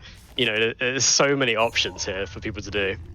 Yeah, and sometimes they even make the decisions like on the fly, like oh, did I do well like previously? Should I go for this next trick? Like, you know, do I feel like I'm behind without, you know, knowing? Like, a lot of people, they make those decisions on the fly. And honestly, dude, I am very, very excited to actually see, because I think one of the most fun things about seeing a race is trying to guess and pick out like what strat each person's actually gonna do. So Yeah. I mean, what we just saw, they just clipped out of the room. They just They just clipped out. I mean, we do the glitches straight away. We don't mess around. Just to explain that clip, that's what we call Shrine of Resurrection clip, which kind of makes sense. It's Shrine of Resurrection, but what essentially you're doing is you're using the scope to kind of displace Link's position around sort of like the scope's position, so you can kind of just clip through the wall. You can do that in quite a few places where you have kind of like thin walls, like the walls on SOR. yeah, and what that's gonna allow them to do is to completely skip any of the opening cutscenes or activating the time of day cycle. So now the game is just locked at 5 a.m. for them. Yeah, and this is what we do like in every other run. Like, I think it's only I don't know if we still do it in all shrines, but in Hundo, like, it is the only category where the time actually goes by. The rest is just 5:15 all day.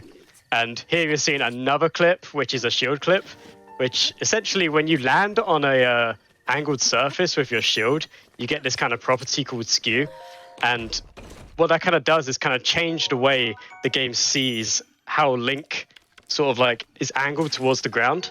So basically what you're doing is it's making you think that the wall is the ground, and then it just allows Link to clip through the wall.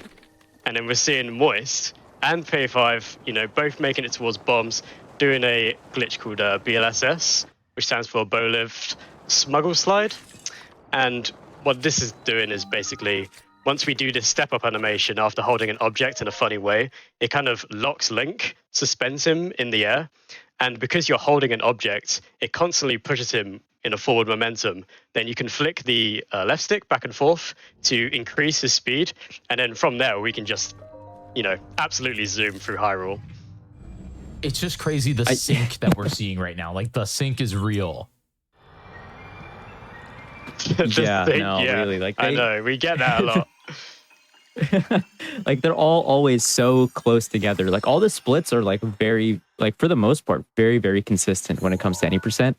So you'll see people who are within seconds of each other, within a second even during these cutscenes. So you'll just see like what looks like people who are playing the exact same game at the same time. Yeah.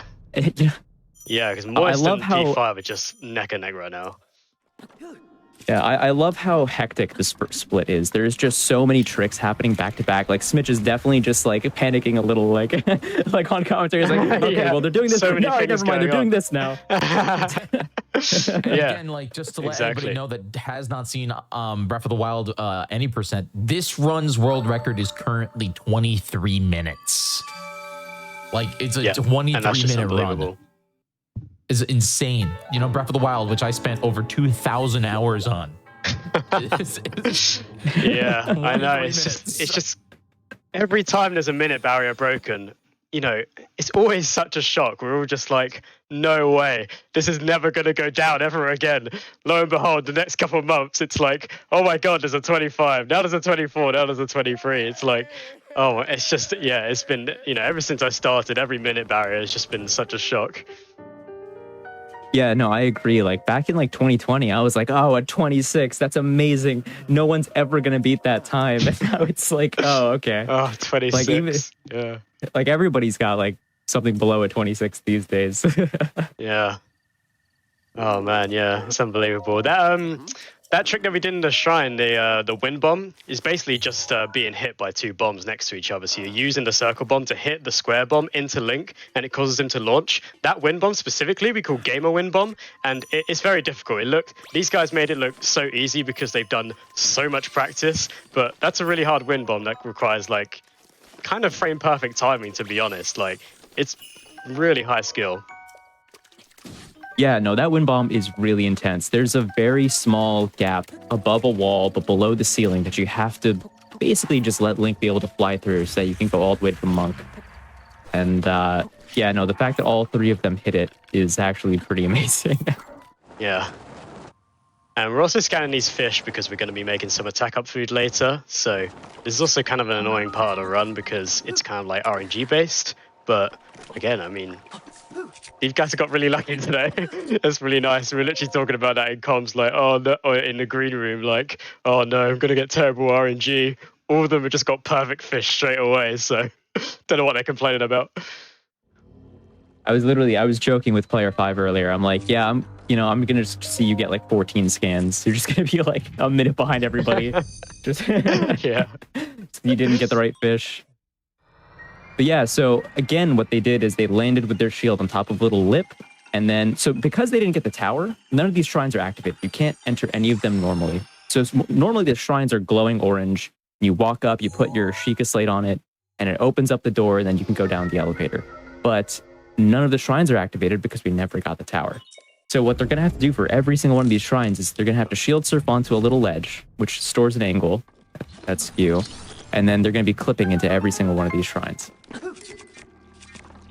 This is going to be another crazy win moment seeing on Moist do. Yeah, like, oh man, that is so clean. Perfectly next to the monk. This is another wind bomb that just requires really specific timing. It looks, they make it look easy. But oh man, that's difficult from Koroks. Made it behind the Magnesis door, but you know, that was still a really solid canal wind bomb. Did P5 just blow run himself through? up here?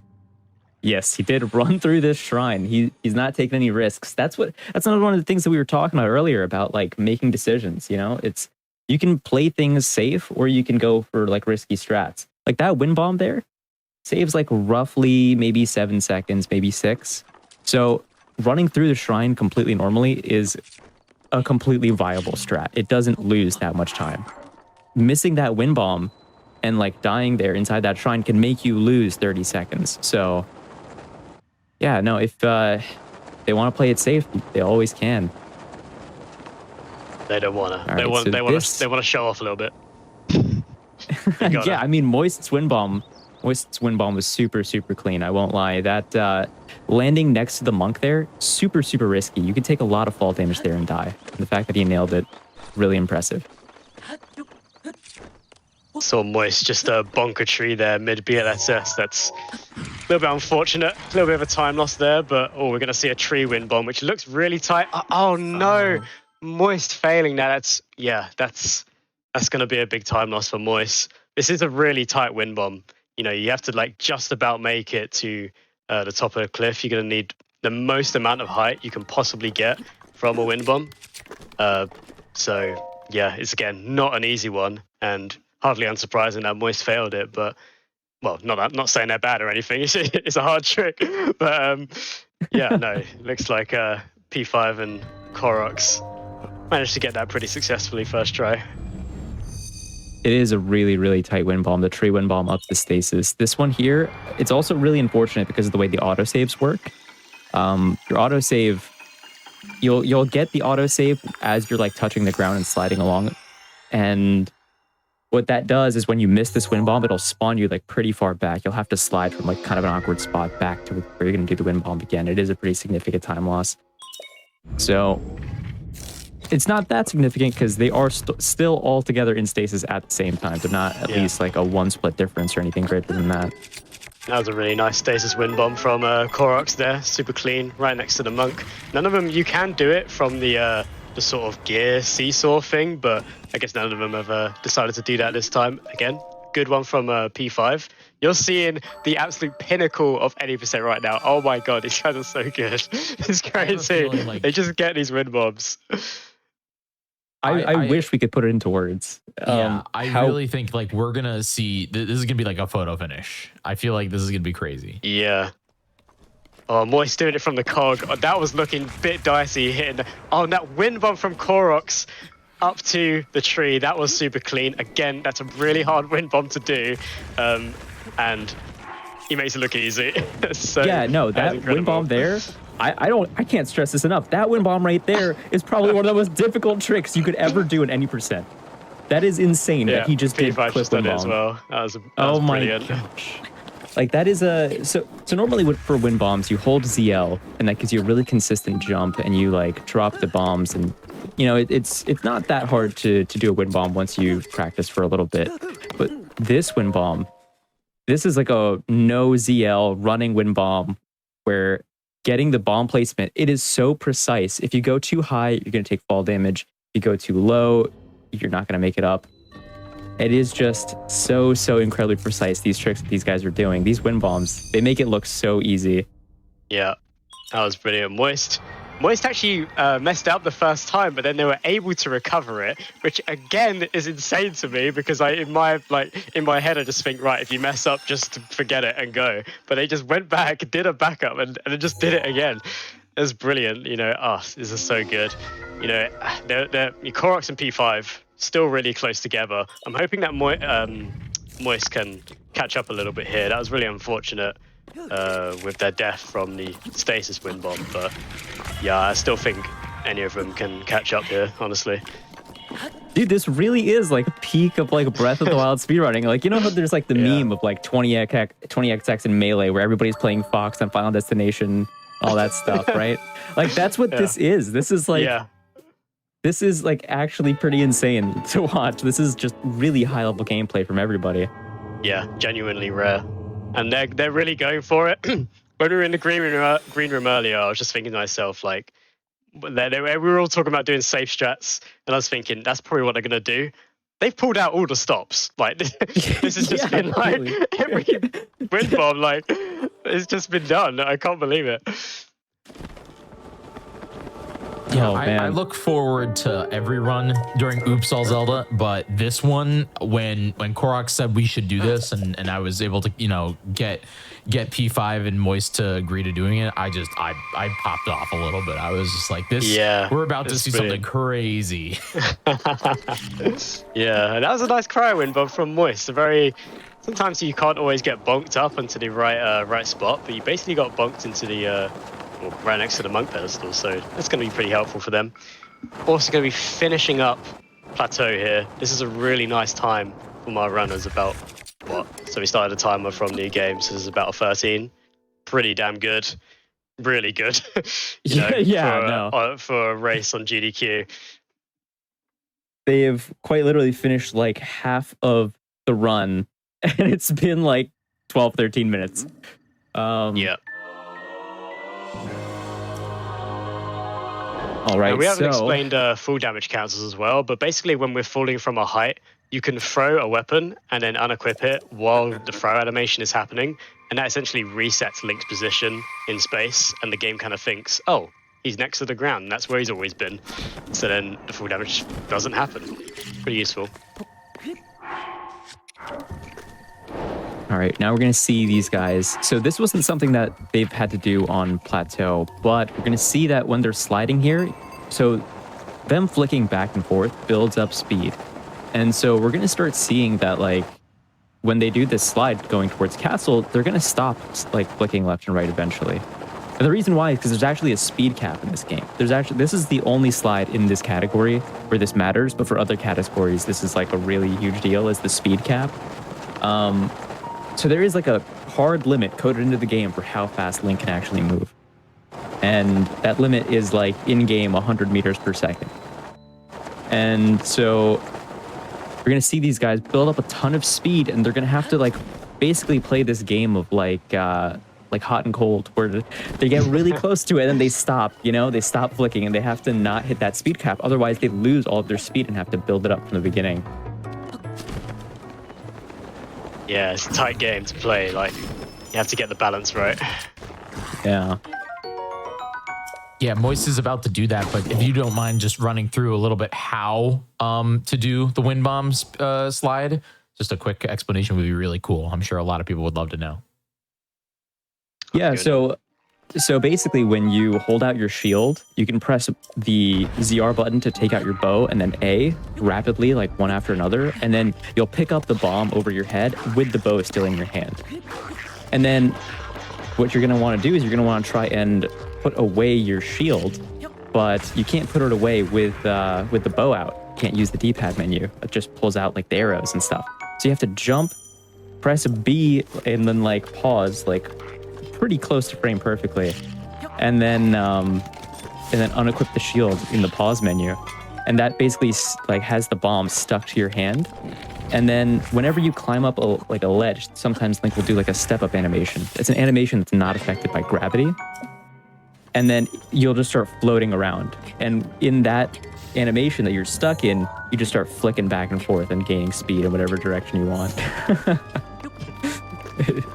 It looks so bizarre. It looks so jank, but what speedrun trick doesn't look like that, Yeah.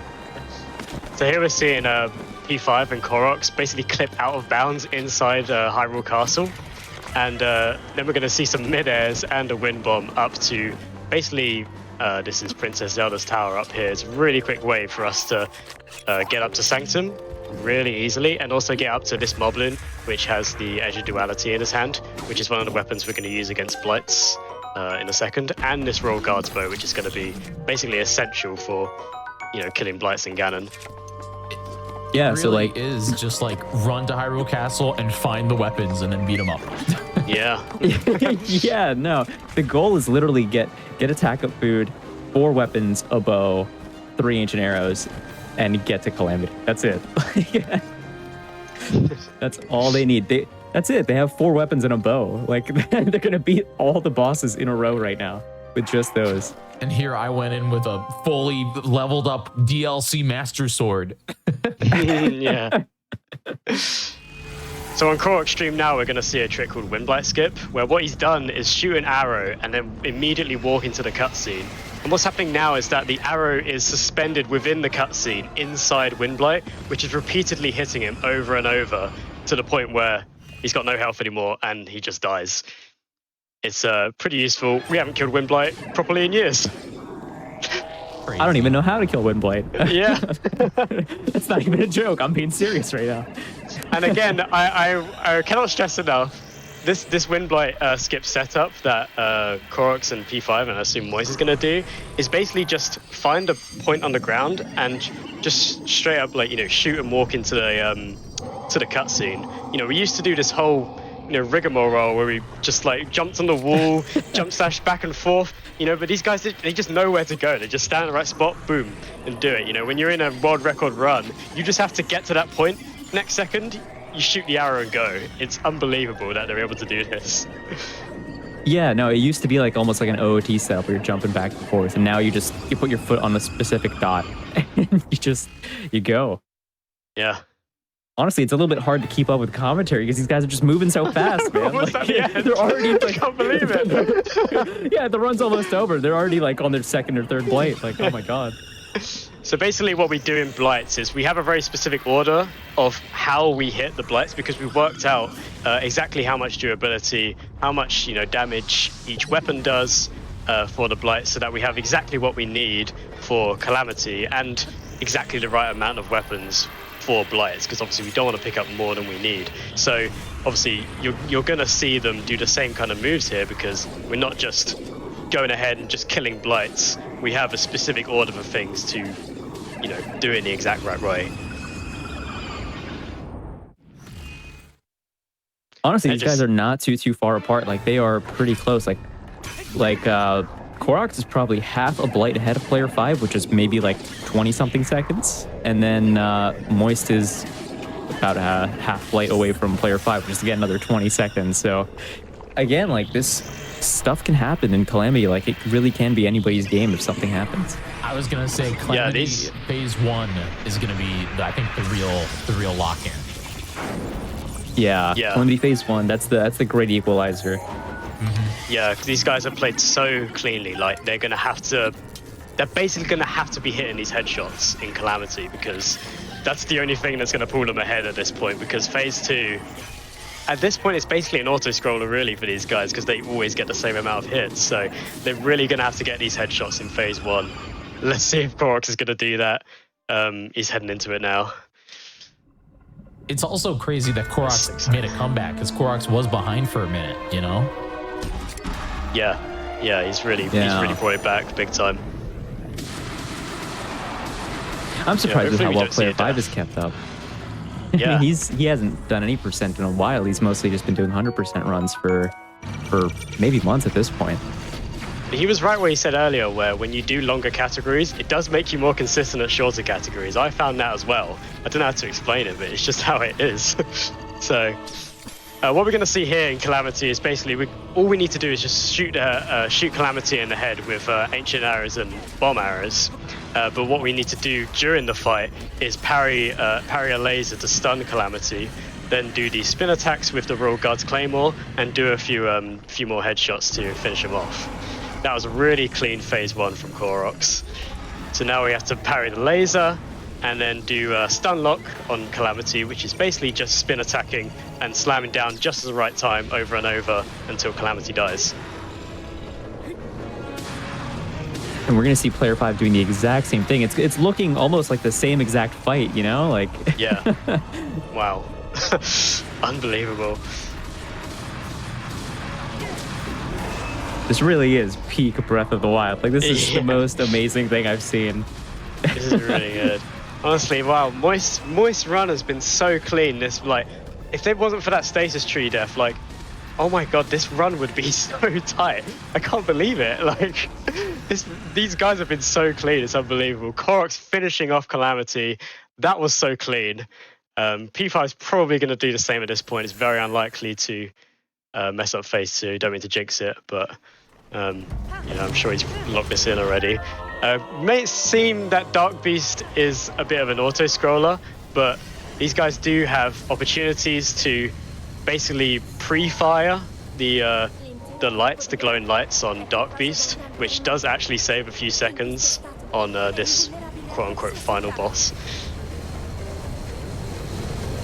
Did you hear about the recent Calamity time saves, Mitch? No.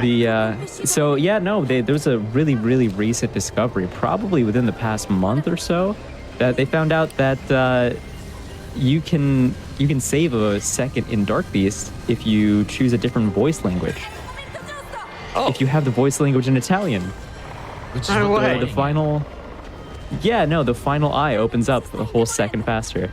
Oh my god, I was wondering why people were mentioning Italian Old Man in chat. I thought that's a good throwback. It's the run we're doing right now. No way. It's pretty insane, right? Like, it's been 7 years and we just discovered like an even faster language option. Wow. Unbelievable. Yeah. Breath of the Wild continues to innovate. And I also didn't even realize it slipped my mind that Moist had even had that stasis tree death because he was so close to these two still, regardless of that. Like, it is really, really incredible how well these guys have kept up with each other. Yeah, Moist's Ganon was very good. Unbelievable. Oh my god. I'm so shocked by this run. This is so good. This is such a good run. I just gotta say, you guys are so lucky to be watching this run live. This is incredible. Like, we don't see this very often. This is such a good run from both of these runners in such a... this is quite like not an easy situation to do a race in, on GDQ Live. Like, this is astonishing. Wow. So yeah, going to be seeing Koroks finish up the run here. What a brilliant run. Yeah, honestly, these guys all did like amazing. Like, this was incredible to watch. This is like something that I didn't even think coming into this that this would be as like amazing as this has turned out. GG to Koroks. Yeah. GG Koroks. Wow. That is, yeah. Yeah, that's time. Yeah, time. When that final arrow hits, that's time. Wow. You literally made the joke, Jiggy, like blink and you'll miss it. I seriously feel like that's happened to me just now. Like, that was just, they just zoomed past. I've never had a commentary like this. That was unbelievable. That was That was, yeah. I almost want to be like, hey guys, can you do that again? Yeah, like, that was a little too fast. Yeah. Should do a round 2, best of 3. Go on, Ed. That was a 25-31 for Koroks, a 25-51 for player 5, and we're getting really close here with Moist. Yeah, so starting from new game, wow. that would be like a -107 from that for whatever the leaderboard time would be. So 24 is what Koroks got. I can't believe it. That is What an a run. insane race time. It was a 24-24. Yeah, because timing starts on gaining control of Link for By the leaderboard our, at least. Oh, okay. By leaderboard time, yeah. Yeah. Wow, GG Moist as well. Amazing GG. run. All 3 of you. That was so good. That Wow. was I don't think in like years of practice I could ever actually even get a time close to what these guys just got. Yeah, that was absolutely incredible. We can So clean. Here, I'll bring them back. I'll unserver deafen them. Welcome back. Congratulations. That was Great run. absolutely Holy crap. incredible. Oh my gosh. Hello. That was great. Holy. Yeah. Yeah. It was, wow. it Good was job, so guys. hard to like say anything because you guys were just going so fast, and it was just an absolutely incredible run. So congratulations to that. Moist with a 26-54, pretty good. But I was told that apparently with GG. leaderboards, it's like that would be like a 25 something, right? Yeah, 25-47. Subtract like a minute-ish. Minute 5, minute 10. Okay, That's a good I'll time. just go off this and I'll let you all do it. Player 5 with a 25-51.4. Pretty good. So like a 24. What was it? What was the math? It's -107, It's like a so it'd be 40? 24, 24. 44. Yeah. Something like that. Oh, sorry. Yeah, 24-44. Yeah. Player 5, yeah. And then only by like 10 seconds, Koroks with a 25-31. Yeah, which is Like like a 20 24-22, which is not bad. Like that's pretty good. That was a great run. Brilliant. Yeah. My this start was- of the run, I mean, Very you guys good. were watching. Oh my God. Everything Yeah, that could you- have went you wrong came went back. wrong. I was like You came 20 back. seconds behind or something. It was bad. Yeah. Yeah, you brought it back through sheer Literally. willpower. Just clawed my Honestly, way back. man, I blinked and I missed it all. Wait, I forgot we were doing this. That True. was that was an absolutely incredible run. Thank you so much for that. We'll start with Moist here. Moist, just let everybody know who you are, what you do on Twitch, and where they can follow you. Yeah, I'm Moist. I do Breath of the Wild and Tears of the Kingdom speedruns. You can find me on twitch.tv/moistgoulash. Awesome. All right, player 5. Why don't you let everybody know who you are and where they can find you? Yeah, I speedrun lots of Breath of the Wild. Currently, I'm trying to go for the first sub 15-hour 100% speedrun. So if that sounds at all interesting to you, then head on over to twitch.tv/Flare5. If anyone can do it, you can. I believe. And then last but first, Koroks. Tell everybody what you've been up to. I've been up to no good. I've been playing this game, grinding, getting some records. About to start learning Twilight Princess any percent, which is going to be fun. And yeah, that's going to be over on twitch.tv/Koroks. It's going to be crazy. Absolutely incredible. Please, everybody, go give them a huge follow. You can check it out in the title of the stream. Just hover over their names and then just give them a big old follow. That would be really, really great. Thank you so much to our commentators, Noman and Smitch. Noman, where can they find you? You guys can find me on Twitch at twitch.tv/TheRealNoman. I do Breath of the Wild runs occasionally, every once in a while. Really glad to have been here. Thank you guys for having me on commentary. And Smitch? Yeah. Thanks for having me. Well, I don't really stream anymore, but if you do want to follow me, I'm on twitch.tv/Smitch. I might have a quarter-life crisis and stream again. So yeah, thanks for having me. Really enjoyed it. That was an amazing run. Good luck with the rest of this. Incredible commentary. Thank you so much. Any last shout-outs? Shout out to you, Jiggy. Thank you for Shout out to you. thank you for hosting this, man. Yeah. Oh man, seriously, thank you so much for the run. I really appreciate it. All right, don't go anywhere. Seriously, don't even leave your seats, because in just a few minutes here, we have Tears of the Kingdom Bingo, the sequel to Breath of the Wild, where we're gonna have Crafty Boss and Linkus7 go at it to see who wins Bingo. Don't go anywhere. Stick around. GDQ Hotfix. Oops, all Zelda weekend.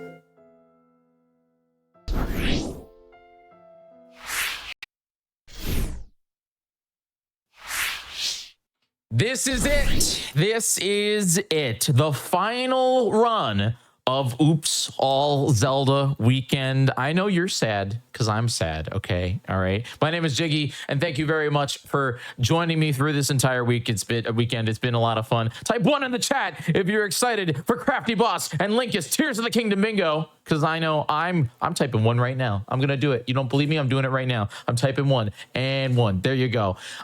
Very, very excited. Thank you very much for joining me this weekend. Just one big thing.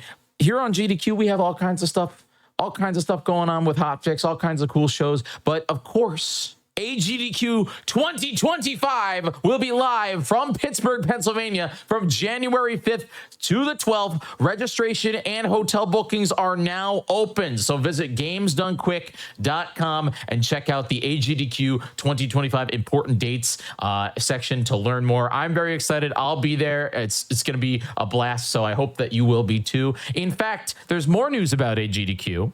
The AGDQ 2025 game list is now up as well. If you go check out gamesdonequick.com/games and check it out, that's where you can check out all the awesome games, such as Linkus, who's playing the Wind Waker 80%. I'm excited about that. It's gonna be a blast. With that, let's get into it. Linkus and Crafty Boss, how are you? I'm good. How are you doing? I am very, very good. I'm very excited for Tears of the Kingdom. This is gonna be a blast. Crafty, how are you?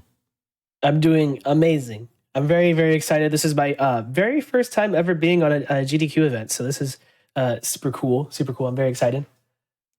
Well, thank you for doing it. Why don't you just tell the audience a little bit about you, Crafty? Yeah. So I do basically just little bits of like streaming here and there. I have a good time playing Super Mario Odyssey with a couple people that you might know, like Smallland and Grand Pooh Bear and a bunch of other crazy people. I have played Super Mario Odyssey with Linkus. Usually we do something called hide and seek. That's mainly what people know me for. But other than that, I do a lot of like video game modding. I've most well known of for modding Odyssey. So that's kind of where I've been at. But I've been branching out a little bit, trying to do other video games, and I do stream occasionally. My perspectives of like hide and seek, and like sometimes I do like dev streams. And recently I've been doing Tears of the Kingdom bingo with Smallette, and so that's been a lot of fun. Just kind of like actually playing a game instead of like modding it, you know. It's been a good time, but yeah, I'm excited to show you all this wonderful run that we're gonna do here. Well, we're happy to have you. And Linkus, for anybody that does not know who you are, why don't you give the spiel? Sure. Yeah, I usually focus on content creation for Zelda games. So stream primarily Wind Waker, do tons of Wind Waker speedruns. Anytime a new Zelda game comes out, I usually run that for a couple of months. I like Tears of the Kingdom, Echoes of Wisdom, etc. And I try and do a lot of breakdown glitch videos on YouTube as well for whatever is happening in the Nintendo/Zelda community. Awesome. All right, Crafty. This is triple bingo, right? We going for 3 or is it 1? All right. Yes, we're gonna go for 3 individual rows or columns or diagonals or whatever. All right. Whenever you're ready, do you want to give the countdown? Yeah, I'm gonna generate a new board here real quick so that way we can not be spoiled on the objectives right now. But we should be good to go. Other than that, wait, are you red? Which have you changed your color? Do you want me to be red? Okay. I am red. Are you red? No. Then I'll switch to green. Okay, sounds good. Perfect. All right. You're on the load button, right? For the yep. All right, cool. All right, then in 3, 2, 1, go! All right, let's see what we got here. We got great. Oh, we got a real fun go right off the bat. Oh boy. All right, so let me just quickly. I'm gonna swap over to the text mode, so that way, if anybody wants to see exactly what we're doing instead of just seeing the icons of each goal, that'll help out a little bit here, just for like general like viewing experience. Because right now we have some interesting goals here. So like destroy a Gibdo hive basically means that we have to do a little bit of the storyline for Gerudo, to the point where we actually like talk to Riju, I believe, and a couple other things, and then we can like go to like the part where there's like a little siege on one of the towns.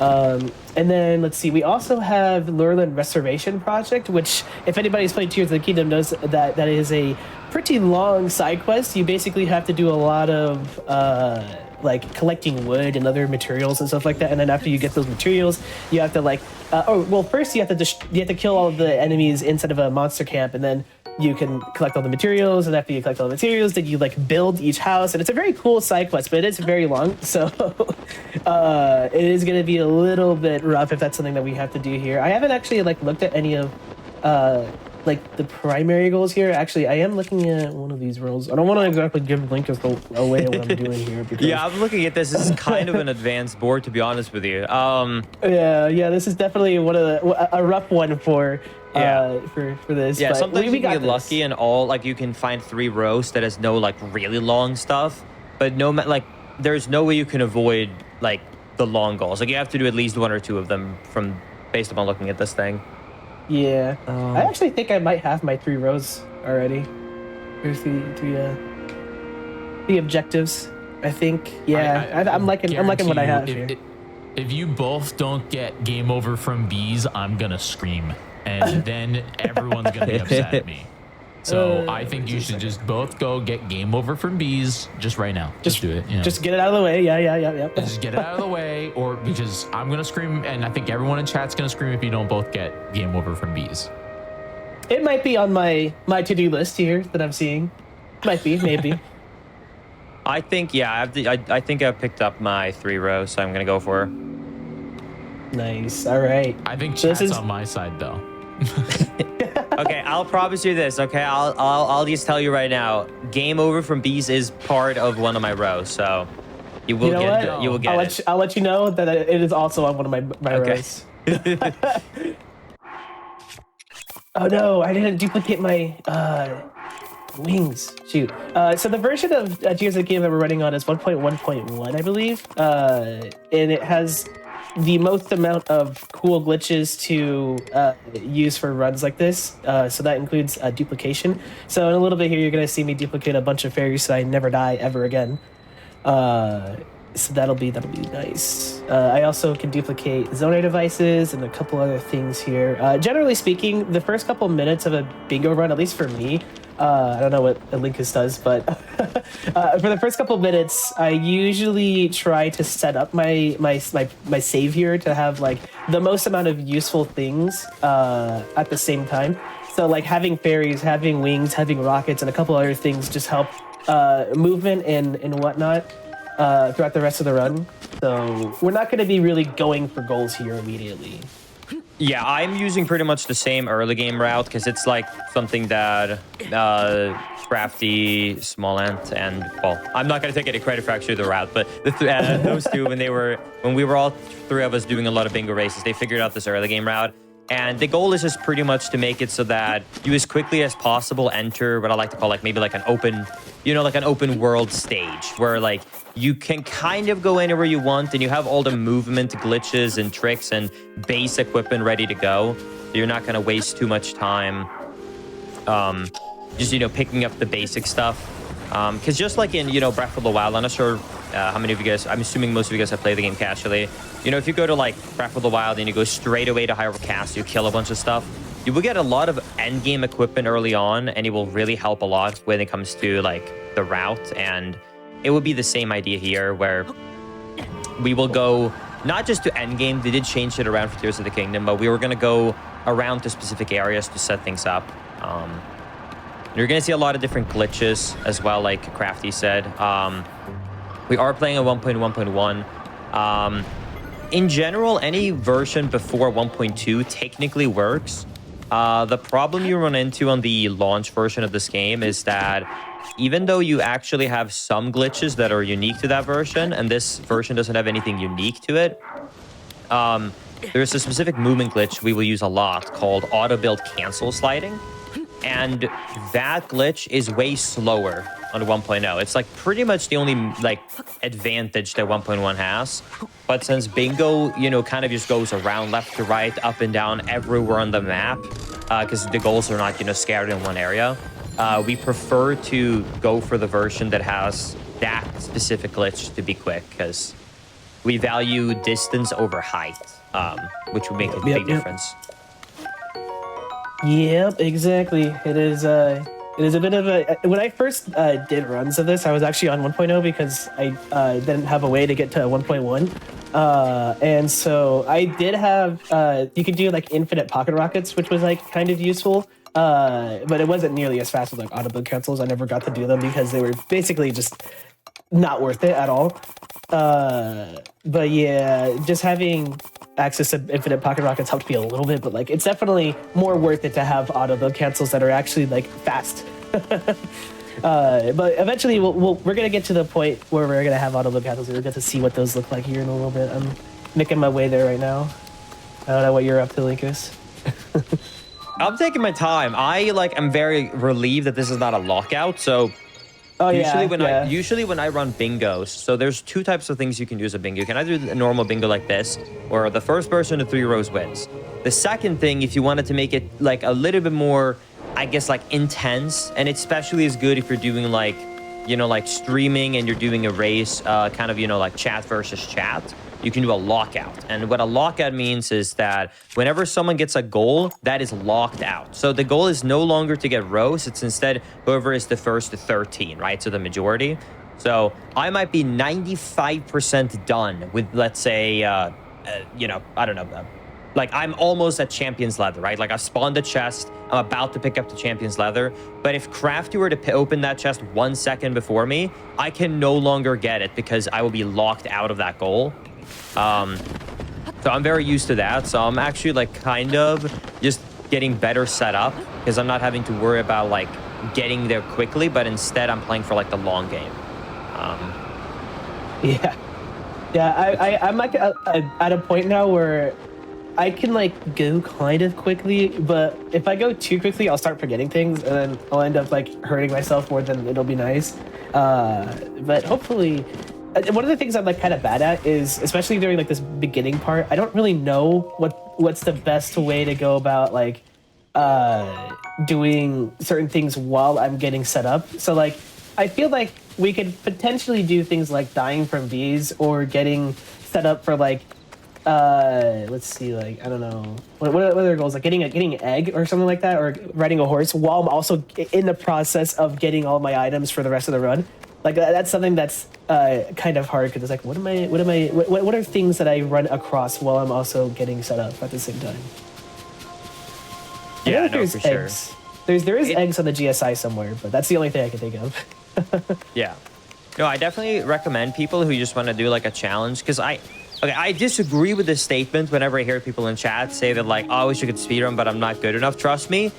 Okay, some speedruns, yes, they're very hard, but a lot of the time there's tutorials out there and there's easier routes, and most people can speedrun. Like, trust me, it's not something that you like that is just like, oh, you got to be a god gamer to do it. Like, trust me, most people can get a very good time and have a very good time speedrunning.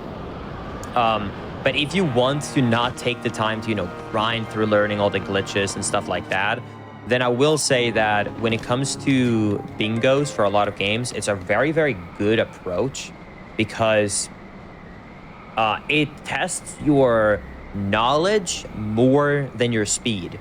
Because like, even if, well, like let's say one person has faster movement, but he, you know, struggles to like figure out where to go, he might go double the speed, but he might cover triple the distance because he's not routing optimally. But if someone is really good at routing and knows where everything is, they can, like Crafty said, like pick up maybe 2 goals on the way to one. So even if they're like slightly slower on their movement, they're still saving so much time overall. So yeah, that's how Sven always destroys me. Crazy. I was really just thinking, like, you know, like, this is something I want to do, and I'm not, I probably can't even duplicate, like do the duplication or do what you were doing where you drop the glider midair. Like, I can't do that, but I feel like with bingo, that skill cap, it's based on who's playing, right? You know, like, yeah, Crafty will destroy me because he knows how to do that stuff, but I can still play, you know? I don't even know if like it would be destroyed. Like, the thing that's beautiful about, let's say, this game and Tears of the Kingdom bingo is that I would say that as long as you learn at least like one of the movement glitches, which is really easy. Auto cancel sliding is one of the easiest glitches to perform. And not only do you get a feel for it really easy, but there's no penalty for attempting it. You can try it as many times as you can or want. And as long as you learn that one glitch, you can just get across the overworld quickly. That's pretty much it. Every other glitch, I mean, it will help you, sure, but like, it's optional, you know what I mean? Like, you just want one way to get around the overworld, and then you're pretty much set. Yeah.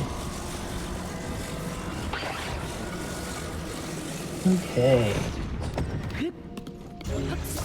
Yeah, I'm with you though on that anyone can speedrun, and it doesn't matter about the time, you know, it's just a matter of just trying and having fun.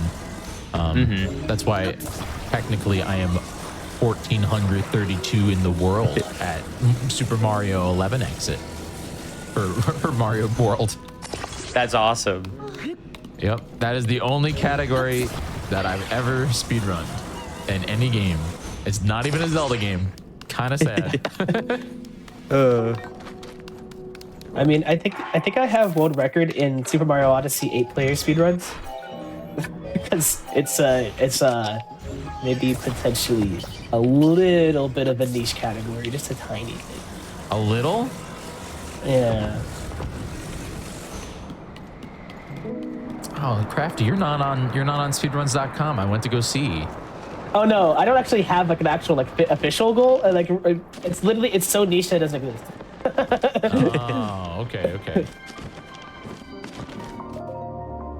Maybe one day I'll end up on leaderboards. I actually think there is category extensions for Odyssey Online, but I'm not 100% Look, sure. Crafty, if I'm on leaderboards, you need to be on leaderboards. I'll do it. I'll do it just for you.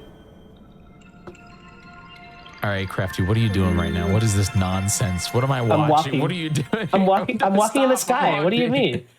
What is this? I'm just walking upwards. It's fine. Where are you going? I'm going to Hyrule Castle. What a game. Yeah, so that right there what I did is called auto build cancels. It essentially allows you to activate a auto build while still being able to like do normal things. So like whenever you're in auto build mode, you have like a little preview of the items that you're about to like, you know, build together.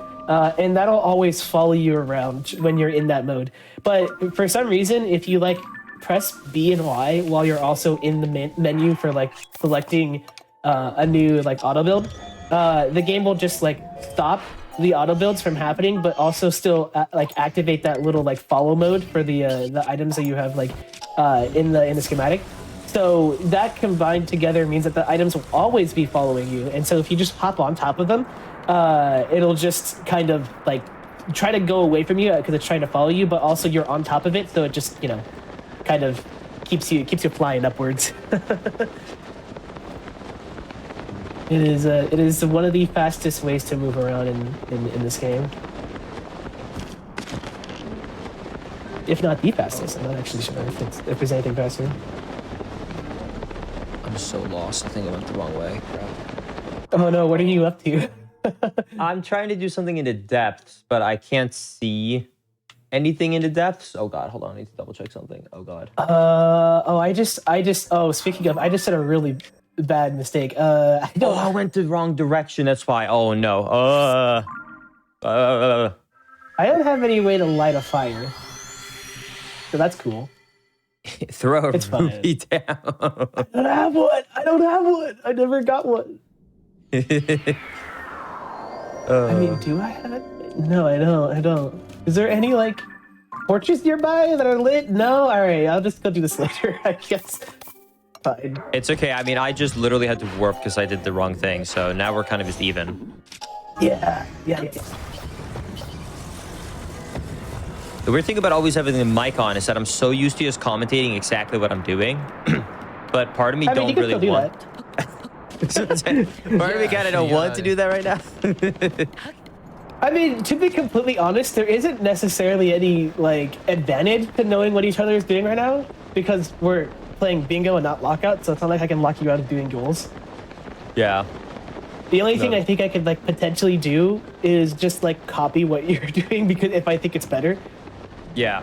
than what No, I'm doing, I would agree. Like, at the start, technically you can change the bingo, but yeah, after you're a bit into it, then yeah, you can't really change anything. But I'm about to get my first goal, though. Oh, nice. In like 20 seconds. This takes a while. It really does take a while.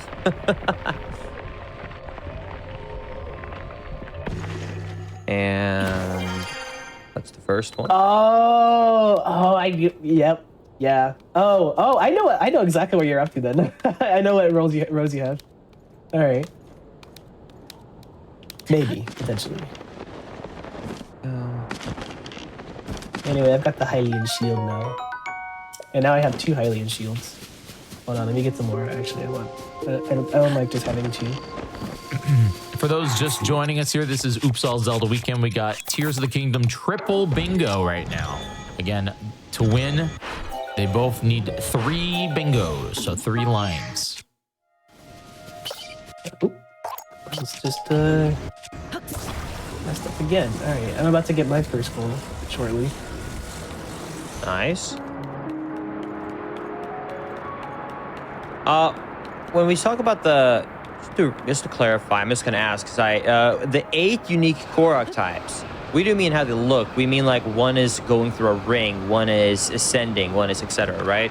Yes. Okay. Just want to clarify, so I don't like start working towards something, and you're like, hold on, that's cheating. Yeah, no, you're good. It's there was something else I was thinking. Like, I think there's a goal for cooking a curry item, and you could just put like Goron spice and like rice together, and that'll be the curry rice. But it's technically like rice curry and not curry rice. So it's like, is it a curry still, or I don't know. So it's like 2 different words. All the other different curry types are suffixed with it, I think. All right, my brain is not working. What am I doing wrong? Oh, yeah, that's right. Okay. I just need to... Oh, I don't have any arrows. Okay. You know what? Out with the hands. They're getting a little Yeah. handsy, aren't they? Yeah, I actually just realized I don't have the I know the what stuff you're doing. I Hold need. on, can I predict something? You want to start a fire. You're going for Champion's Leather at the top of Hyrule Castle, but you can't light the torches because you don't have arrows or something to light on fire with. No, that's not it at all. How would you guess that? I've been trying to think. I'm like, what could you possibly be wanting to light this badly? I mean, the other only option, I guess, would technically be Hylian Shield, which also hit Hyrule. However, there are arrows at the Hylian Shield area, so you would have arrows by this point. So that's why I'm like, that's the only point where you could go for this early on.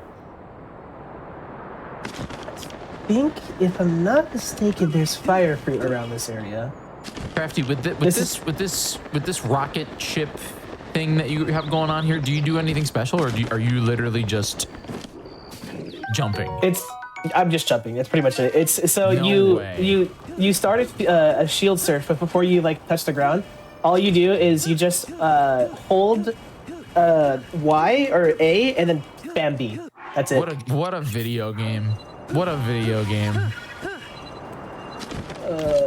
Except if you run out of rocket juice. And you fall back down. All right. Well, this is a very scuffed start, but I'm making my way to my first goal, I guess.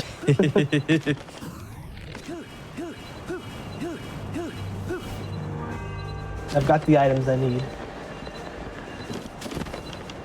Here's a question for you both and chat. What are scarier, Gloom Hands or Guardians? Guardians.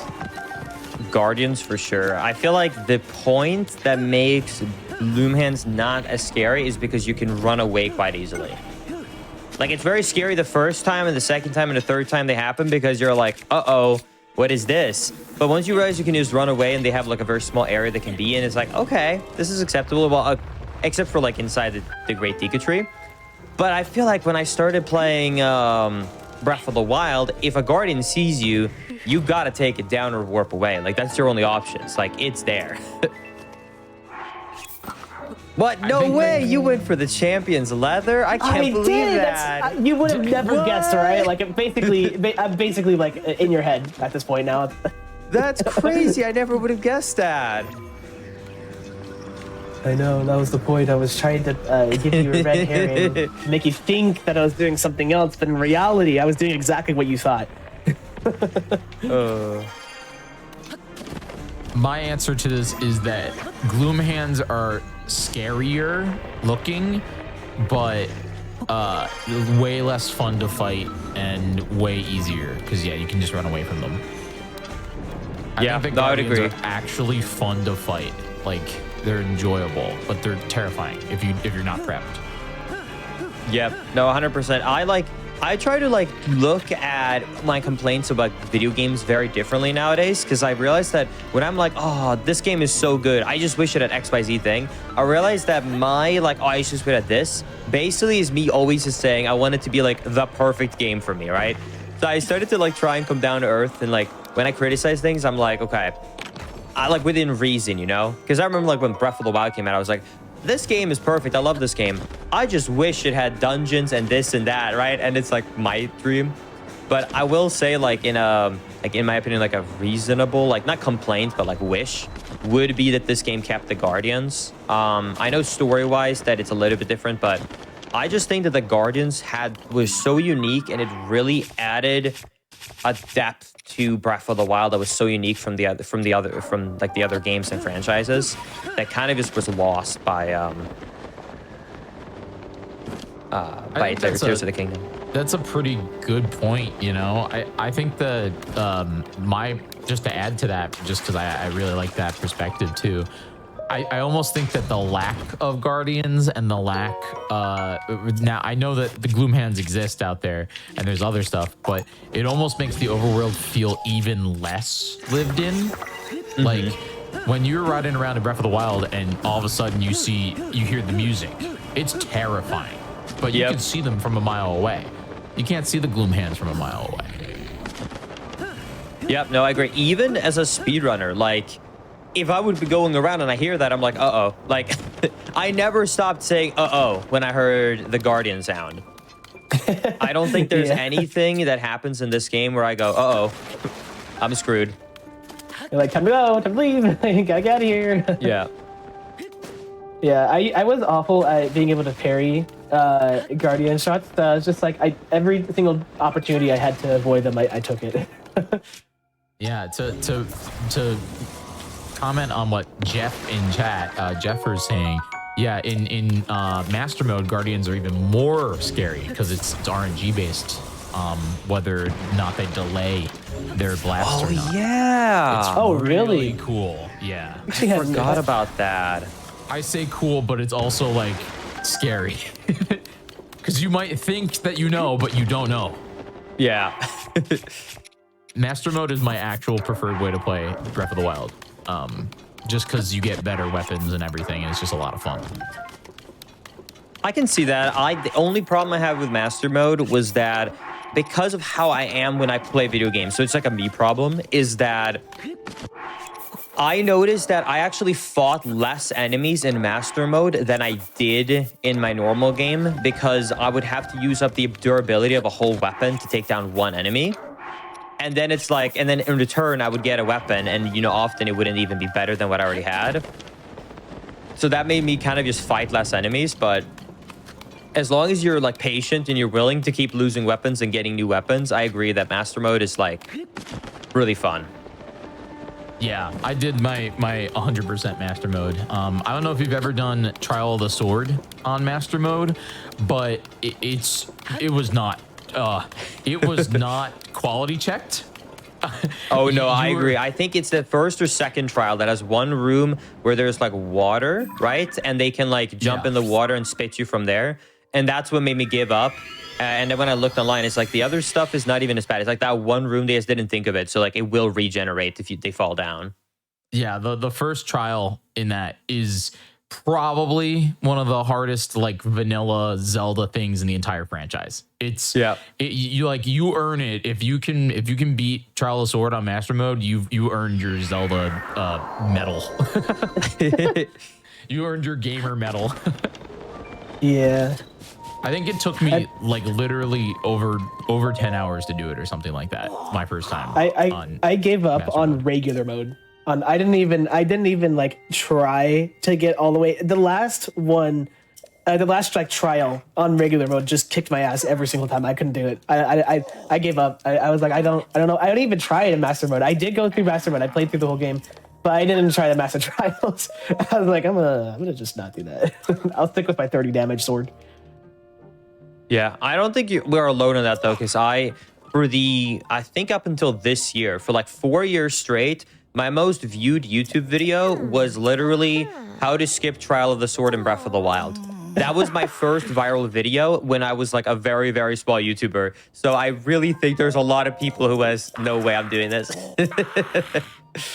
Yeah. Did you show how to like clip out of bounds and all that in there? Yeah, exactly. Yeah, clip out of bounds with like a shield with a skew. And yeah, it was like the first video. I like it hit 1 million views, and at the time, like it took me 4 years to beat that. Like, you know, hit 1 million on any other video. Like people just hated that trial, I think. It was fun for me, but yeah, no, that makes sense. I definitely I don't know what you two think about this, because I know that but I mentioned this the other day on right here or yesterday. I mentioned this yesterday. I love TOTK. It's my current favorite Zelda game, but I have not replayed it really that much since launch, even though I consider it to be like my favorite. But I've replayed Breath of the Wild like 3 times since then. Since Tears of the Kingdom. Yeah, since Tears of the Kingdom came out. And I think I determined it. The only reason why I'm doing this, again, this is like a me thing, is the fact that I can just go and yoink the Master Sword in Breath of the Wild. Like it takes like 20 minutes to do the Great Plateau, and then just go run and grab the Master Sword. And I don't know why, but like Tears of the Kingdom's intro for me just makes it hard to replay. Honestly, I liked Tears of the Kingdom's intro more than I liked Breath of the Wild's. There's something about it that I just like. It felt better in my opinion. I don't know. I cannot answer this unbiasedly because I've speedrun so much Tears of the Kingdom that like I mean, I'll agree with you that Breath of the Wild has a much better intro than Tears of the Kingdom, but at the same time, when you've speedran the intro 1,000 times, like both kind of loses its quality. But I very much agree with you. Even as a casual, I think my biggest issue in Grudge, and I feel like this was something that I feel like most decisions Nintendo made around changes in Breath of the Wild to Tears of the Kingdom was thought of. But one decision I think was for the pure sake of like being different was that they decided to not give you the paraglider at the end of the Great Sky Island. I feel like that is solely so it's not a copycat. And I really dislike that. I really think it makes it worse that you have to go through like such a long early game on the Great Sky Island. And then when you're finally done, you still have more cutscenes and running before like it starts to open up. Yeah, I think I'm more of a fan of like what's it called, story-driven games than like just getting into the games. So I can definitely see that being like a complaint though, because the intro is very long. it is a very, very long thing before you get into the game. Anyway, I just tried dying to these and I died to a choo-choo, so I'm feeling good. R.I.P. Dude, were you not no, wait, weren't you in the race? Was it me, you, and Smallland when we tried to do that goal and we kept having that happen like 3-4 times? Wait, no, I forgot to drop my... Yeah, no, yeah, that didn't keep happening. I want to say, I feel like this has happened in the past. Yeah, no, it definitely has. I had to reload my save now. Oh my goodness, bro. Makes you feel any better? I spent like 3 minutes, I'm not sure if everyone looked, climbing out of the pit on Hyrule because I overshot going down to the chamber. And we're doing great. We're doing great. And I literally couldn't get up, so I just had to reload, and I lost so much time to it. Yeah, we're professionals. I'm having not a good early game, I'll just tell you that much. We're professionals for those, so it's okay. Yep. Especially okay. from coming from the previous run that just happened of the 3-player Breath of the Wild any % race. Like that was so crazy. I was looking at it and watching, and I was like baffled the whole time. Oh, the Breath of the Wild race? Yeah. Yeah. It was... It's been a minute since my eyes have been glued to the screen for like an entire Zelda run. Like usually I get distracted for a minute by something. Nope, 25 minutes, they're done. They beat up Ganon. Crazy. It's literally just a Great Plateau speedrun that then they just go and get items from the Hyrule Castle and then they just go win. It's just so cool. It's really, really awesome. Okay, I think I might have it now. Hold on. Hold. I'm dead. Bees. I've been beed. Good job, Crafty. I made sure I killed the chews. They're dead. They're not coming back. And I didn't have any of my fairies anymore. The fairies were gone. Now they're back though because I just loaded my save back up. But yeah, we're good. We're good now. So have you picked up any Koroks yet, Linkus? Why? I'm just wondering because I haven't. I'm gonna be honest with you. I am gonna struggle because I know a lot of the Korok locations, right? But like even in like Breath of the Wild, I ran that hundo category over 10 times. I could tell you, I could in my head think, okay, what Korok is what type. But 8 unique Korok types in this game, I know where a couple of the locations are, but most of the ones that I can think of are all like basically like, you know, like go here and like hang on this ledge and then you, click A and you find it. I do not know by heart which Korok is which type.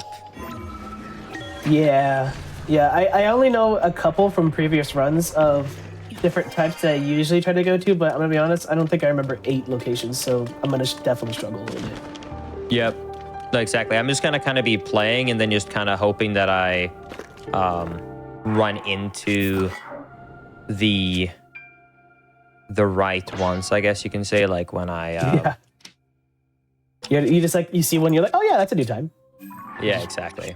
Just routing it in with the actual game. Yeah, that's usually how I do it for these type of like longer term goals that can be done anywhere in the map.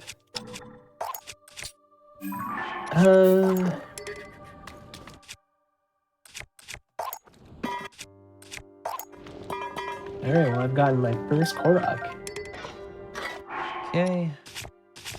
Moving up. I don't really know what Linkus's plan is because of the getting the champion's armor. Oh, you're thinking fourth dimensionally. You're probably thinking like 2 lines. You're thinking about the 3rd line. My brain hurts. See, you can tell how I haven't done this before. I'd be like trying to do one at a time. You're thinking full like. Yeah, if you've been trying to pay attention, sorry, so I'm not like explaining everything I'm doing, like I said right now, because like it's a race, but I mean, I can if y'all want to, but basically like I'm trying to do a lot of small things for each individual goal. So like right there, I just did a lot of duplication stuff. So I have like, you can see right here, I have 4 dusk bows, I have 4 Hylian shields, stuff like that. So I did some duplication, and then I've been getting different equipment for different. So I haven't just been like running around playing the game casually. So when I'm going to fight certain enemies or I'm going to do certain things, it's all been in just kind of preparation for what I'm going to be doing. Because I'm trying to work on as many goals as I can right now.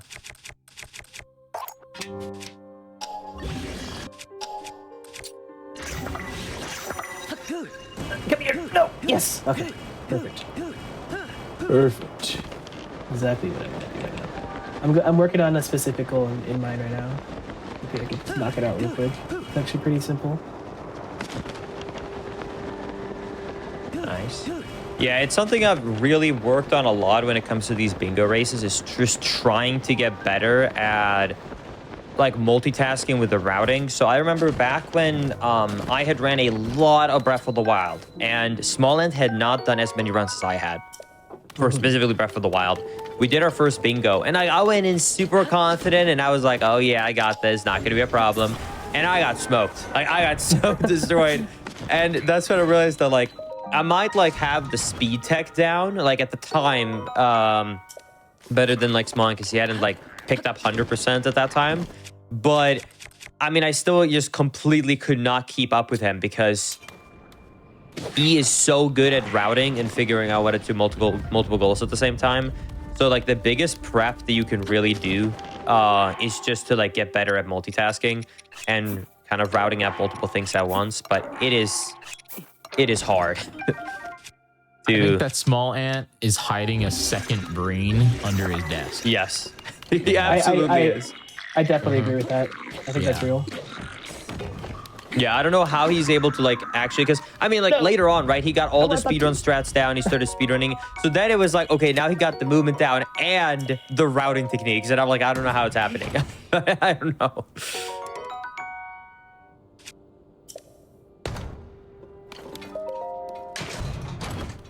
Quick question, do you think tonics count as elixirs? No. No, What? it doesn't say elixir, it says tonic. There's only Sorry, one tonic in the Crafty. entire game, though. Come on. Dude, it's like Then no it one walks into the bar and has a gin and tonic, and they're like, dude, sick elixir, what's that? Yeah. What? You know what? I might just go DM Smaller right now, and then we'll get the official referee answer. Okay. What gives him the what makes him the ruler of He made the goals. He made all of the goals. That's fair. Yeah. It's a pretty cut and dry one. I don't think there's any other elixir types I can make right now, so I hope that's the case. President in the chat saying BRB ordering a gin and elixir. I mean, I feel like life would be a little bit more interesting if we had actual real elixirs. I'm just saying. Would be kind of awesome. Back in the West, you know, it was all like snake oil and like all that jazz. Yeah, but those are fake. Those don't actually do It's anything. real though. It's real. It happened. Yeah.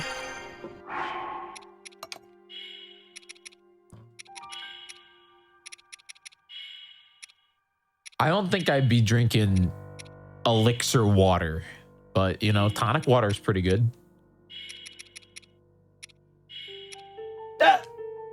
Oh, hello, bokoblins. Don't mind me. Hi. Here we go.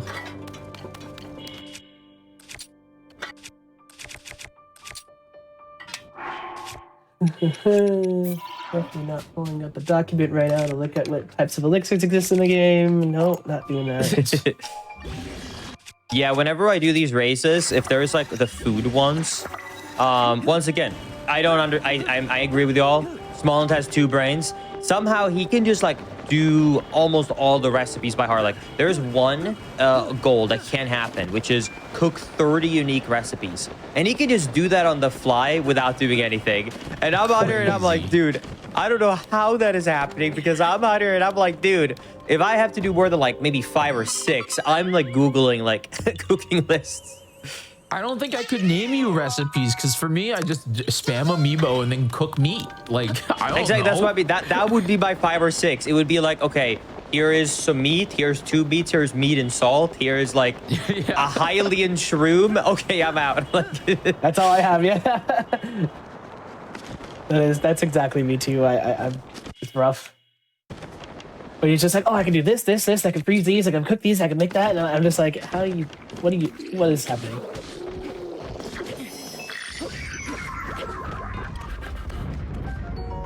Okay, that's 1.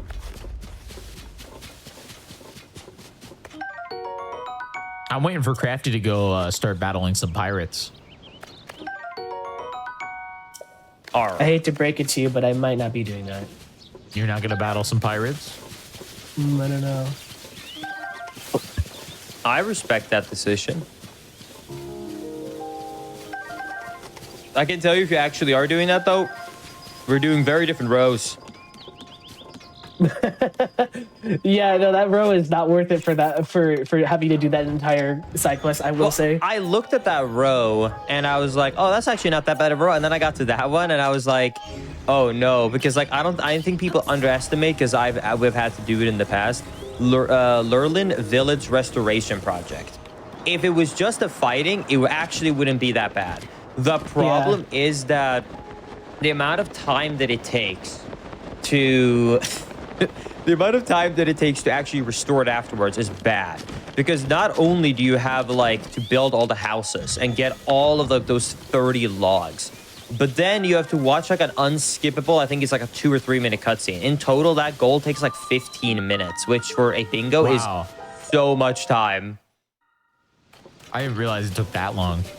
I thought it was just kill the pirates and then put the wood on the boats, but yeah, you reminded me of the houses and all that. Yeah, exactly. Yeah. No, that's because one time we did a race. I thought the same thing you did. So I just went for it like middle of the race. I was like, oh, this will be a good one. And then, nope. That is not what I meant to click. That is like, it was not that way at all. Okay.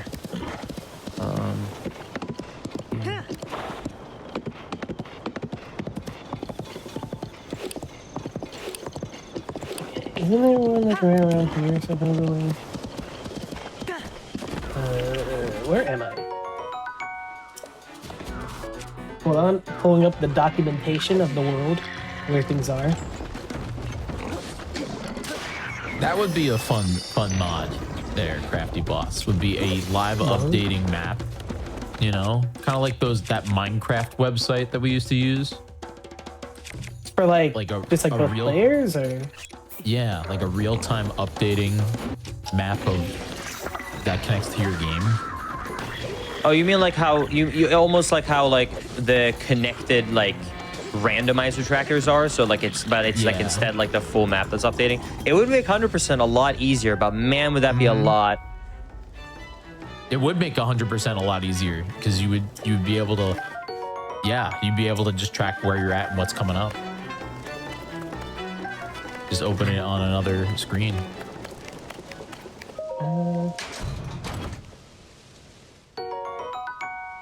Yeah, okay.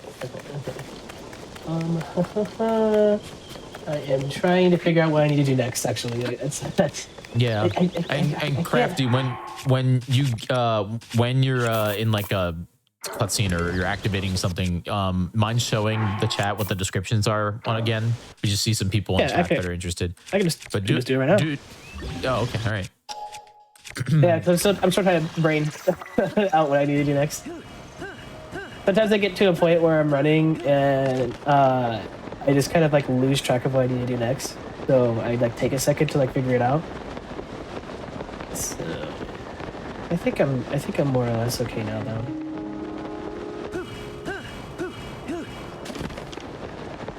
Here. Also, if you have any questions, by the way, like feel free to ask me or Crafty. Like even if it's technically like quote unquote spoiler thing, you know, like this is not the most important, you know, like race in the world. You know what I mean? It's not like there's money at stake here. So like if you have a question for any of us, even if it like might slightly give something away, like I think I can speak for both of us when I say that like that's totally fine. Like Yeah. as long as everyone is having a good time, then I think that's what matters. Yeah, I mean, I know I am. I think chat is too. One in the chat if you're having a good time. If I see a single 2, ooh. Sadly, I'm not mod here on GDQ, so I can't ban you, but oh, I'll be upset. Be quite angry. Maybe even flustered. Just a little.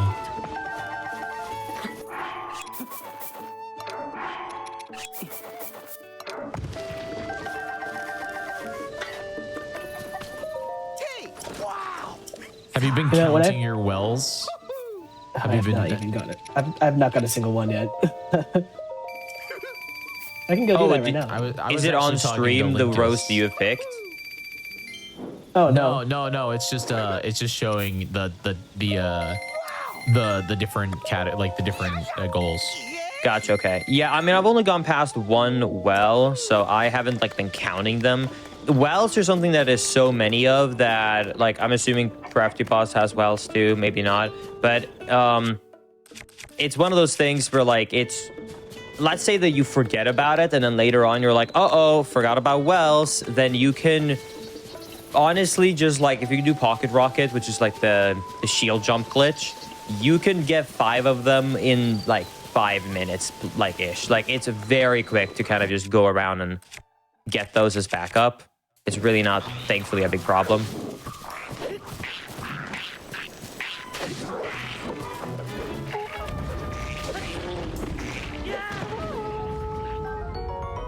We love recycling. I had a auto build cancel that was still active and following me around, and it was like perfectly in the right direction I needed to go, so I just used it again. Okay, You just hopped on board. bam. Damn, okay.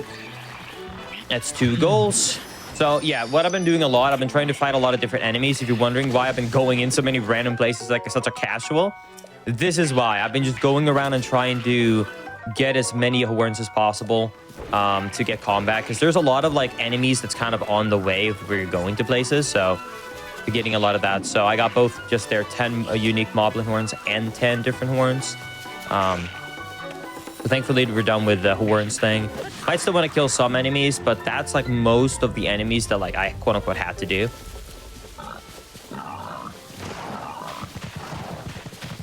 Uh-oh. Now the board's being looking a attacked. little green. Get out of here! Ah! Oh no, I just got ragdolled onto my auto build cancel. Am I fine? I'm fine. All right, we're good.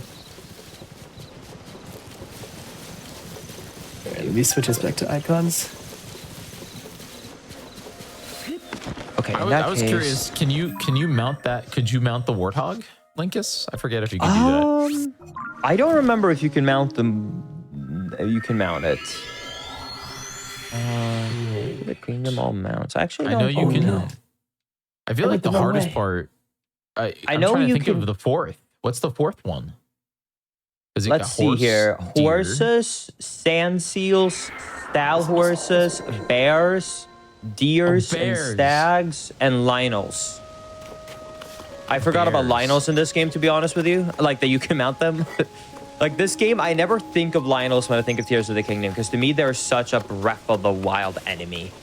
they're just not in this game. They're so rare in this game, which I kind of am sad about, actually. I know that they're mostly in the depths, but yeah, exactly. Like the enemies in the depths, it's just not the same as like, oh, like I'm sure you're the same as me. In Breath of the Wild, without what a good equipment, I had marked off like 3 or 4 Lionels on the map.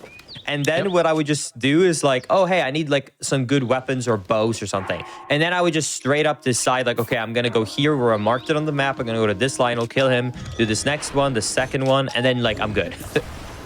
Yep. I did that too during my 100% playthrough. I marked them and I marked the taluses if I needed money. Like the specific, like the Elden Talus or whatever. And like a few of the other ones. Also, you can see right here something really cool. So if you're looking at my screen right now, you can see this thing doing this. So remember earlier I mentioned that like you like the auto build cancel slide. I think Crafty Boss was explaining that glitch. It makes it so like it floats in front of you like preview. You can do that to any object. So you can make it a lot easier and faster to do anything that requires you to bring something anywhere. Because then you can, normally you obviously if you're holding it, you can't like run, you can't jump, you can't fly, etc., etc. So it makes it a lot faster. Ooh, I'm getting some frame rate. Okay. Laggy.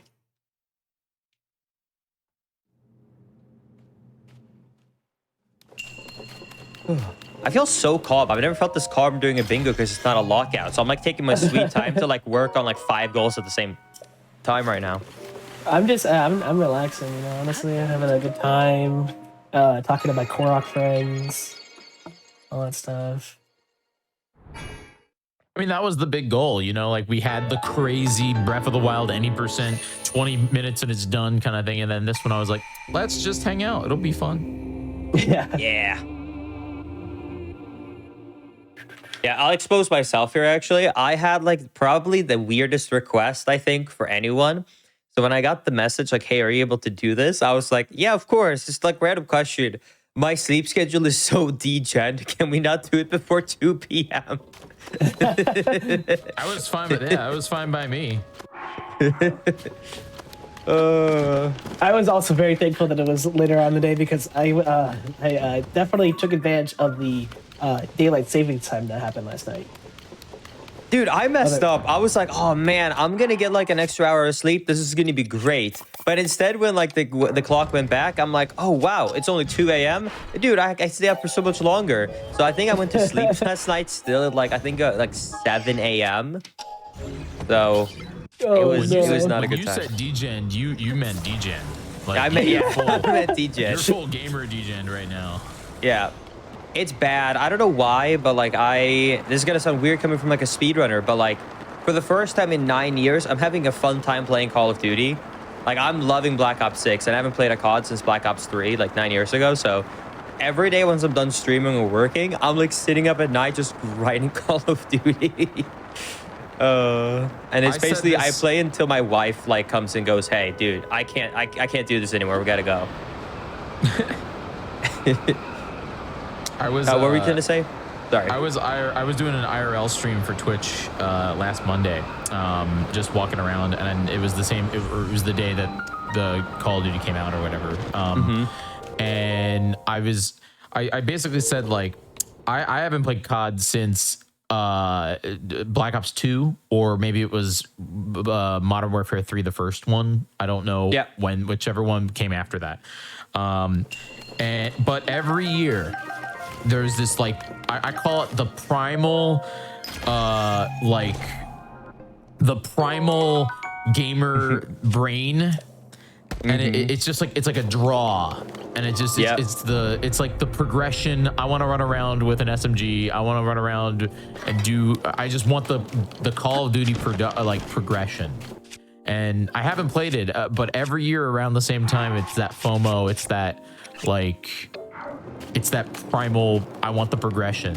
I don't know why. It's just, it happens. I don't know if that happens to everybody. It clearly did to you, Linkus, but No, I get it. Like, I happened mean, to I me. know I said I technically stopped 9 years ago by the release of Black Ops 3, but like, it's technically not true because I bought the next game after that, played it for like a few days and said, this sucks. And then I bought the next one. I did that 3 times in a row. Like, I'm that consumer who makes it the best selling. And after 3 games in a row of disappointment, I finally broke out of the curse. I was like, that's it. No more buying this game that I don't want. Then I've just not played it ever since. But this game got me back. I mean, I don't know. It's just like, because I think it's because it's on Game Pass, to be honest with you. If it wasn't like free on Game Pass, I would not have 100%. picked it up. No. I need a critter, bro. Where are they? No. I can't get any. Whatever, I'll leave.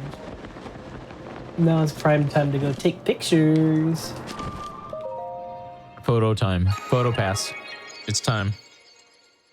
It's happening. What was everybody's thoughts on Nintendo's new Spotify competitor? I think it's kind of neat.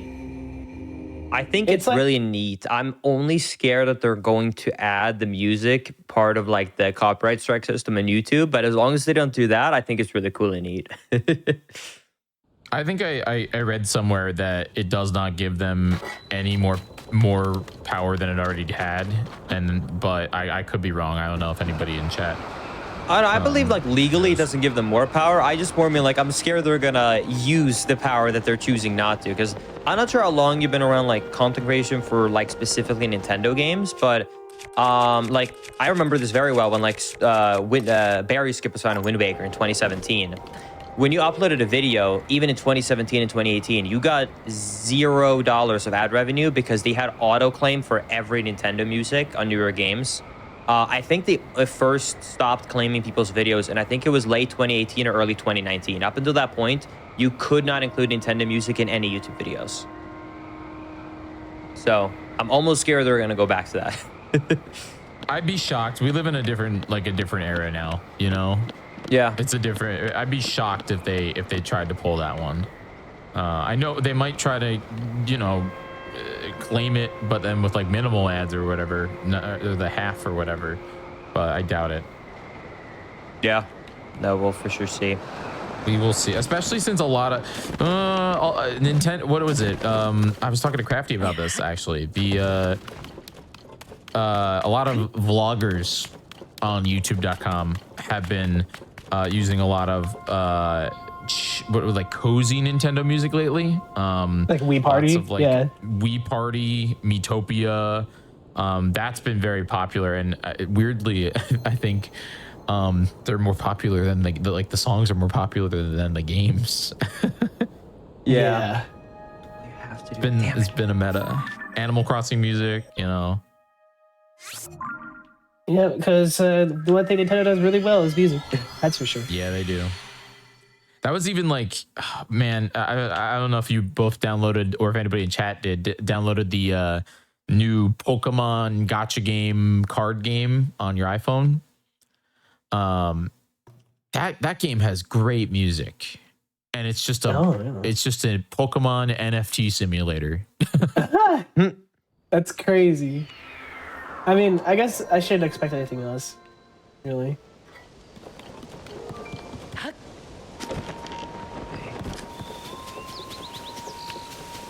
Well, hopefully I can do damage, because I do not have a lot of things I can use for damage output right now.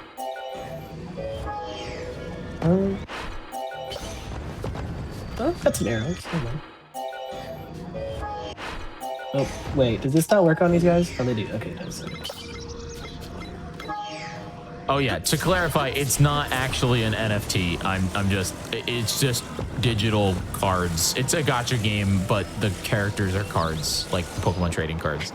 Oh, yeah. You mean like, okay, I know exactly now. Sorry. When you, I didn't want to say anything, but when you said that, I was like, I have no idea what game you're talking about. But when you clarified, okay. No, that makes sense. Okay. So you mean like just the literally just a digital trading card game. It's literally Pokemon cards, but digital. Okay. It's digital TCG, Pokemon but digital. cards. It's just a gacha game made by the same company that made Pokemon Masters EX.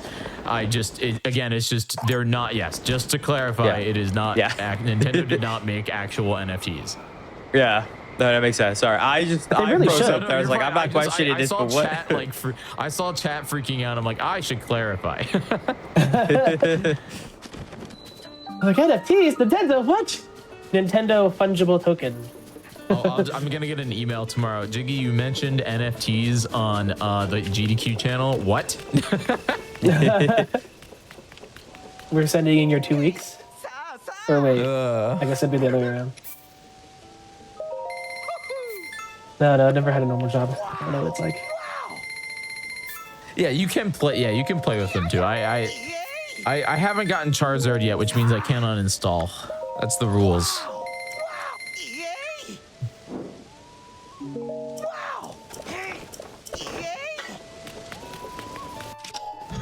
I wonder if I can find any critters here in Elden while I'm here.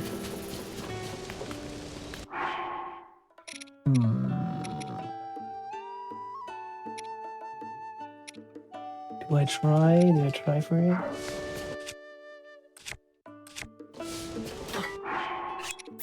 Oh wait, you know what? Oh, I know exactly what I'm gonna do. Never mind. Okay.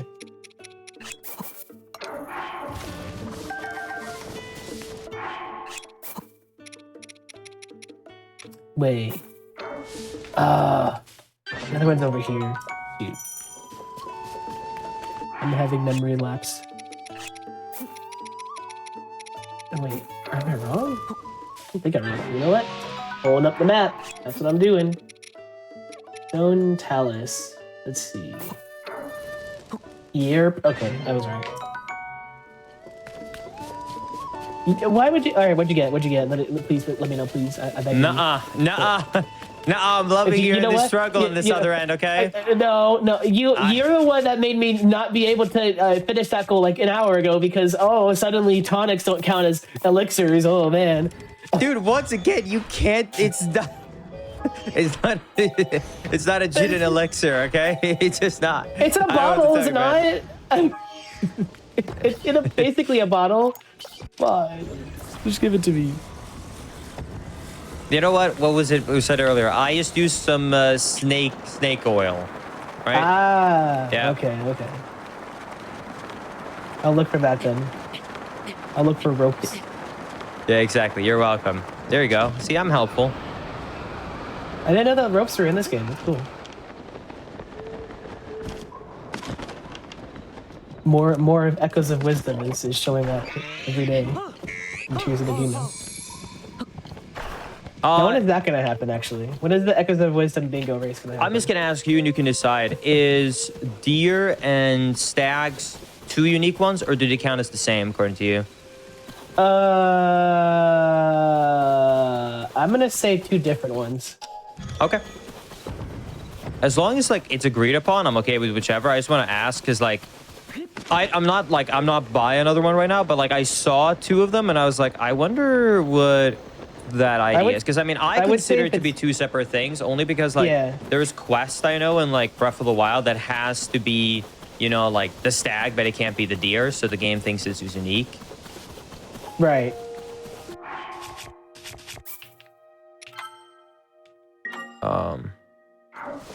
Oh, I missed. I didn't miss that time. Ooh.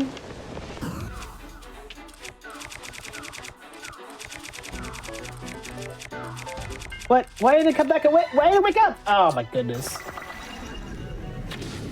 Just give me access to your rock, please. No! That's not good. There we go. Go to sleep. Thank you.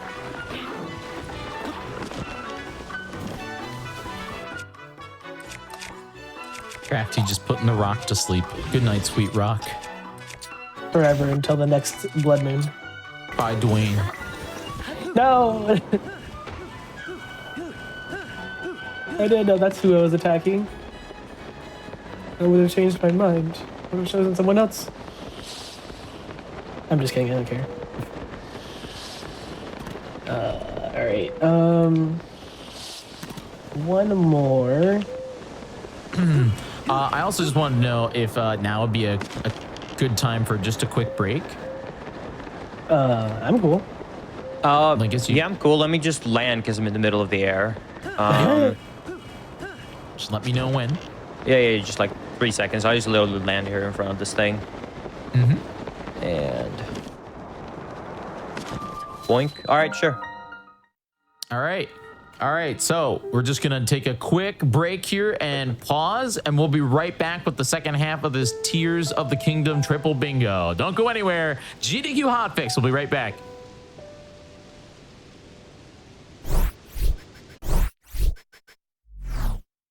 Welcome back, everybody. GDQ Hotfix. Oops, all Zelda weekend. This is it.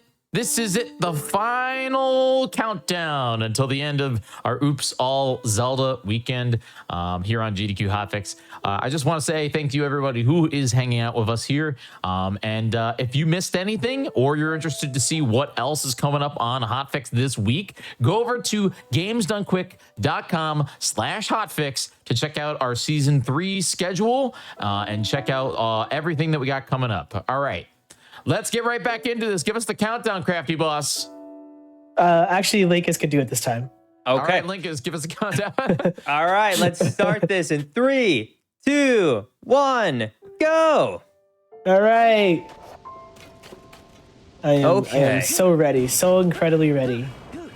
For everybody that's just joining us here, this is the Tears of the Kingdom triple bingo with Crafty Boss and Linkus. We see some different cool stuff going on here. It looks like Linkus is gathering the Koroks. Yeah, I'm getting 8 different type of unique Koroks, and thankfully I went here for a specific reason, which is that this area has a lot of different unique Koroks that I hadn't gotten yet. So I should be progressing throughout this goal really fast. You are going for a road that I am not. That is interesting to me. Whoa. What row are you going for? Are you going for Toland's bow? Oh, wait. Oh, I see what you're doing. I see what you're doing. Oh, you're going to visit a Coliseum too. Okay, I get it. That actually isn't visit a Coliseum. It's a much easier goal. Here, I will switch over to text for those who are joining, so that way they can see what's happening as I fall down this mountain. Okay. Which would be the thing that I was thinking I was going to do myself. I go here, do this, do these. Not that. I need to unfuse.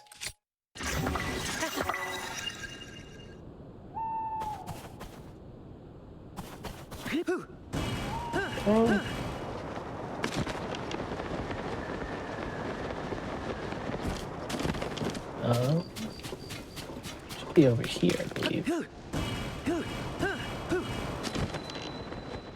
Oh, which edge is this by? Oh, where is it?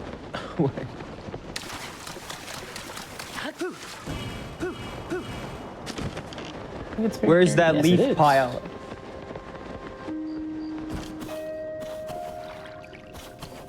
Okay. 4.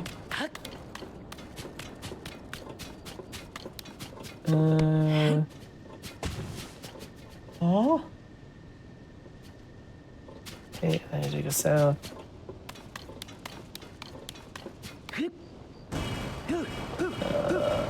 Wait. No, I don't need to go south. I need to go this way. Oh, right. It's right next to the Gleok. It's fine. It's fine. I'm fine. That's fine. I'm so confused. Where is this thing? It's actually post-game. It doesn't show up until then. Oh no, I had like such a good route planned, and then Oh, is that the leaf pile? Oh, thank goodness. Sorry, it's so hard to remember all of these exact Korok locations by heart. Like, after I memorized all of them for Breath of the Wild, I never wanted to try and do it for Tears of the Kingdom. I mean, I never did it in just in general. Neither Breath of the Wild or Tears of the Kingdom, I paid no attention to the like, Koroks. I was like, no, I don't want to do 1,000 of these or 900. Yeah. No, but like it's like one of those things where like when you try and speedrun 100% Breath of the Wild, what I noticed was that the time that I lost the most time to was just reading the notes, right? Of like where do I go next? Where is the next Korok? So just memorizing the whole route saved hours. So yeah, spent a long time memorizing that whole route.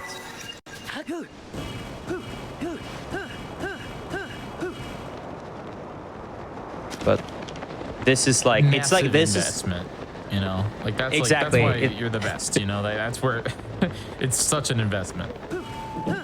Yeah, but it's like one of these things where it actually makes it harder that this game is very similar-ish to Breath of the Wild, because my brain knows in this area, like, oh yeah, I go up in this tree, then I jump down here, then I follow this flower down here, and then I know where all it would be in here, but in this area, like here, I'm like, wait, where is this? Because I have no idea exactly where they are located for Tears of the Kingdom, but it's so similar enough where my brain can't just learn the new location.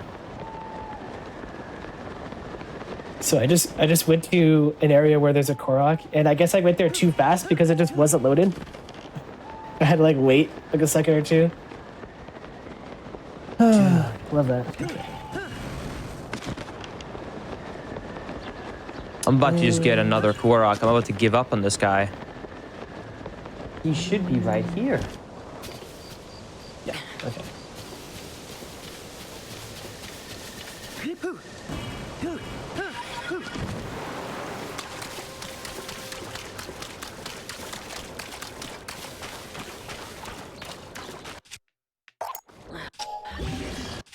Oh, you know what? I'm gonna ABC 1, 2, 3 even. Do I have one just hanging around me? Actually, I'm pretty sure I do. Oh no, I don't. Okay.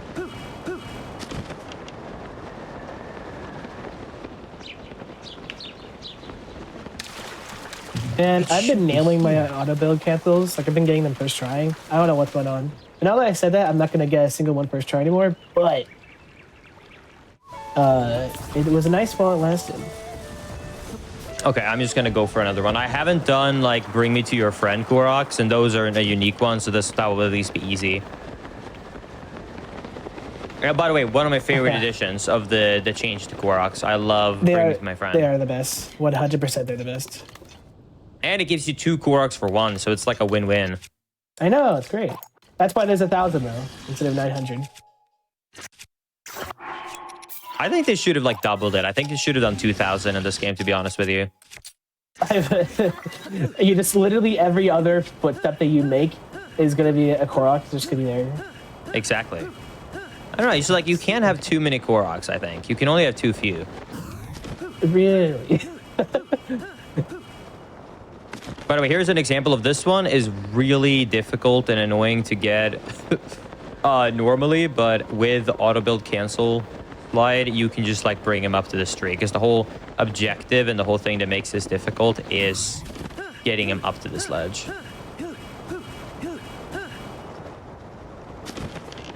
Okay, there we go. Oh no, I'm so close. I'm right behind you.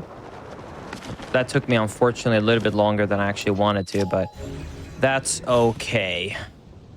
All right, back to focus modes. Then I want to go right there. Yeah. Why is this coming? Come on, work with me. Thank you. If any of you guys, by the way, try this yourselves, one thing I really am curious about, and I want you to like pay attention to this, because this is something that I never realized I did so much until I started to run bingos, was that I never realized how much I actually use the map. It's just something you take for granted, like you glance in your eyes and like you use it as a visual. It's not just the visual of like the area, but because a lot of things look kind of similar-ish, you really use the map.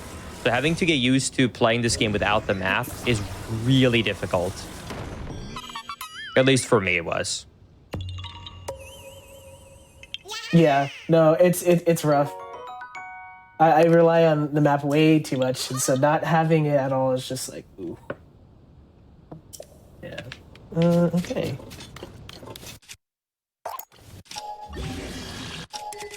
What do you mean fuse has already been used on this? Oh. Well, you know what? I want another one.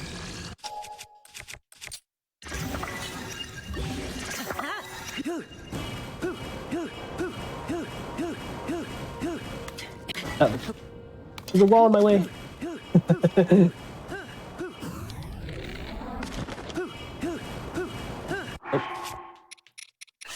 These.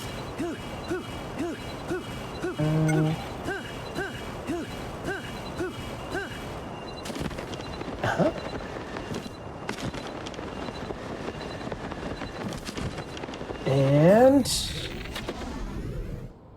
I'm seeing some moves here. I'm seeing some moves here on both sides, you know. that's generally the goal when it comes to these. What, making you gotta moves? doing things, objectives and stuff. Okay. Maybe even completing a couple while you're at it. Oh damn! Okay. This is gonna be close. Yeah. This is gonna be close. Okay. Yeah, I kind of brain farted one thing though, which is losing me a lot of time. I forgot to get, when I should have done it earlier, I forgot to start the quest for the pictures. That really does scare me. Uh-oh. Yeah.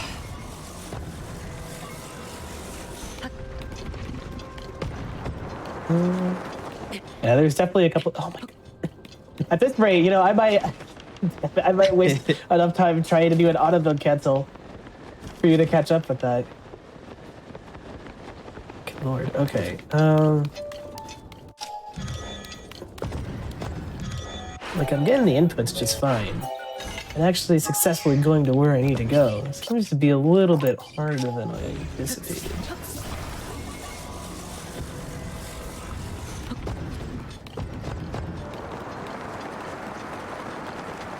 Over here. Yeah, there it is.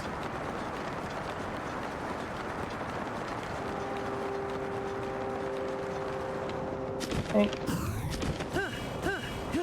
Just head this way now, and we're gonna be chilling. Okay, now I'm falling to my death. Okay, let's check something.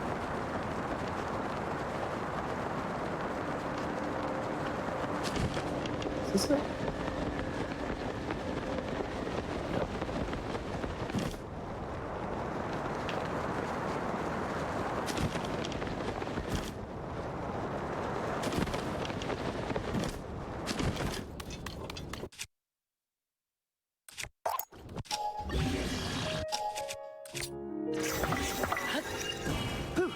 Oh. Bug. I found a bug.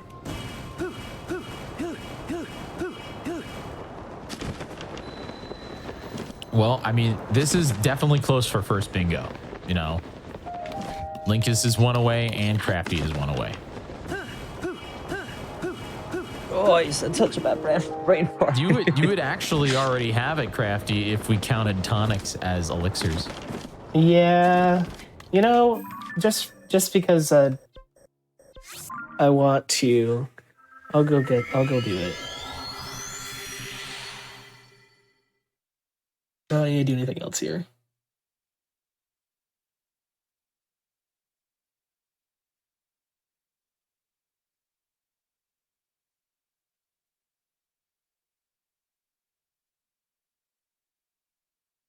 Yeah, this is taking a while to load. Okay, here we go. Yeah. Getting a little bit nervous here.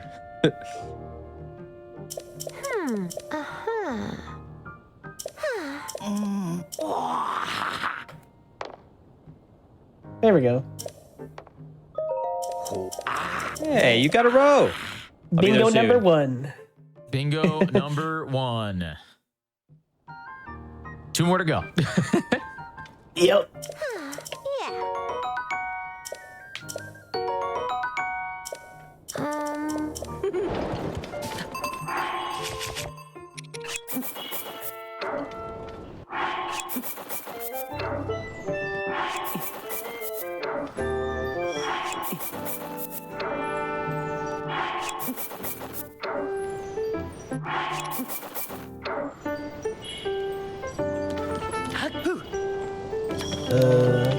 This way, right?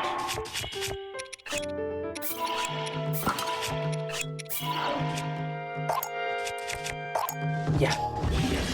Okay.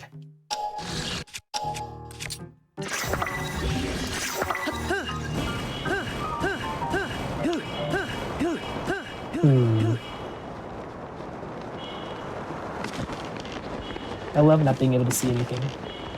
Oh, me too.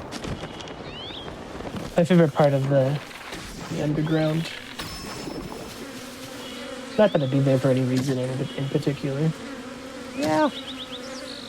Yeah, I no just like ascending or anything. No, no. I don't even have that ability. I'm still in the Great Sky Island. Oh no, you died! Not the beast! You died! Oh my god, that's Bees. gotta be a huge time loss. Oh, I did lose a lot of time because I died and I was like, oh my god, I forgot to drop my stupid fairies. oh no! So I had to like reload Crafty and though, redo too. it and drop the fairies. Yeah, that exact thing happened to me. So.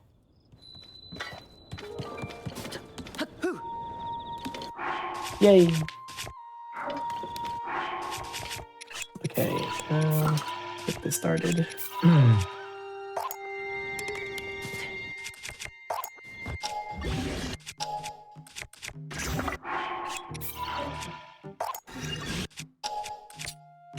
Two more goals.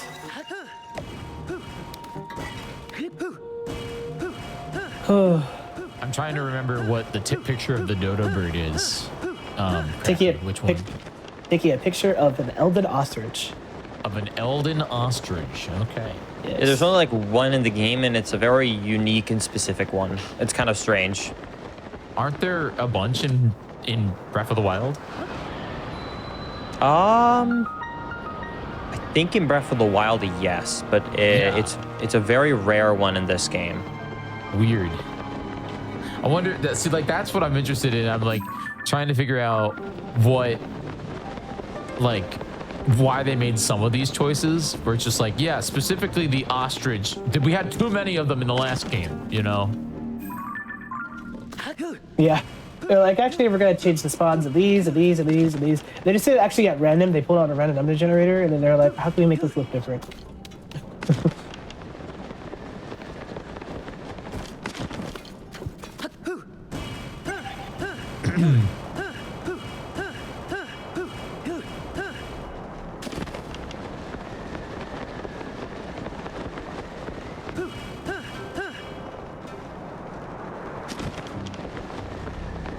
Here.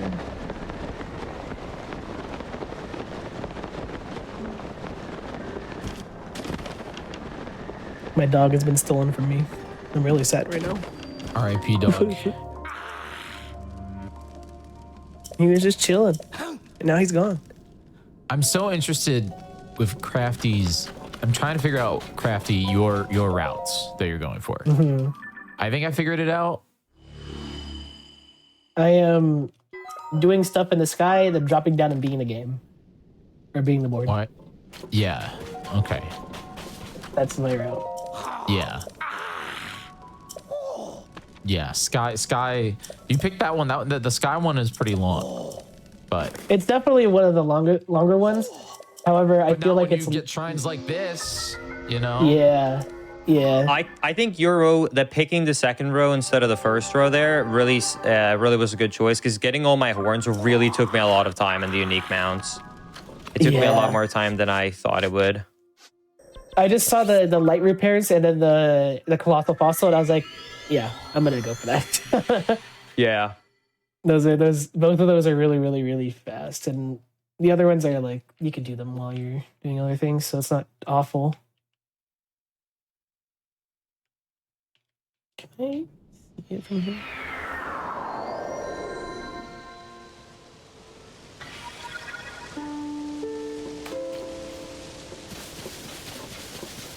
So we'll just do this.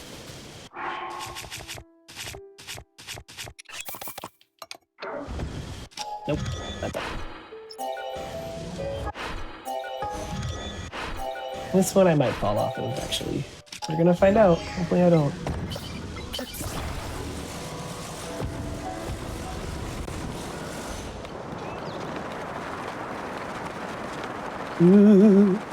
Ooh, it's shaking. And okay, stabilized. Nice. If you guys are just joining us here, because I feel like a few people might be, we are in the middle of Tears of the Kingdom triple bingo with Linkus7 and Crafty Boss. It's a lot of fun so far, and I can feel the serious time happening. It's starting to come down to it. Yeah. This race is pretty neck and neck. Yeah, sorry for locking in. I'm like, oh boy. No. Like- Don't apologize. You know, I understand. Once you hit like the home stretch, it's like, oh boy. Yeah.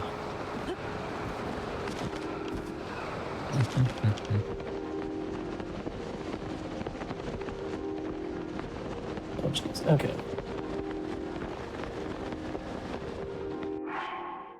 Uh-oh.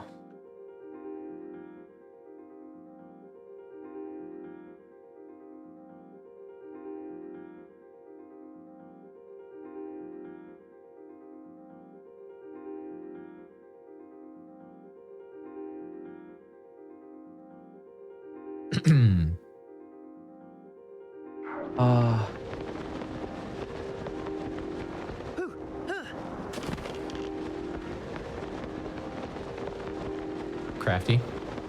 Oh, he might have dropped. Cheating. Yeah, his he's cheating. Yeah, Linkus, Yeah, of just, course. Just hold for a second. Yeah, let me just land here. Bam, landed. Looks like Crafty might have lost connection, but don't worry, we're gonna get that all sorted out. Do you want to go to? Do you want to do that? I was gonna just talk to Linkus about Wind Waker. Okay. I'm okay with whatever. We'll be right back. We're just gonna take a quick break to get Crafty back in here. Okay.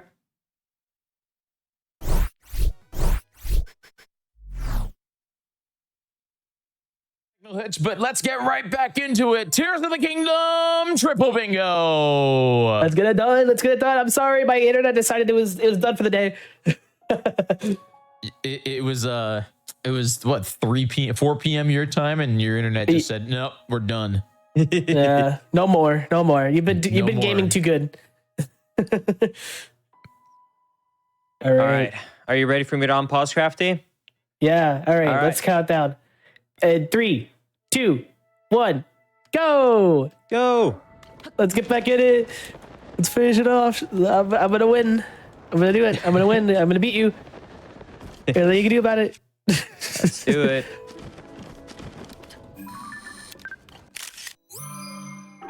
Oh man. Link is instantly coming in frame one with that ostrich. Is that really the only ostrich in the game? Yes. If you There's go on gotta like be an more. if you if you go to the object map, that is the only one. That's crazy. I feel like they just spawn around though. Nope. That's Breath in of the Breath Wild. of the Wild. In Breath of the Tears Wild, of the there's Kingdom, ostriches you have that everywhere. one set spawn, and not only is it a set spawn, it's even more evil than that.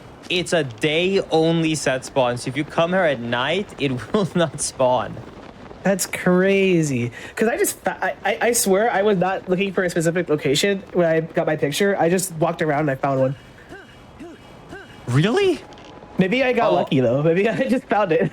I've had to have gone like I go out of my way because I know like that's the one spot. Like the one consistent location. Yeah. Yeah, exactly. Okay, I could definitely see that then.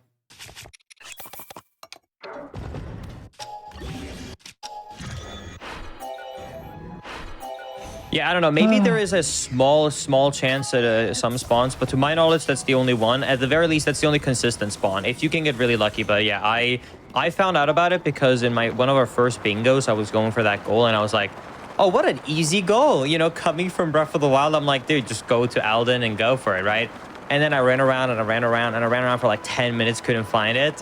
And then I looked at the object map and I was like, now I know why Small End picked this one as a goal, because there is only one of them. Yeah. Maybe he just really wanted a picture though. Because if you took it, it's like Yeah, you'll know what I'm talking about. It's like in a core. It's like on top of a like rock against a wall. Yeah, it was.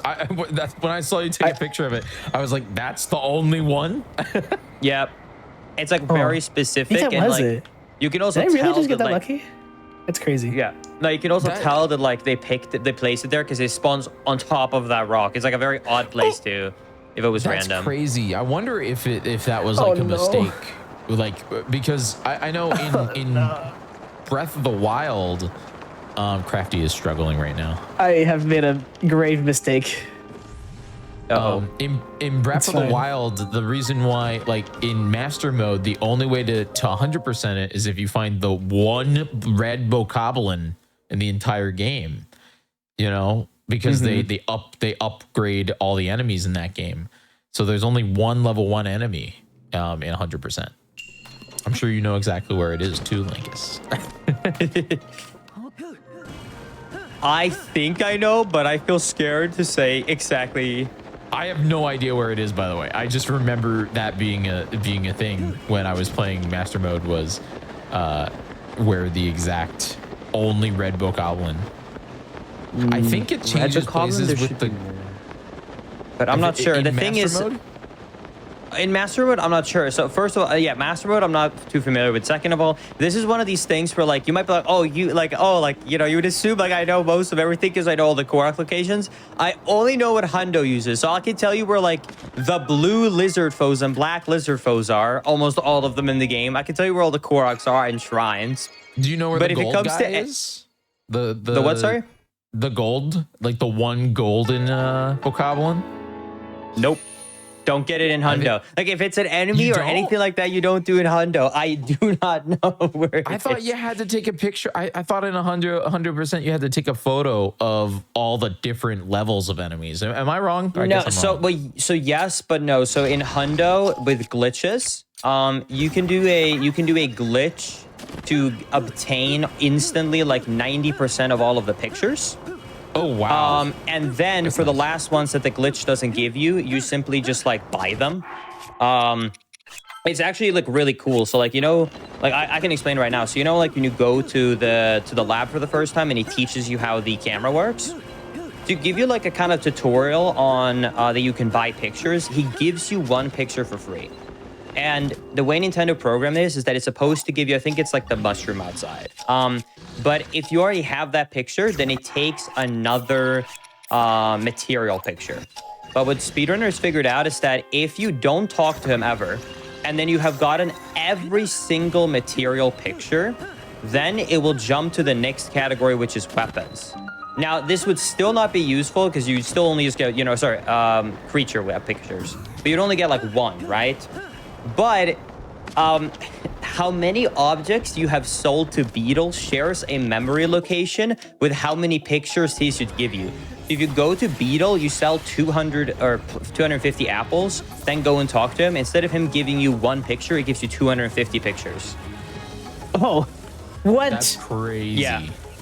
What kind so of memory throughout the game- manipulation? That's crazy. Yeah, so throughout the run on the old route, now I think you just buy everything because you can duplicate more, but in the old route, yeah, you would just like literally just spam getting as many apples as you could throughout the run, get like 200, and then when you get to the end of the game, the main category, the big one that is 200, you just get all of them at once, and then after that, you then just buy the last few ones that you didn't get yet.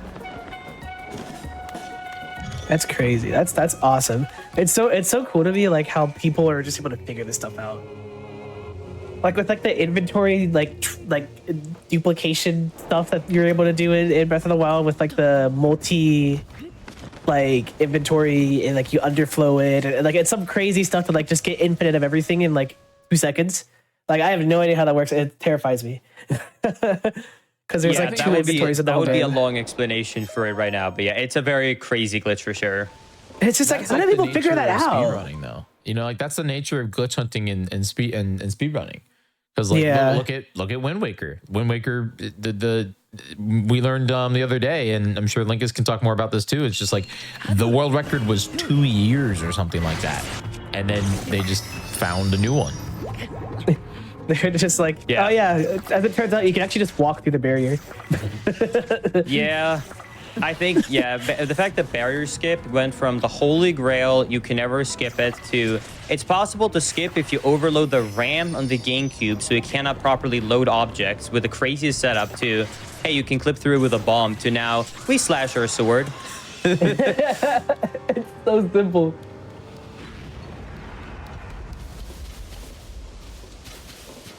All right, I need to get one more.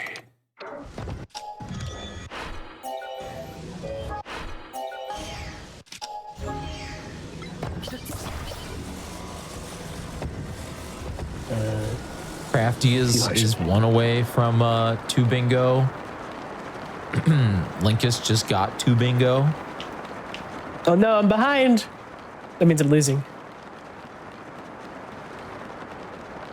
No, I think you'll be fine, trust me. What do you have Linkus left? does not have another one set up here. He's doing some. He has some options, but Oh yeah, it's the one that's super close to the ground. That's right. I forgot about that. Crazy. I wish there was a way to fall fast. I feel like in this game, it takes forever to fall down, especially when you're at the world height limit.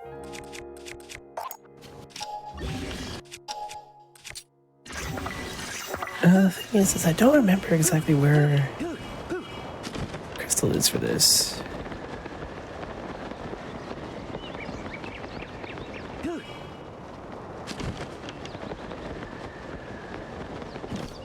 I will grant you a light that banishes evil. Powerful.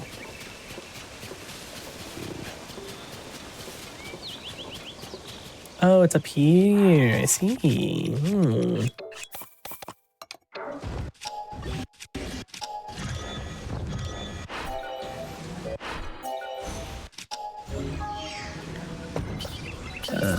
Come on. No, there you go.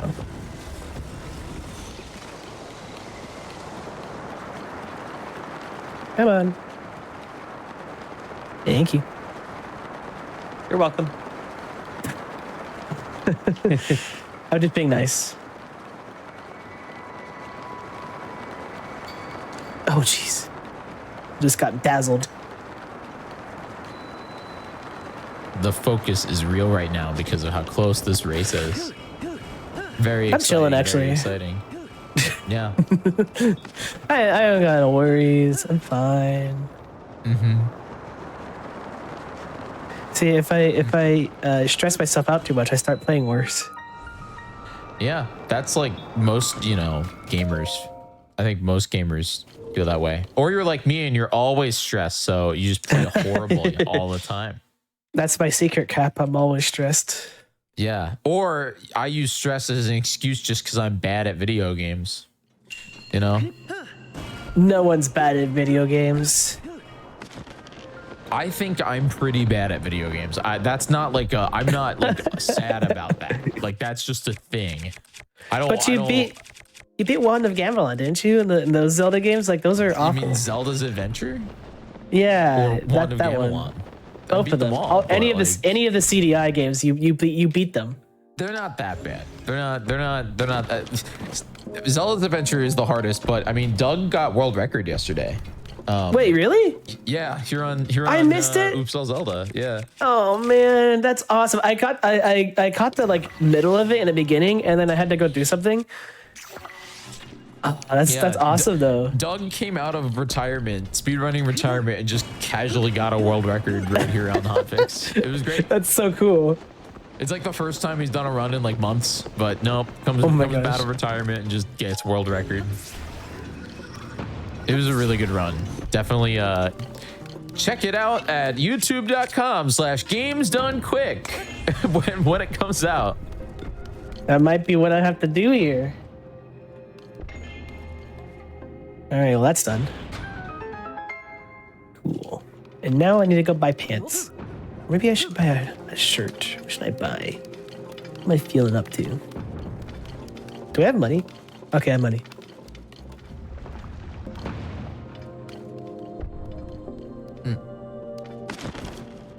Forgot to wrap this in earlier when I was at Lookout Landing. Should have bought pants when I had the chance.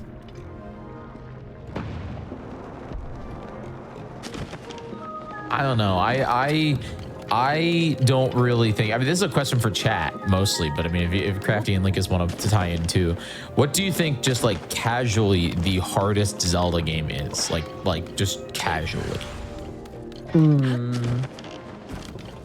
I Link to the Past is pretty hard. That's an interesting one. Zelda 1 is also really hard if you don't have a map. And you're just kind of going around. Yeah, like you need blindly. It's rough. It's real rough. But I guess that's kind of the point. But also, dang, you can spend hours and hours on that game. I just got screwed by something. I think that actually has lost it. Oh no.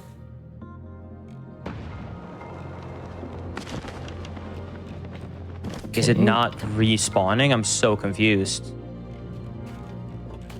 I thought you have to hit the buttons to respawn it, but I mean, I don't know. I did. I dropped it into the abyss because I was like, maybe that's why. Oh, there we go. Okay, finally respawn. I was gonna say. Yeah. Oh man. Zelda 2 is a pretty good take. That I think Zelda 2 casually is rough. Yeah. Zelda 2 is, in my opinion, almost unplayable for the casual player until they put it on NSO and you could rewind.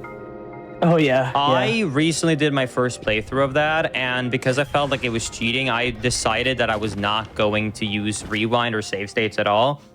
And I'm recommending anyone online to never do that because it's not. There's a difference between a fun, difficult challenge and something that is like, yeah, exactly, something that is just tedious for no reason. And I would describe that as just tedious for no reason because, like, yeah. A boss that's difficult is awesome, but like it's like, oh yeah, I died, so now I have to spend 15 minutes to walk back to where I were. That's not a fun challenge. That just gets annoying after 6-7 times. So even if you don't want to cheat, don't save state before the boss. Just save state like when you make it to the dungeon or something, you know? And then at least you're cutting out like the backtracking and the really tedious stuff. I think that that's a really good way of doing it. Like if you're worried about like it being too easy, don't use rewind, but just do a save state right when you get to a dungeon. I think that's a good way of pointing it. I like doing it. Treat it as save stations. Then you still capture the difficulty they wanted, but you don't have to like get annoyed at it. You don't have to walk back from literally the middle, like the beginning of the game. Yep, exactly. Yeah, even like the quote unquote, I have a hard time to even use this word, but quote unquote shortcuts that they give you are so not shortcuts. Like they give you them to you, like they basically give you access to getting somewhere easier once you are already done with that area. And it doesn't really help much at that point anyways. Yeah, and I see a lot of people in chat referring to Dark Souls when we're talking about salty runback, but I think that there's a difference where like Dark Souls, the salty runback is engaging. You know, you do it, you can get good, you can go faster. Where Zelda 2, the salty runback is just avoid enemies. It's very tedious. I hate to break it to you, but time. Oh. Damn. Sorry, didn't mean to interject there, but it's over. I lost too much time there on the on getting screwed on that last shrine because I just got this, and I was hello. Oh, I can't even click because the time is over. Wait, really? You can't click anymore? Oh, yeah. There. You got it? I literally just have died close now. I mean, I can finish if you want in 3 minutes, but yeah, you might as well. You know, yeah. You said 3 minutes. Yeah, yeah. That's how close it was. That's awesome. Yeah, I literally just I got the well. Yeah, what happened on the Sky Shrine was I went for a Sky Shrine I thought didn't have a challenge to it, and then it was like one that I actually didn't know. I remember, I should say, and you have to like turn off and on the gravity with the boulder. And I got up to the second floor, walked around, and I like took me a while to figure it out. And then because the rock didn't fall down, but it was still technically on the side, it just made it so that I was just standing around, you know, waiting, and it screwed me over. Yeah, damn. Yeah, I tried to go to the crystal shrines that are like out and about because all of those give you blessings basically. Like I think there's only a couple that don't do that. And then there's for a also similar strat. yeah. That I'll was just say like one that was the thing. only thing I did. Crafty looked like he was sweating when Linkus got the two in a row, like or not like two objectives like instantly. Yeah, I was like, You oh. cooked. Yeah, that was pretty smart. The synergy on that was really good. Yeah. Yeah, no, I thought, I must have been wrong. I thought from my memory that when you go to the maces, you know, like the maces that are in the sky, on the ground, and in the depths? The shrine you get from the 3 maces in the sky, I thought all of those were just straight up a blessing. And one of them is just straight up run up and bless. And the second one is, you know, like it's run up and bless, but you have to shoot the torches because like it goes up in the sky. You shoot the 2 torches, it comes back down. Oh yeah, it's like a fake one. Exactly, but it's still super fast. So I thought that the third one would be the same. I haven't done it in a long time, but I thought the third one would just be the same. The third one is like a full-out quest, and that's what lost me so much time. Oh man, I just had no memory of that being a thing. yeah. Trying to think of it. No, a good blessing one is there's a blessing shrine that's right on Dragonhead Isles. Like it's the one that's like right before you get the mask. Like that one's like you literally just drop down through the hole and you just press A and you're done. There's no challenge or anything. Yeah.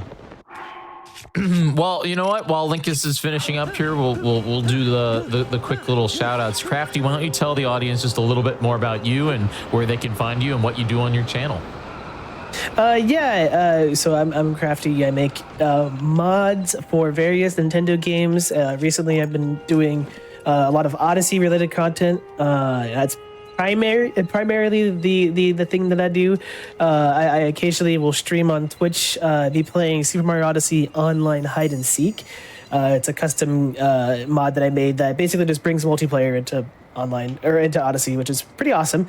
But yeah, besides that, I kind of I've just been like playing a lot of other video games, and I've been playing this game a lot, playing Bingo with Small and a couple other people, and that's basically that's basically where I've been at for the majority of my time here on Twitch.television. But yeah, that is it pretty much.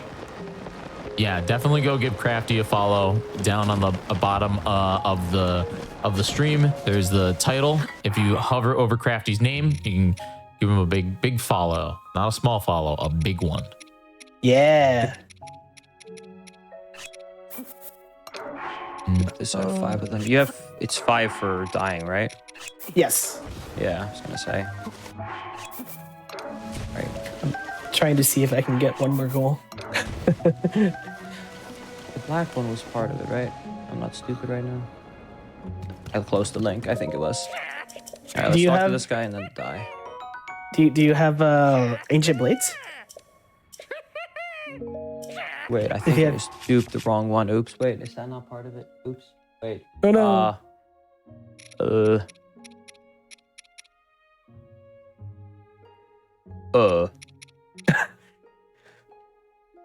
Uh-oh. Maybe. Nah, wait. Oh, that one works. Very good. You're so back. Okay. I just had to talk to him and Here it is. It should be done. Hold on. All right, talk to him. Dye these clothes. Please die. Choose a color. Change clothes. Oops. All Zelda. It's the name. It's the name. It's the name. Oh my gosh. I had to say it. I'm sorry. You said it. I had to say it. You had the setup. Okay, skip the cutscene and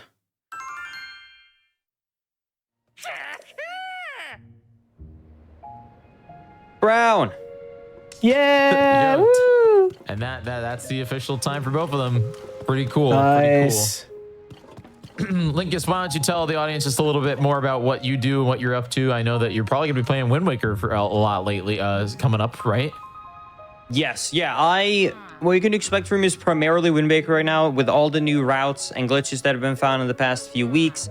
I'm doing a lot of Wind Waker speedruns on Twitch, and the occasional randomizers and fun content in between. Right now, I'm trying to tackle a max settings Skyward Sword randomizer. The HD version is they added more locations, so there's like 700 of them. So I'm in the middle of that as well. So yeah, a lot of randomizers, Wind Waker speedruns, and then make some fun YouTube videos on what's going on in the speedrunning community, and that's pretty much it. Pretty amazing. Thank you so much for this incredible run, both of you. Thank you for being on Oops All Zelda and wrapping it up for us. I really appreciate it. It was a good time. Thank you for inviting us. Yeah, absolutely. With that, everybody, that's it. That is it. That's the end of GDQ Hotfix Oops All Zelda weekend. Thank you very much for hanging out with me all weekend. It's been an absolute blast. Once again, my name is Jiggy, and if you enjoy this, make sure you hit the follow button here on GDQ, because we do all kinds of different stuff throughout the week. I'll be back next Tuesday, I think or next Thursday, I think or no, Wednesday. I don't know when I'll be next on GDQ. One of those days next week. So I'll be back here on the channel, and thank you very much for hanging out with me. You're incredible. And yeah, stick around. If you missed the beginning of the show, the Legend of Zelda Skyward Sword HD harp will be replayed right after this. Don't go anywhere. Thank you for watching, and see you soon.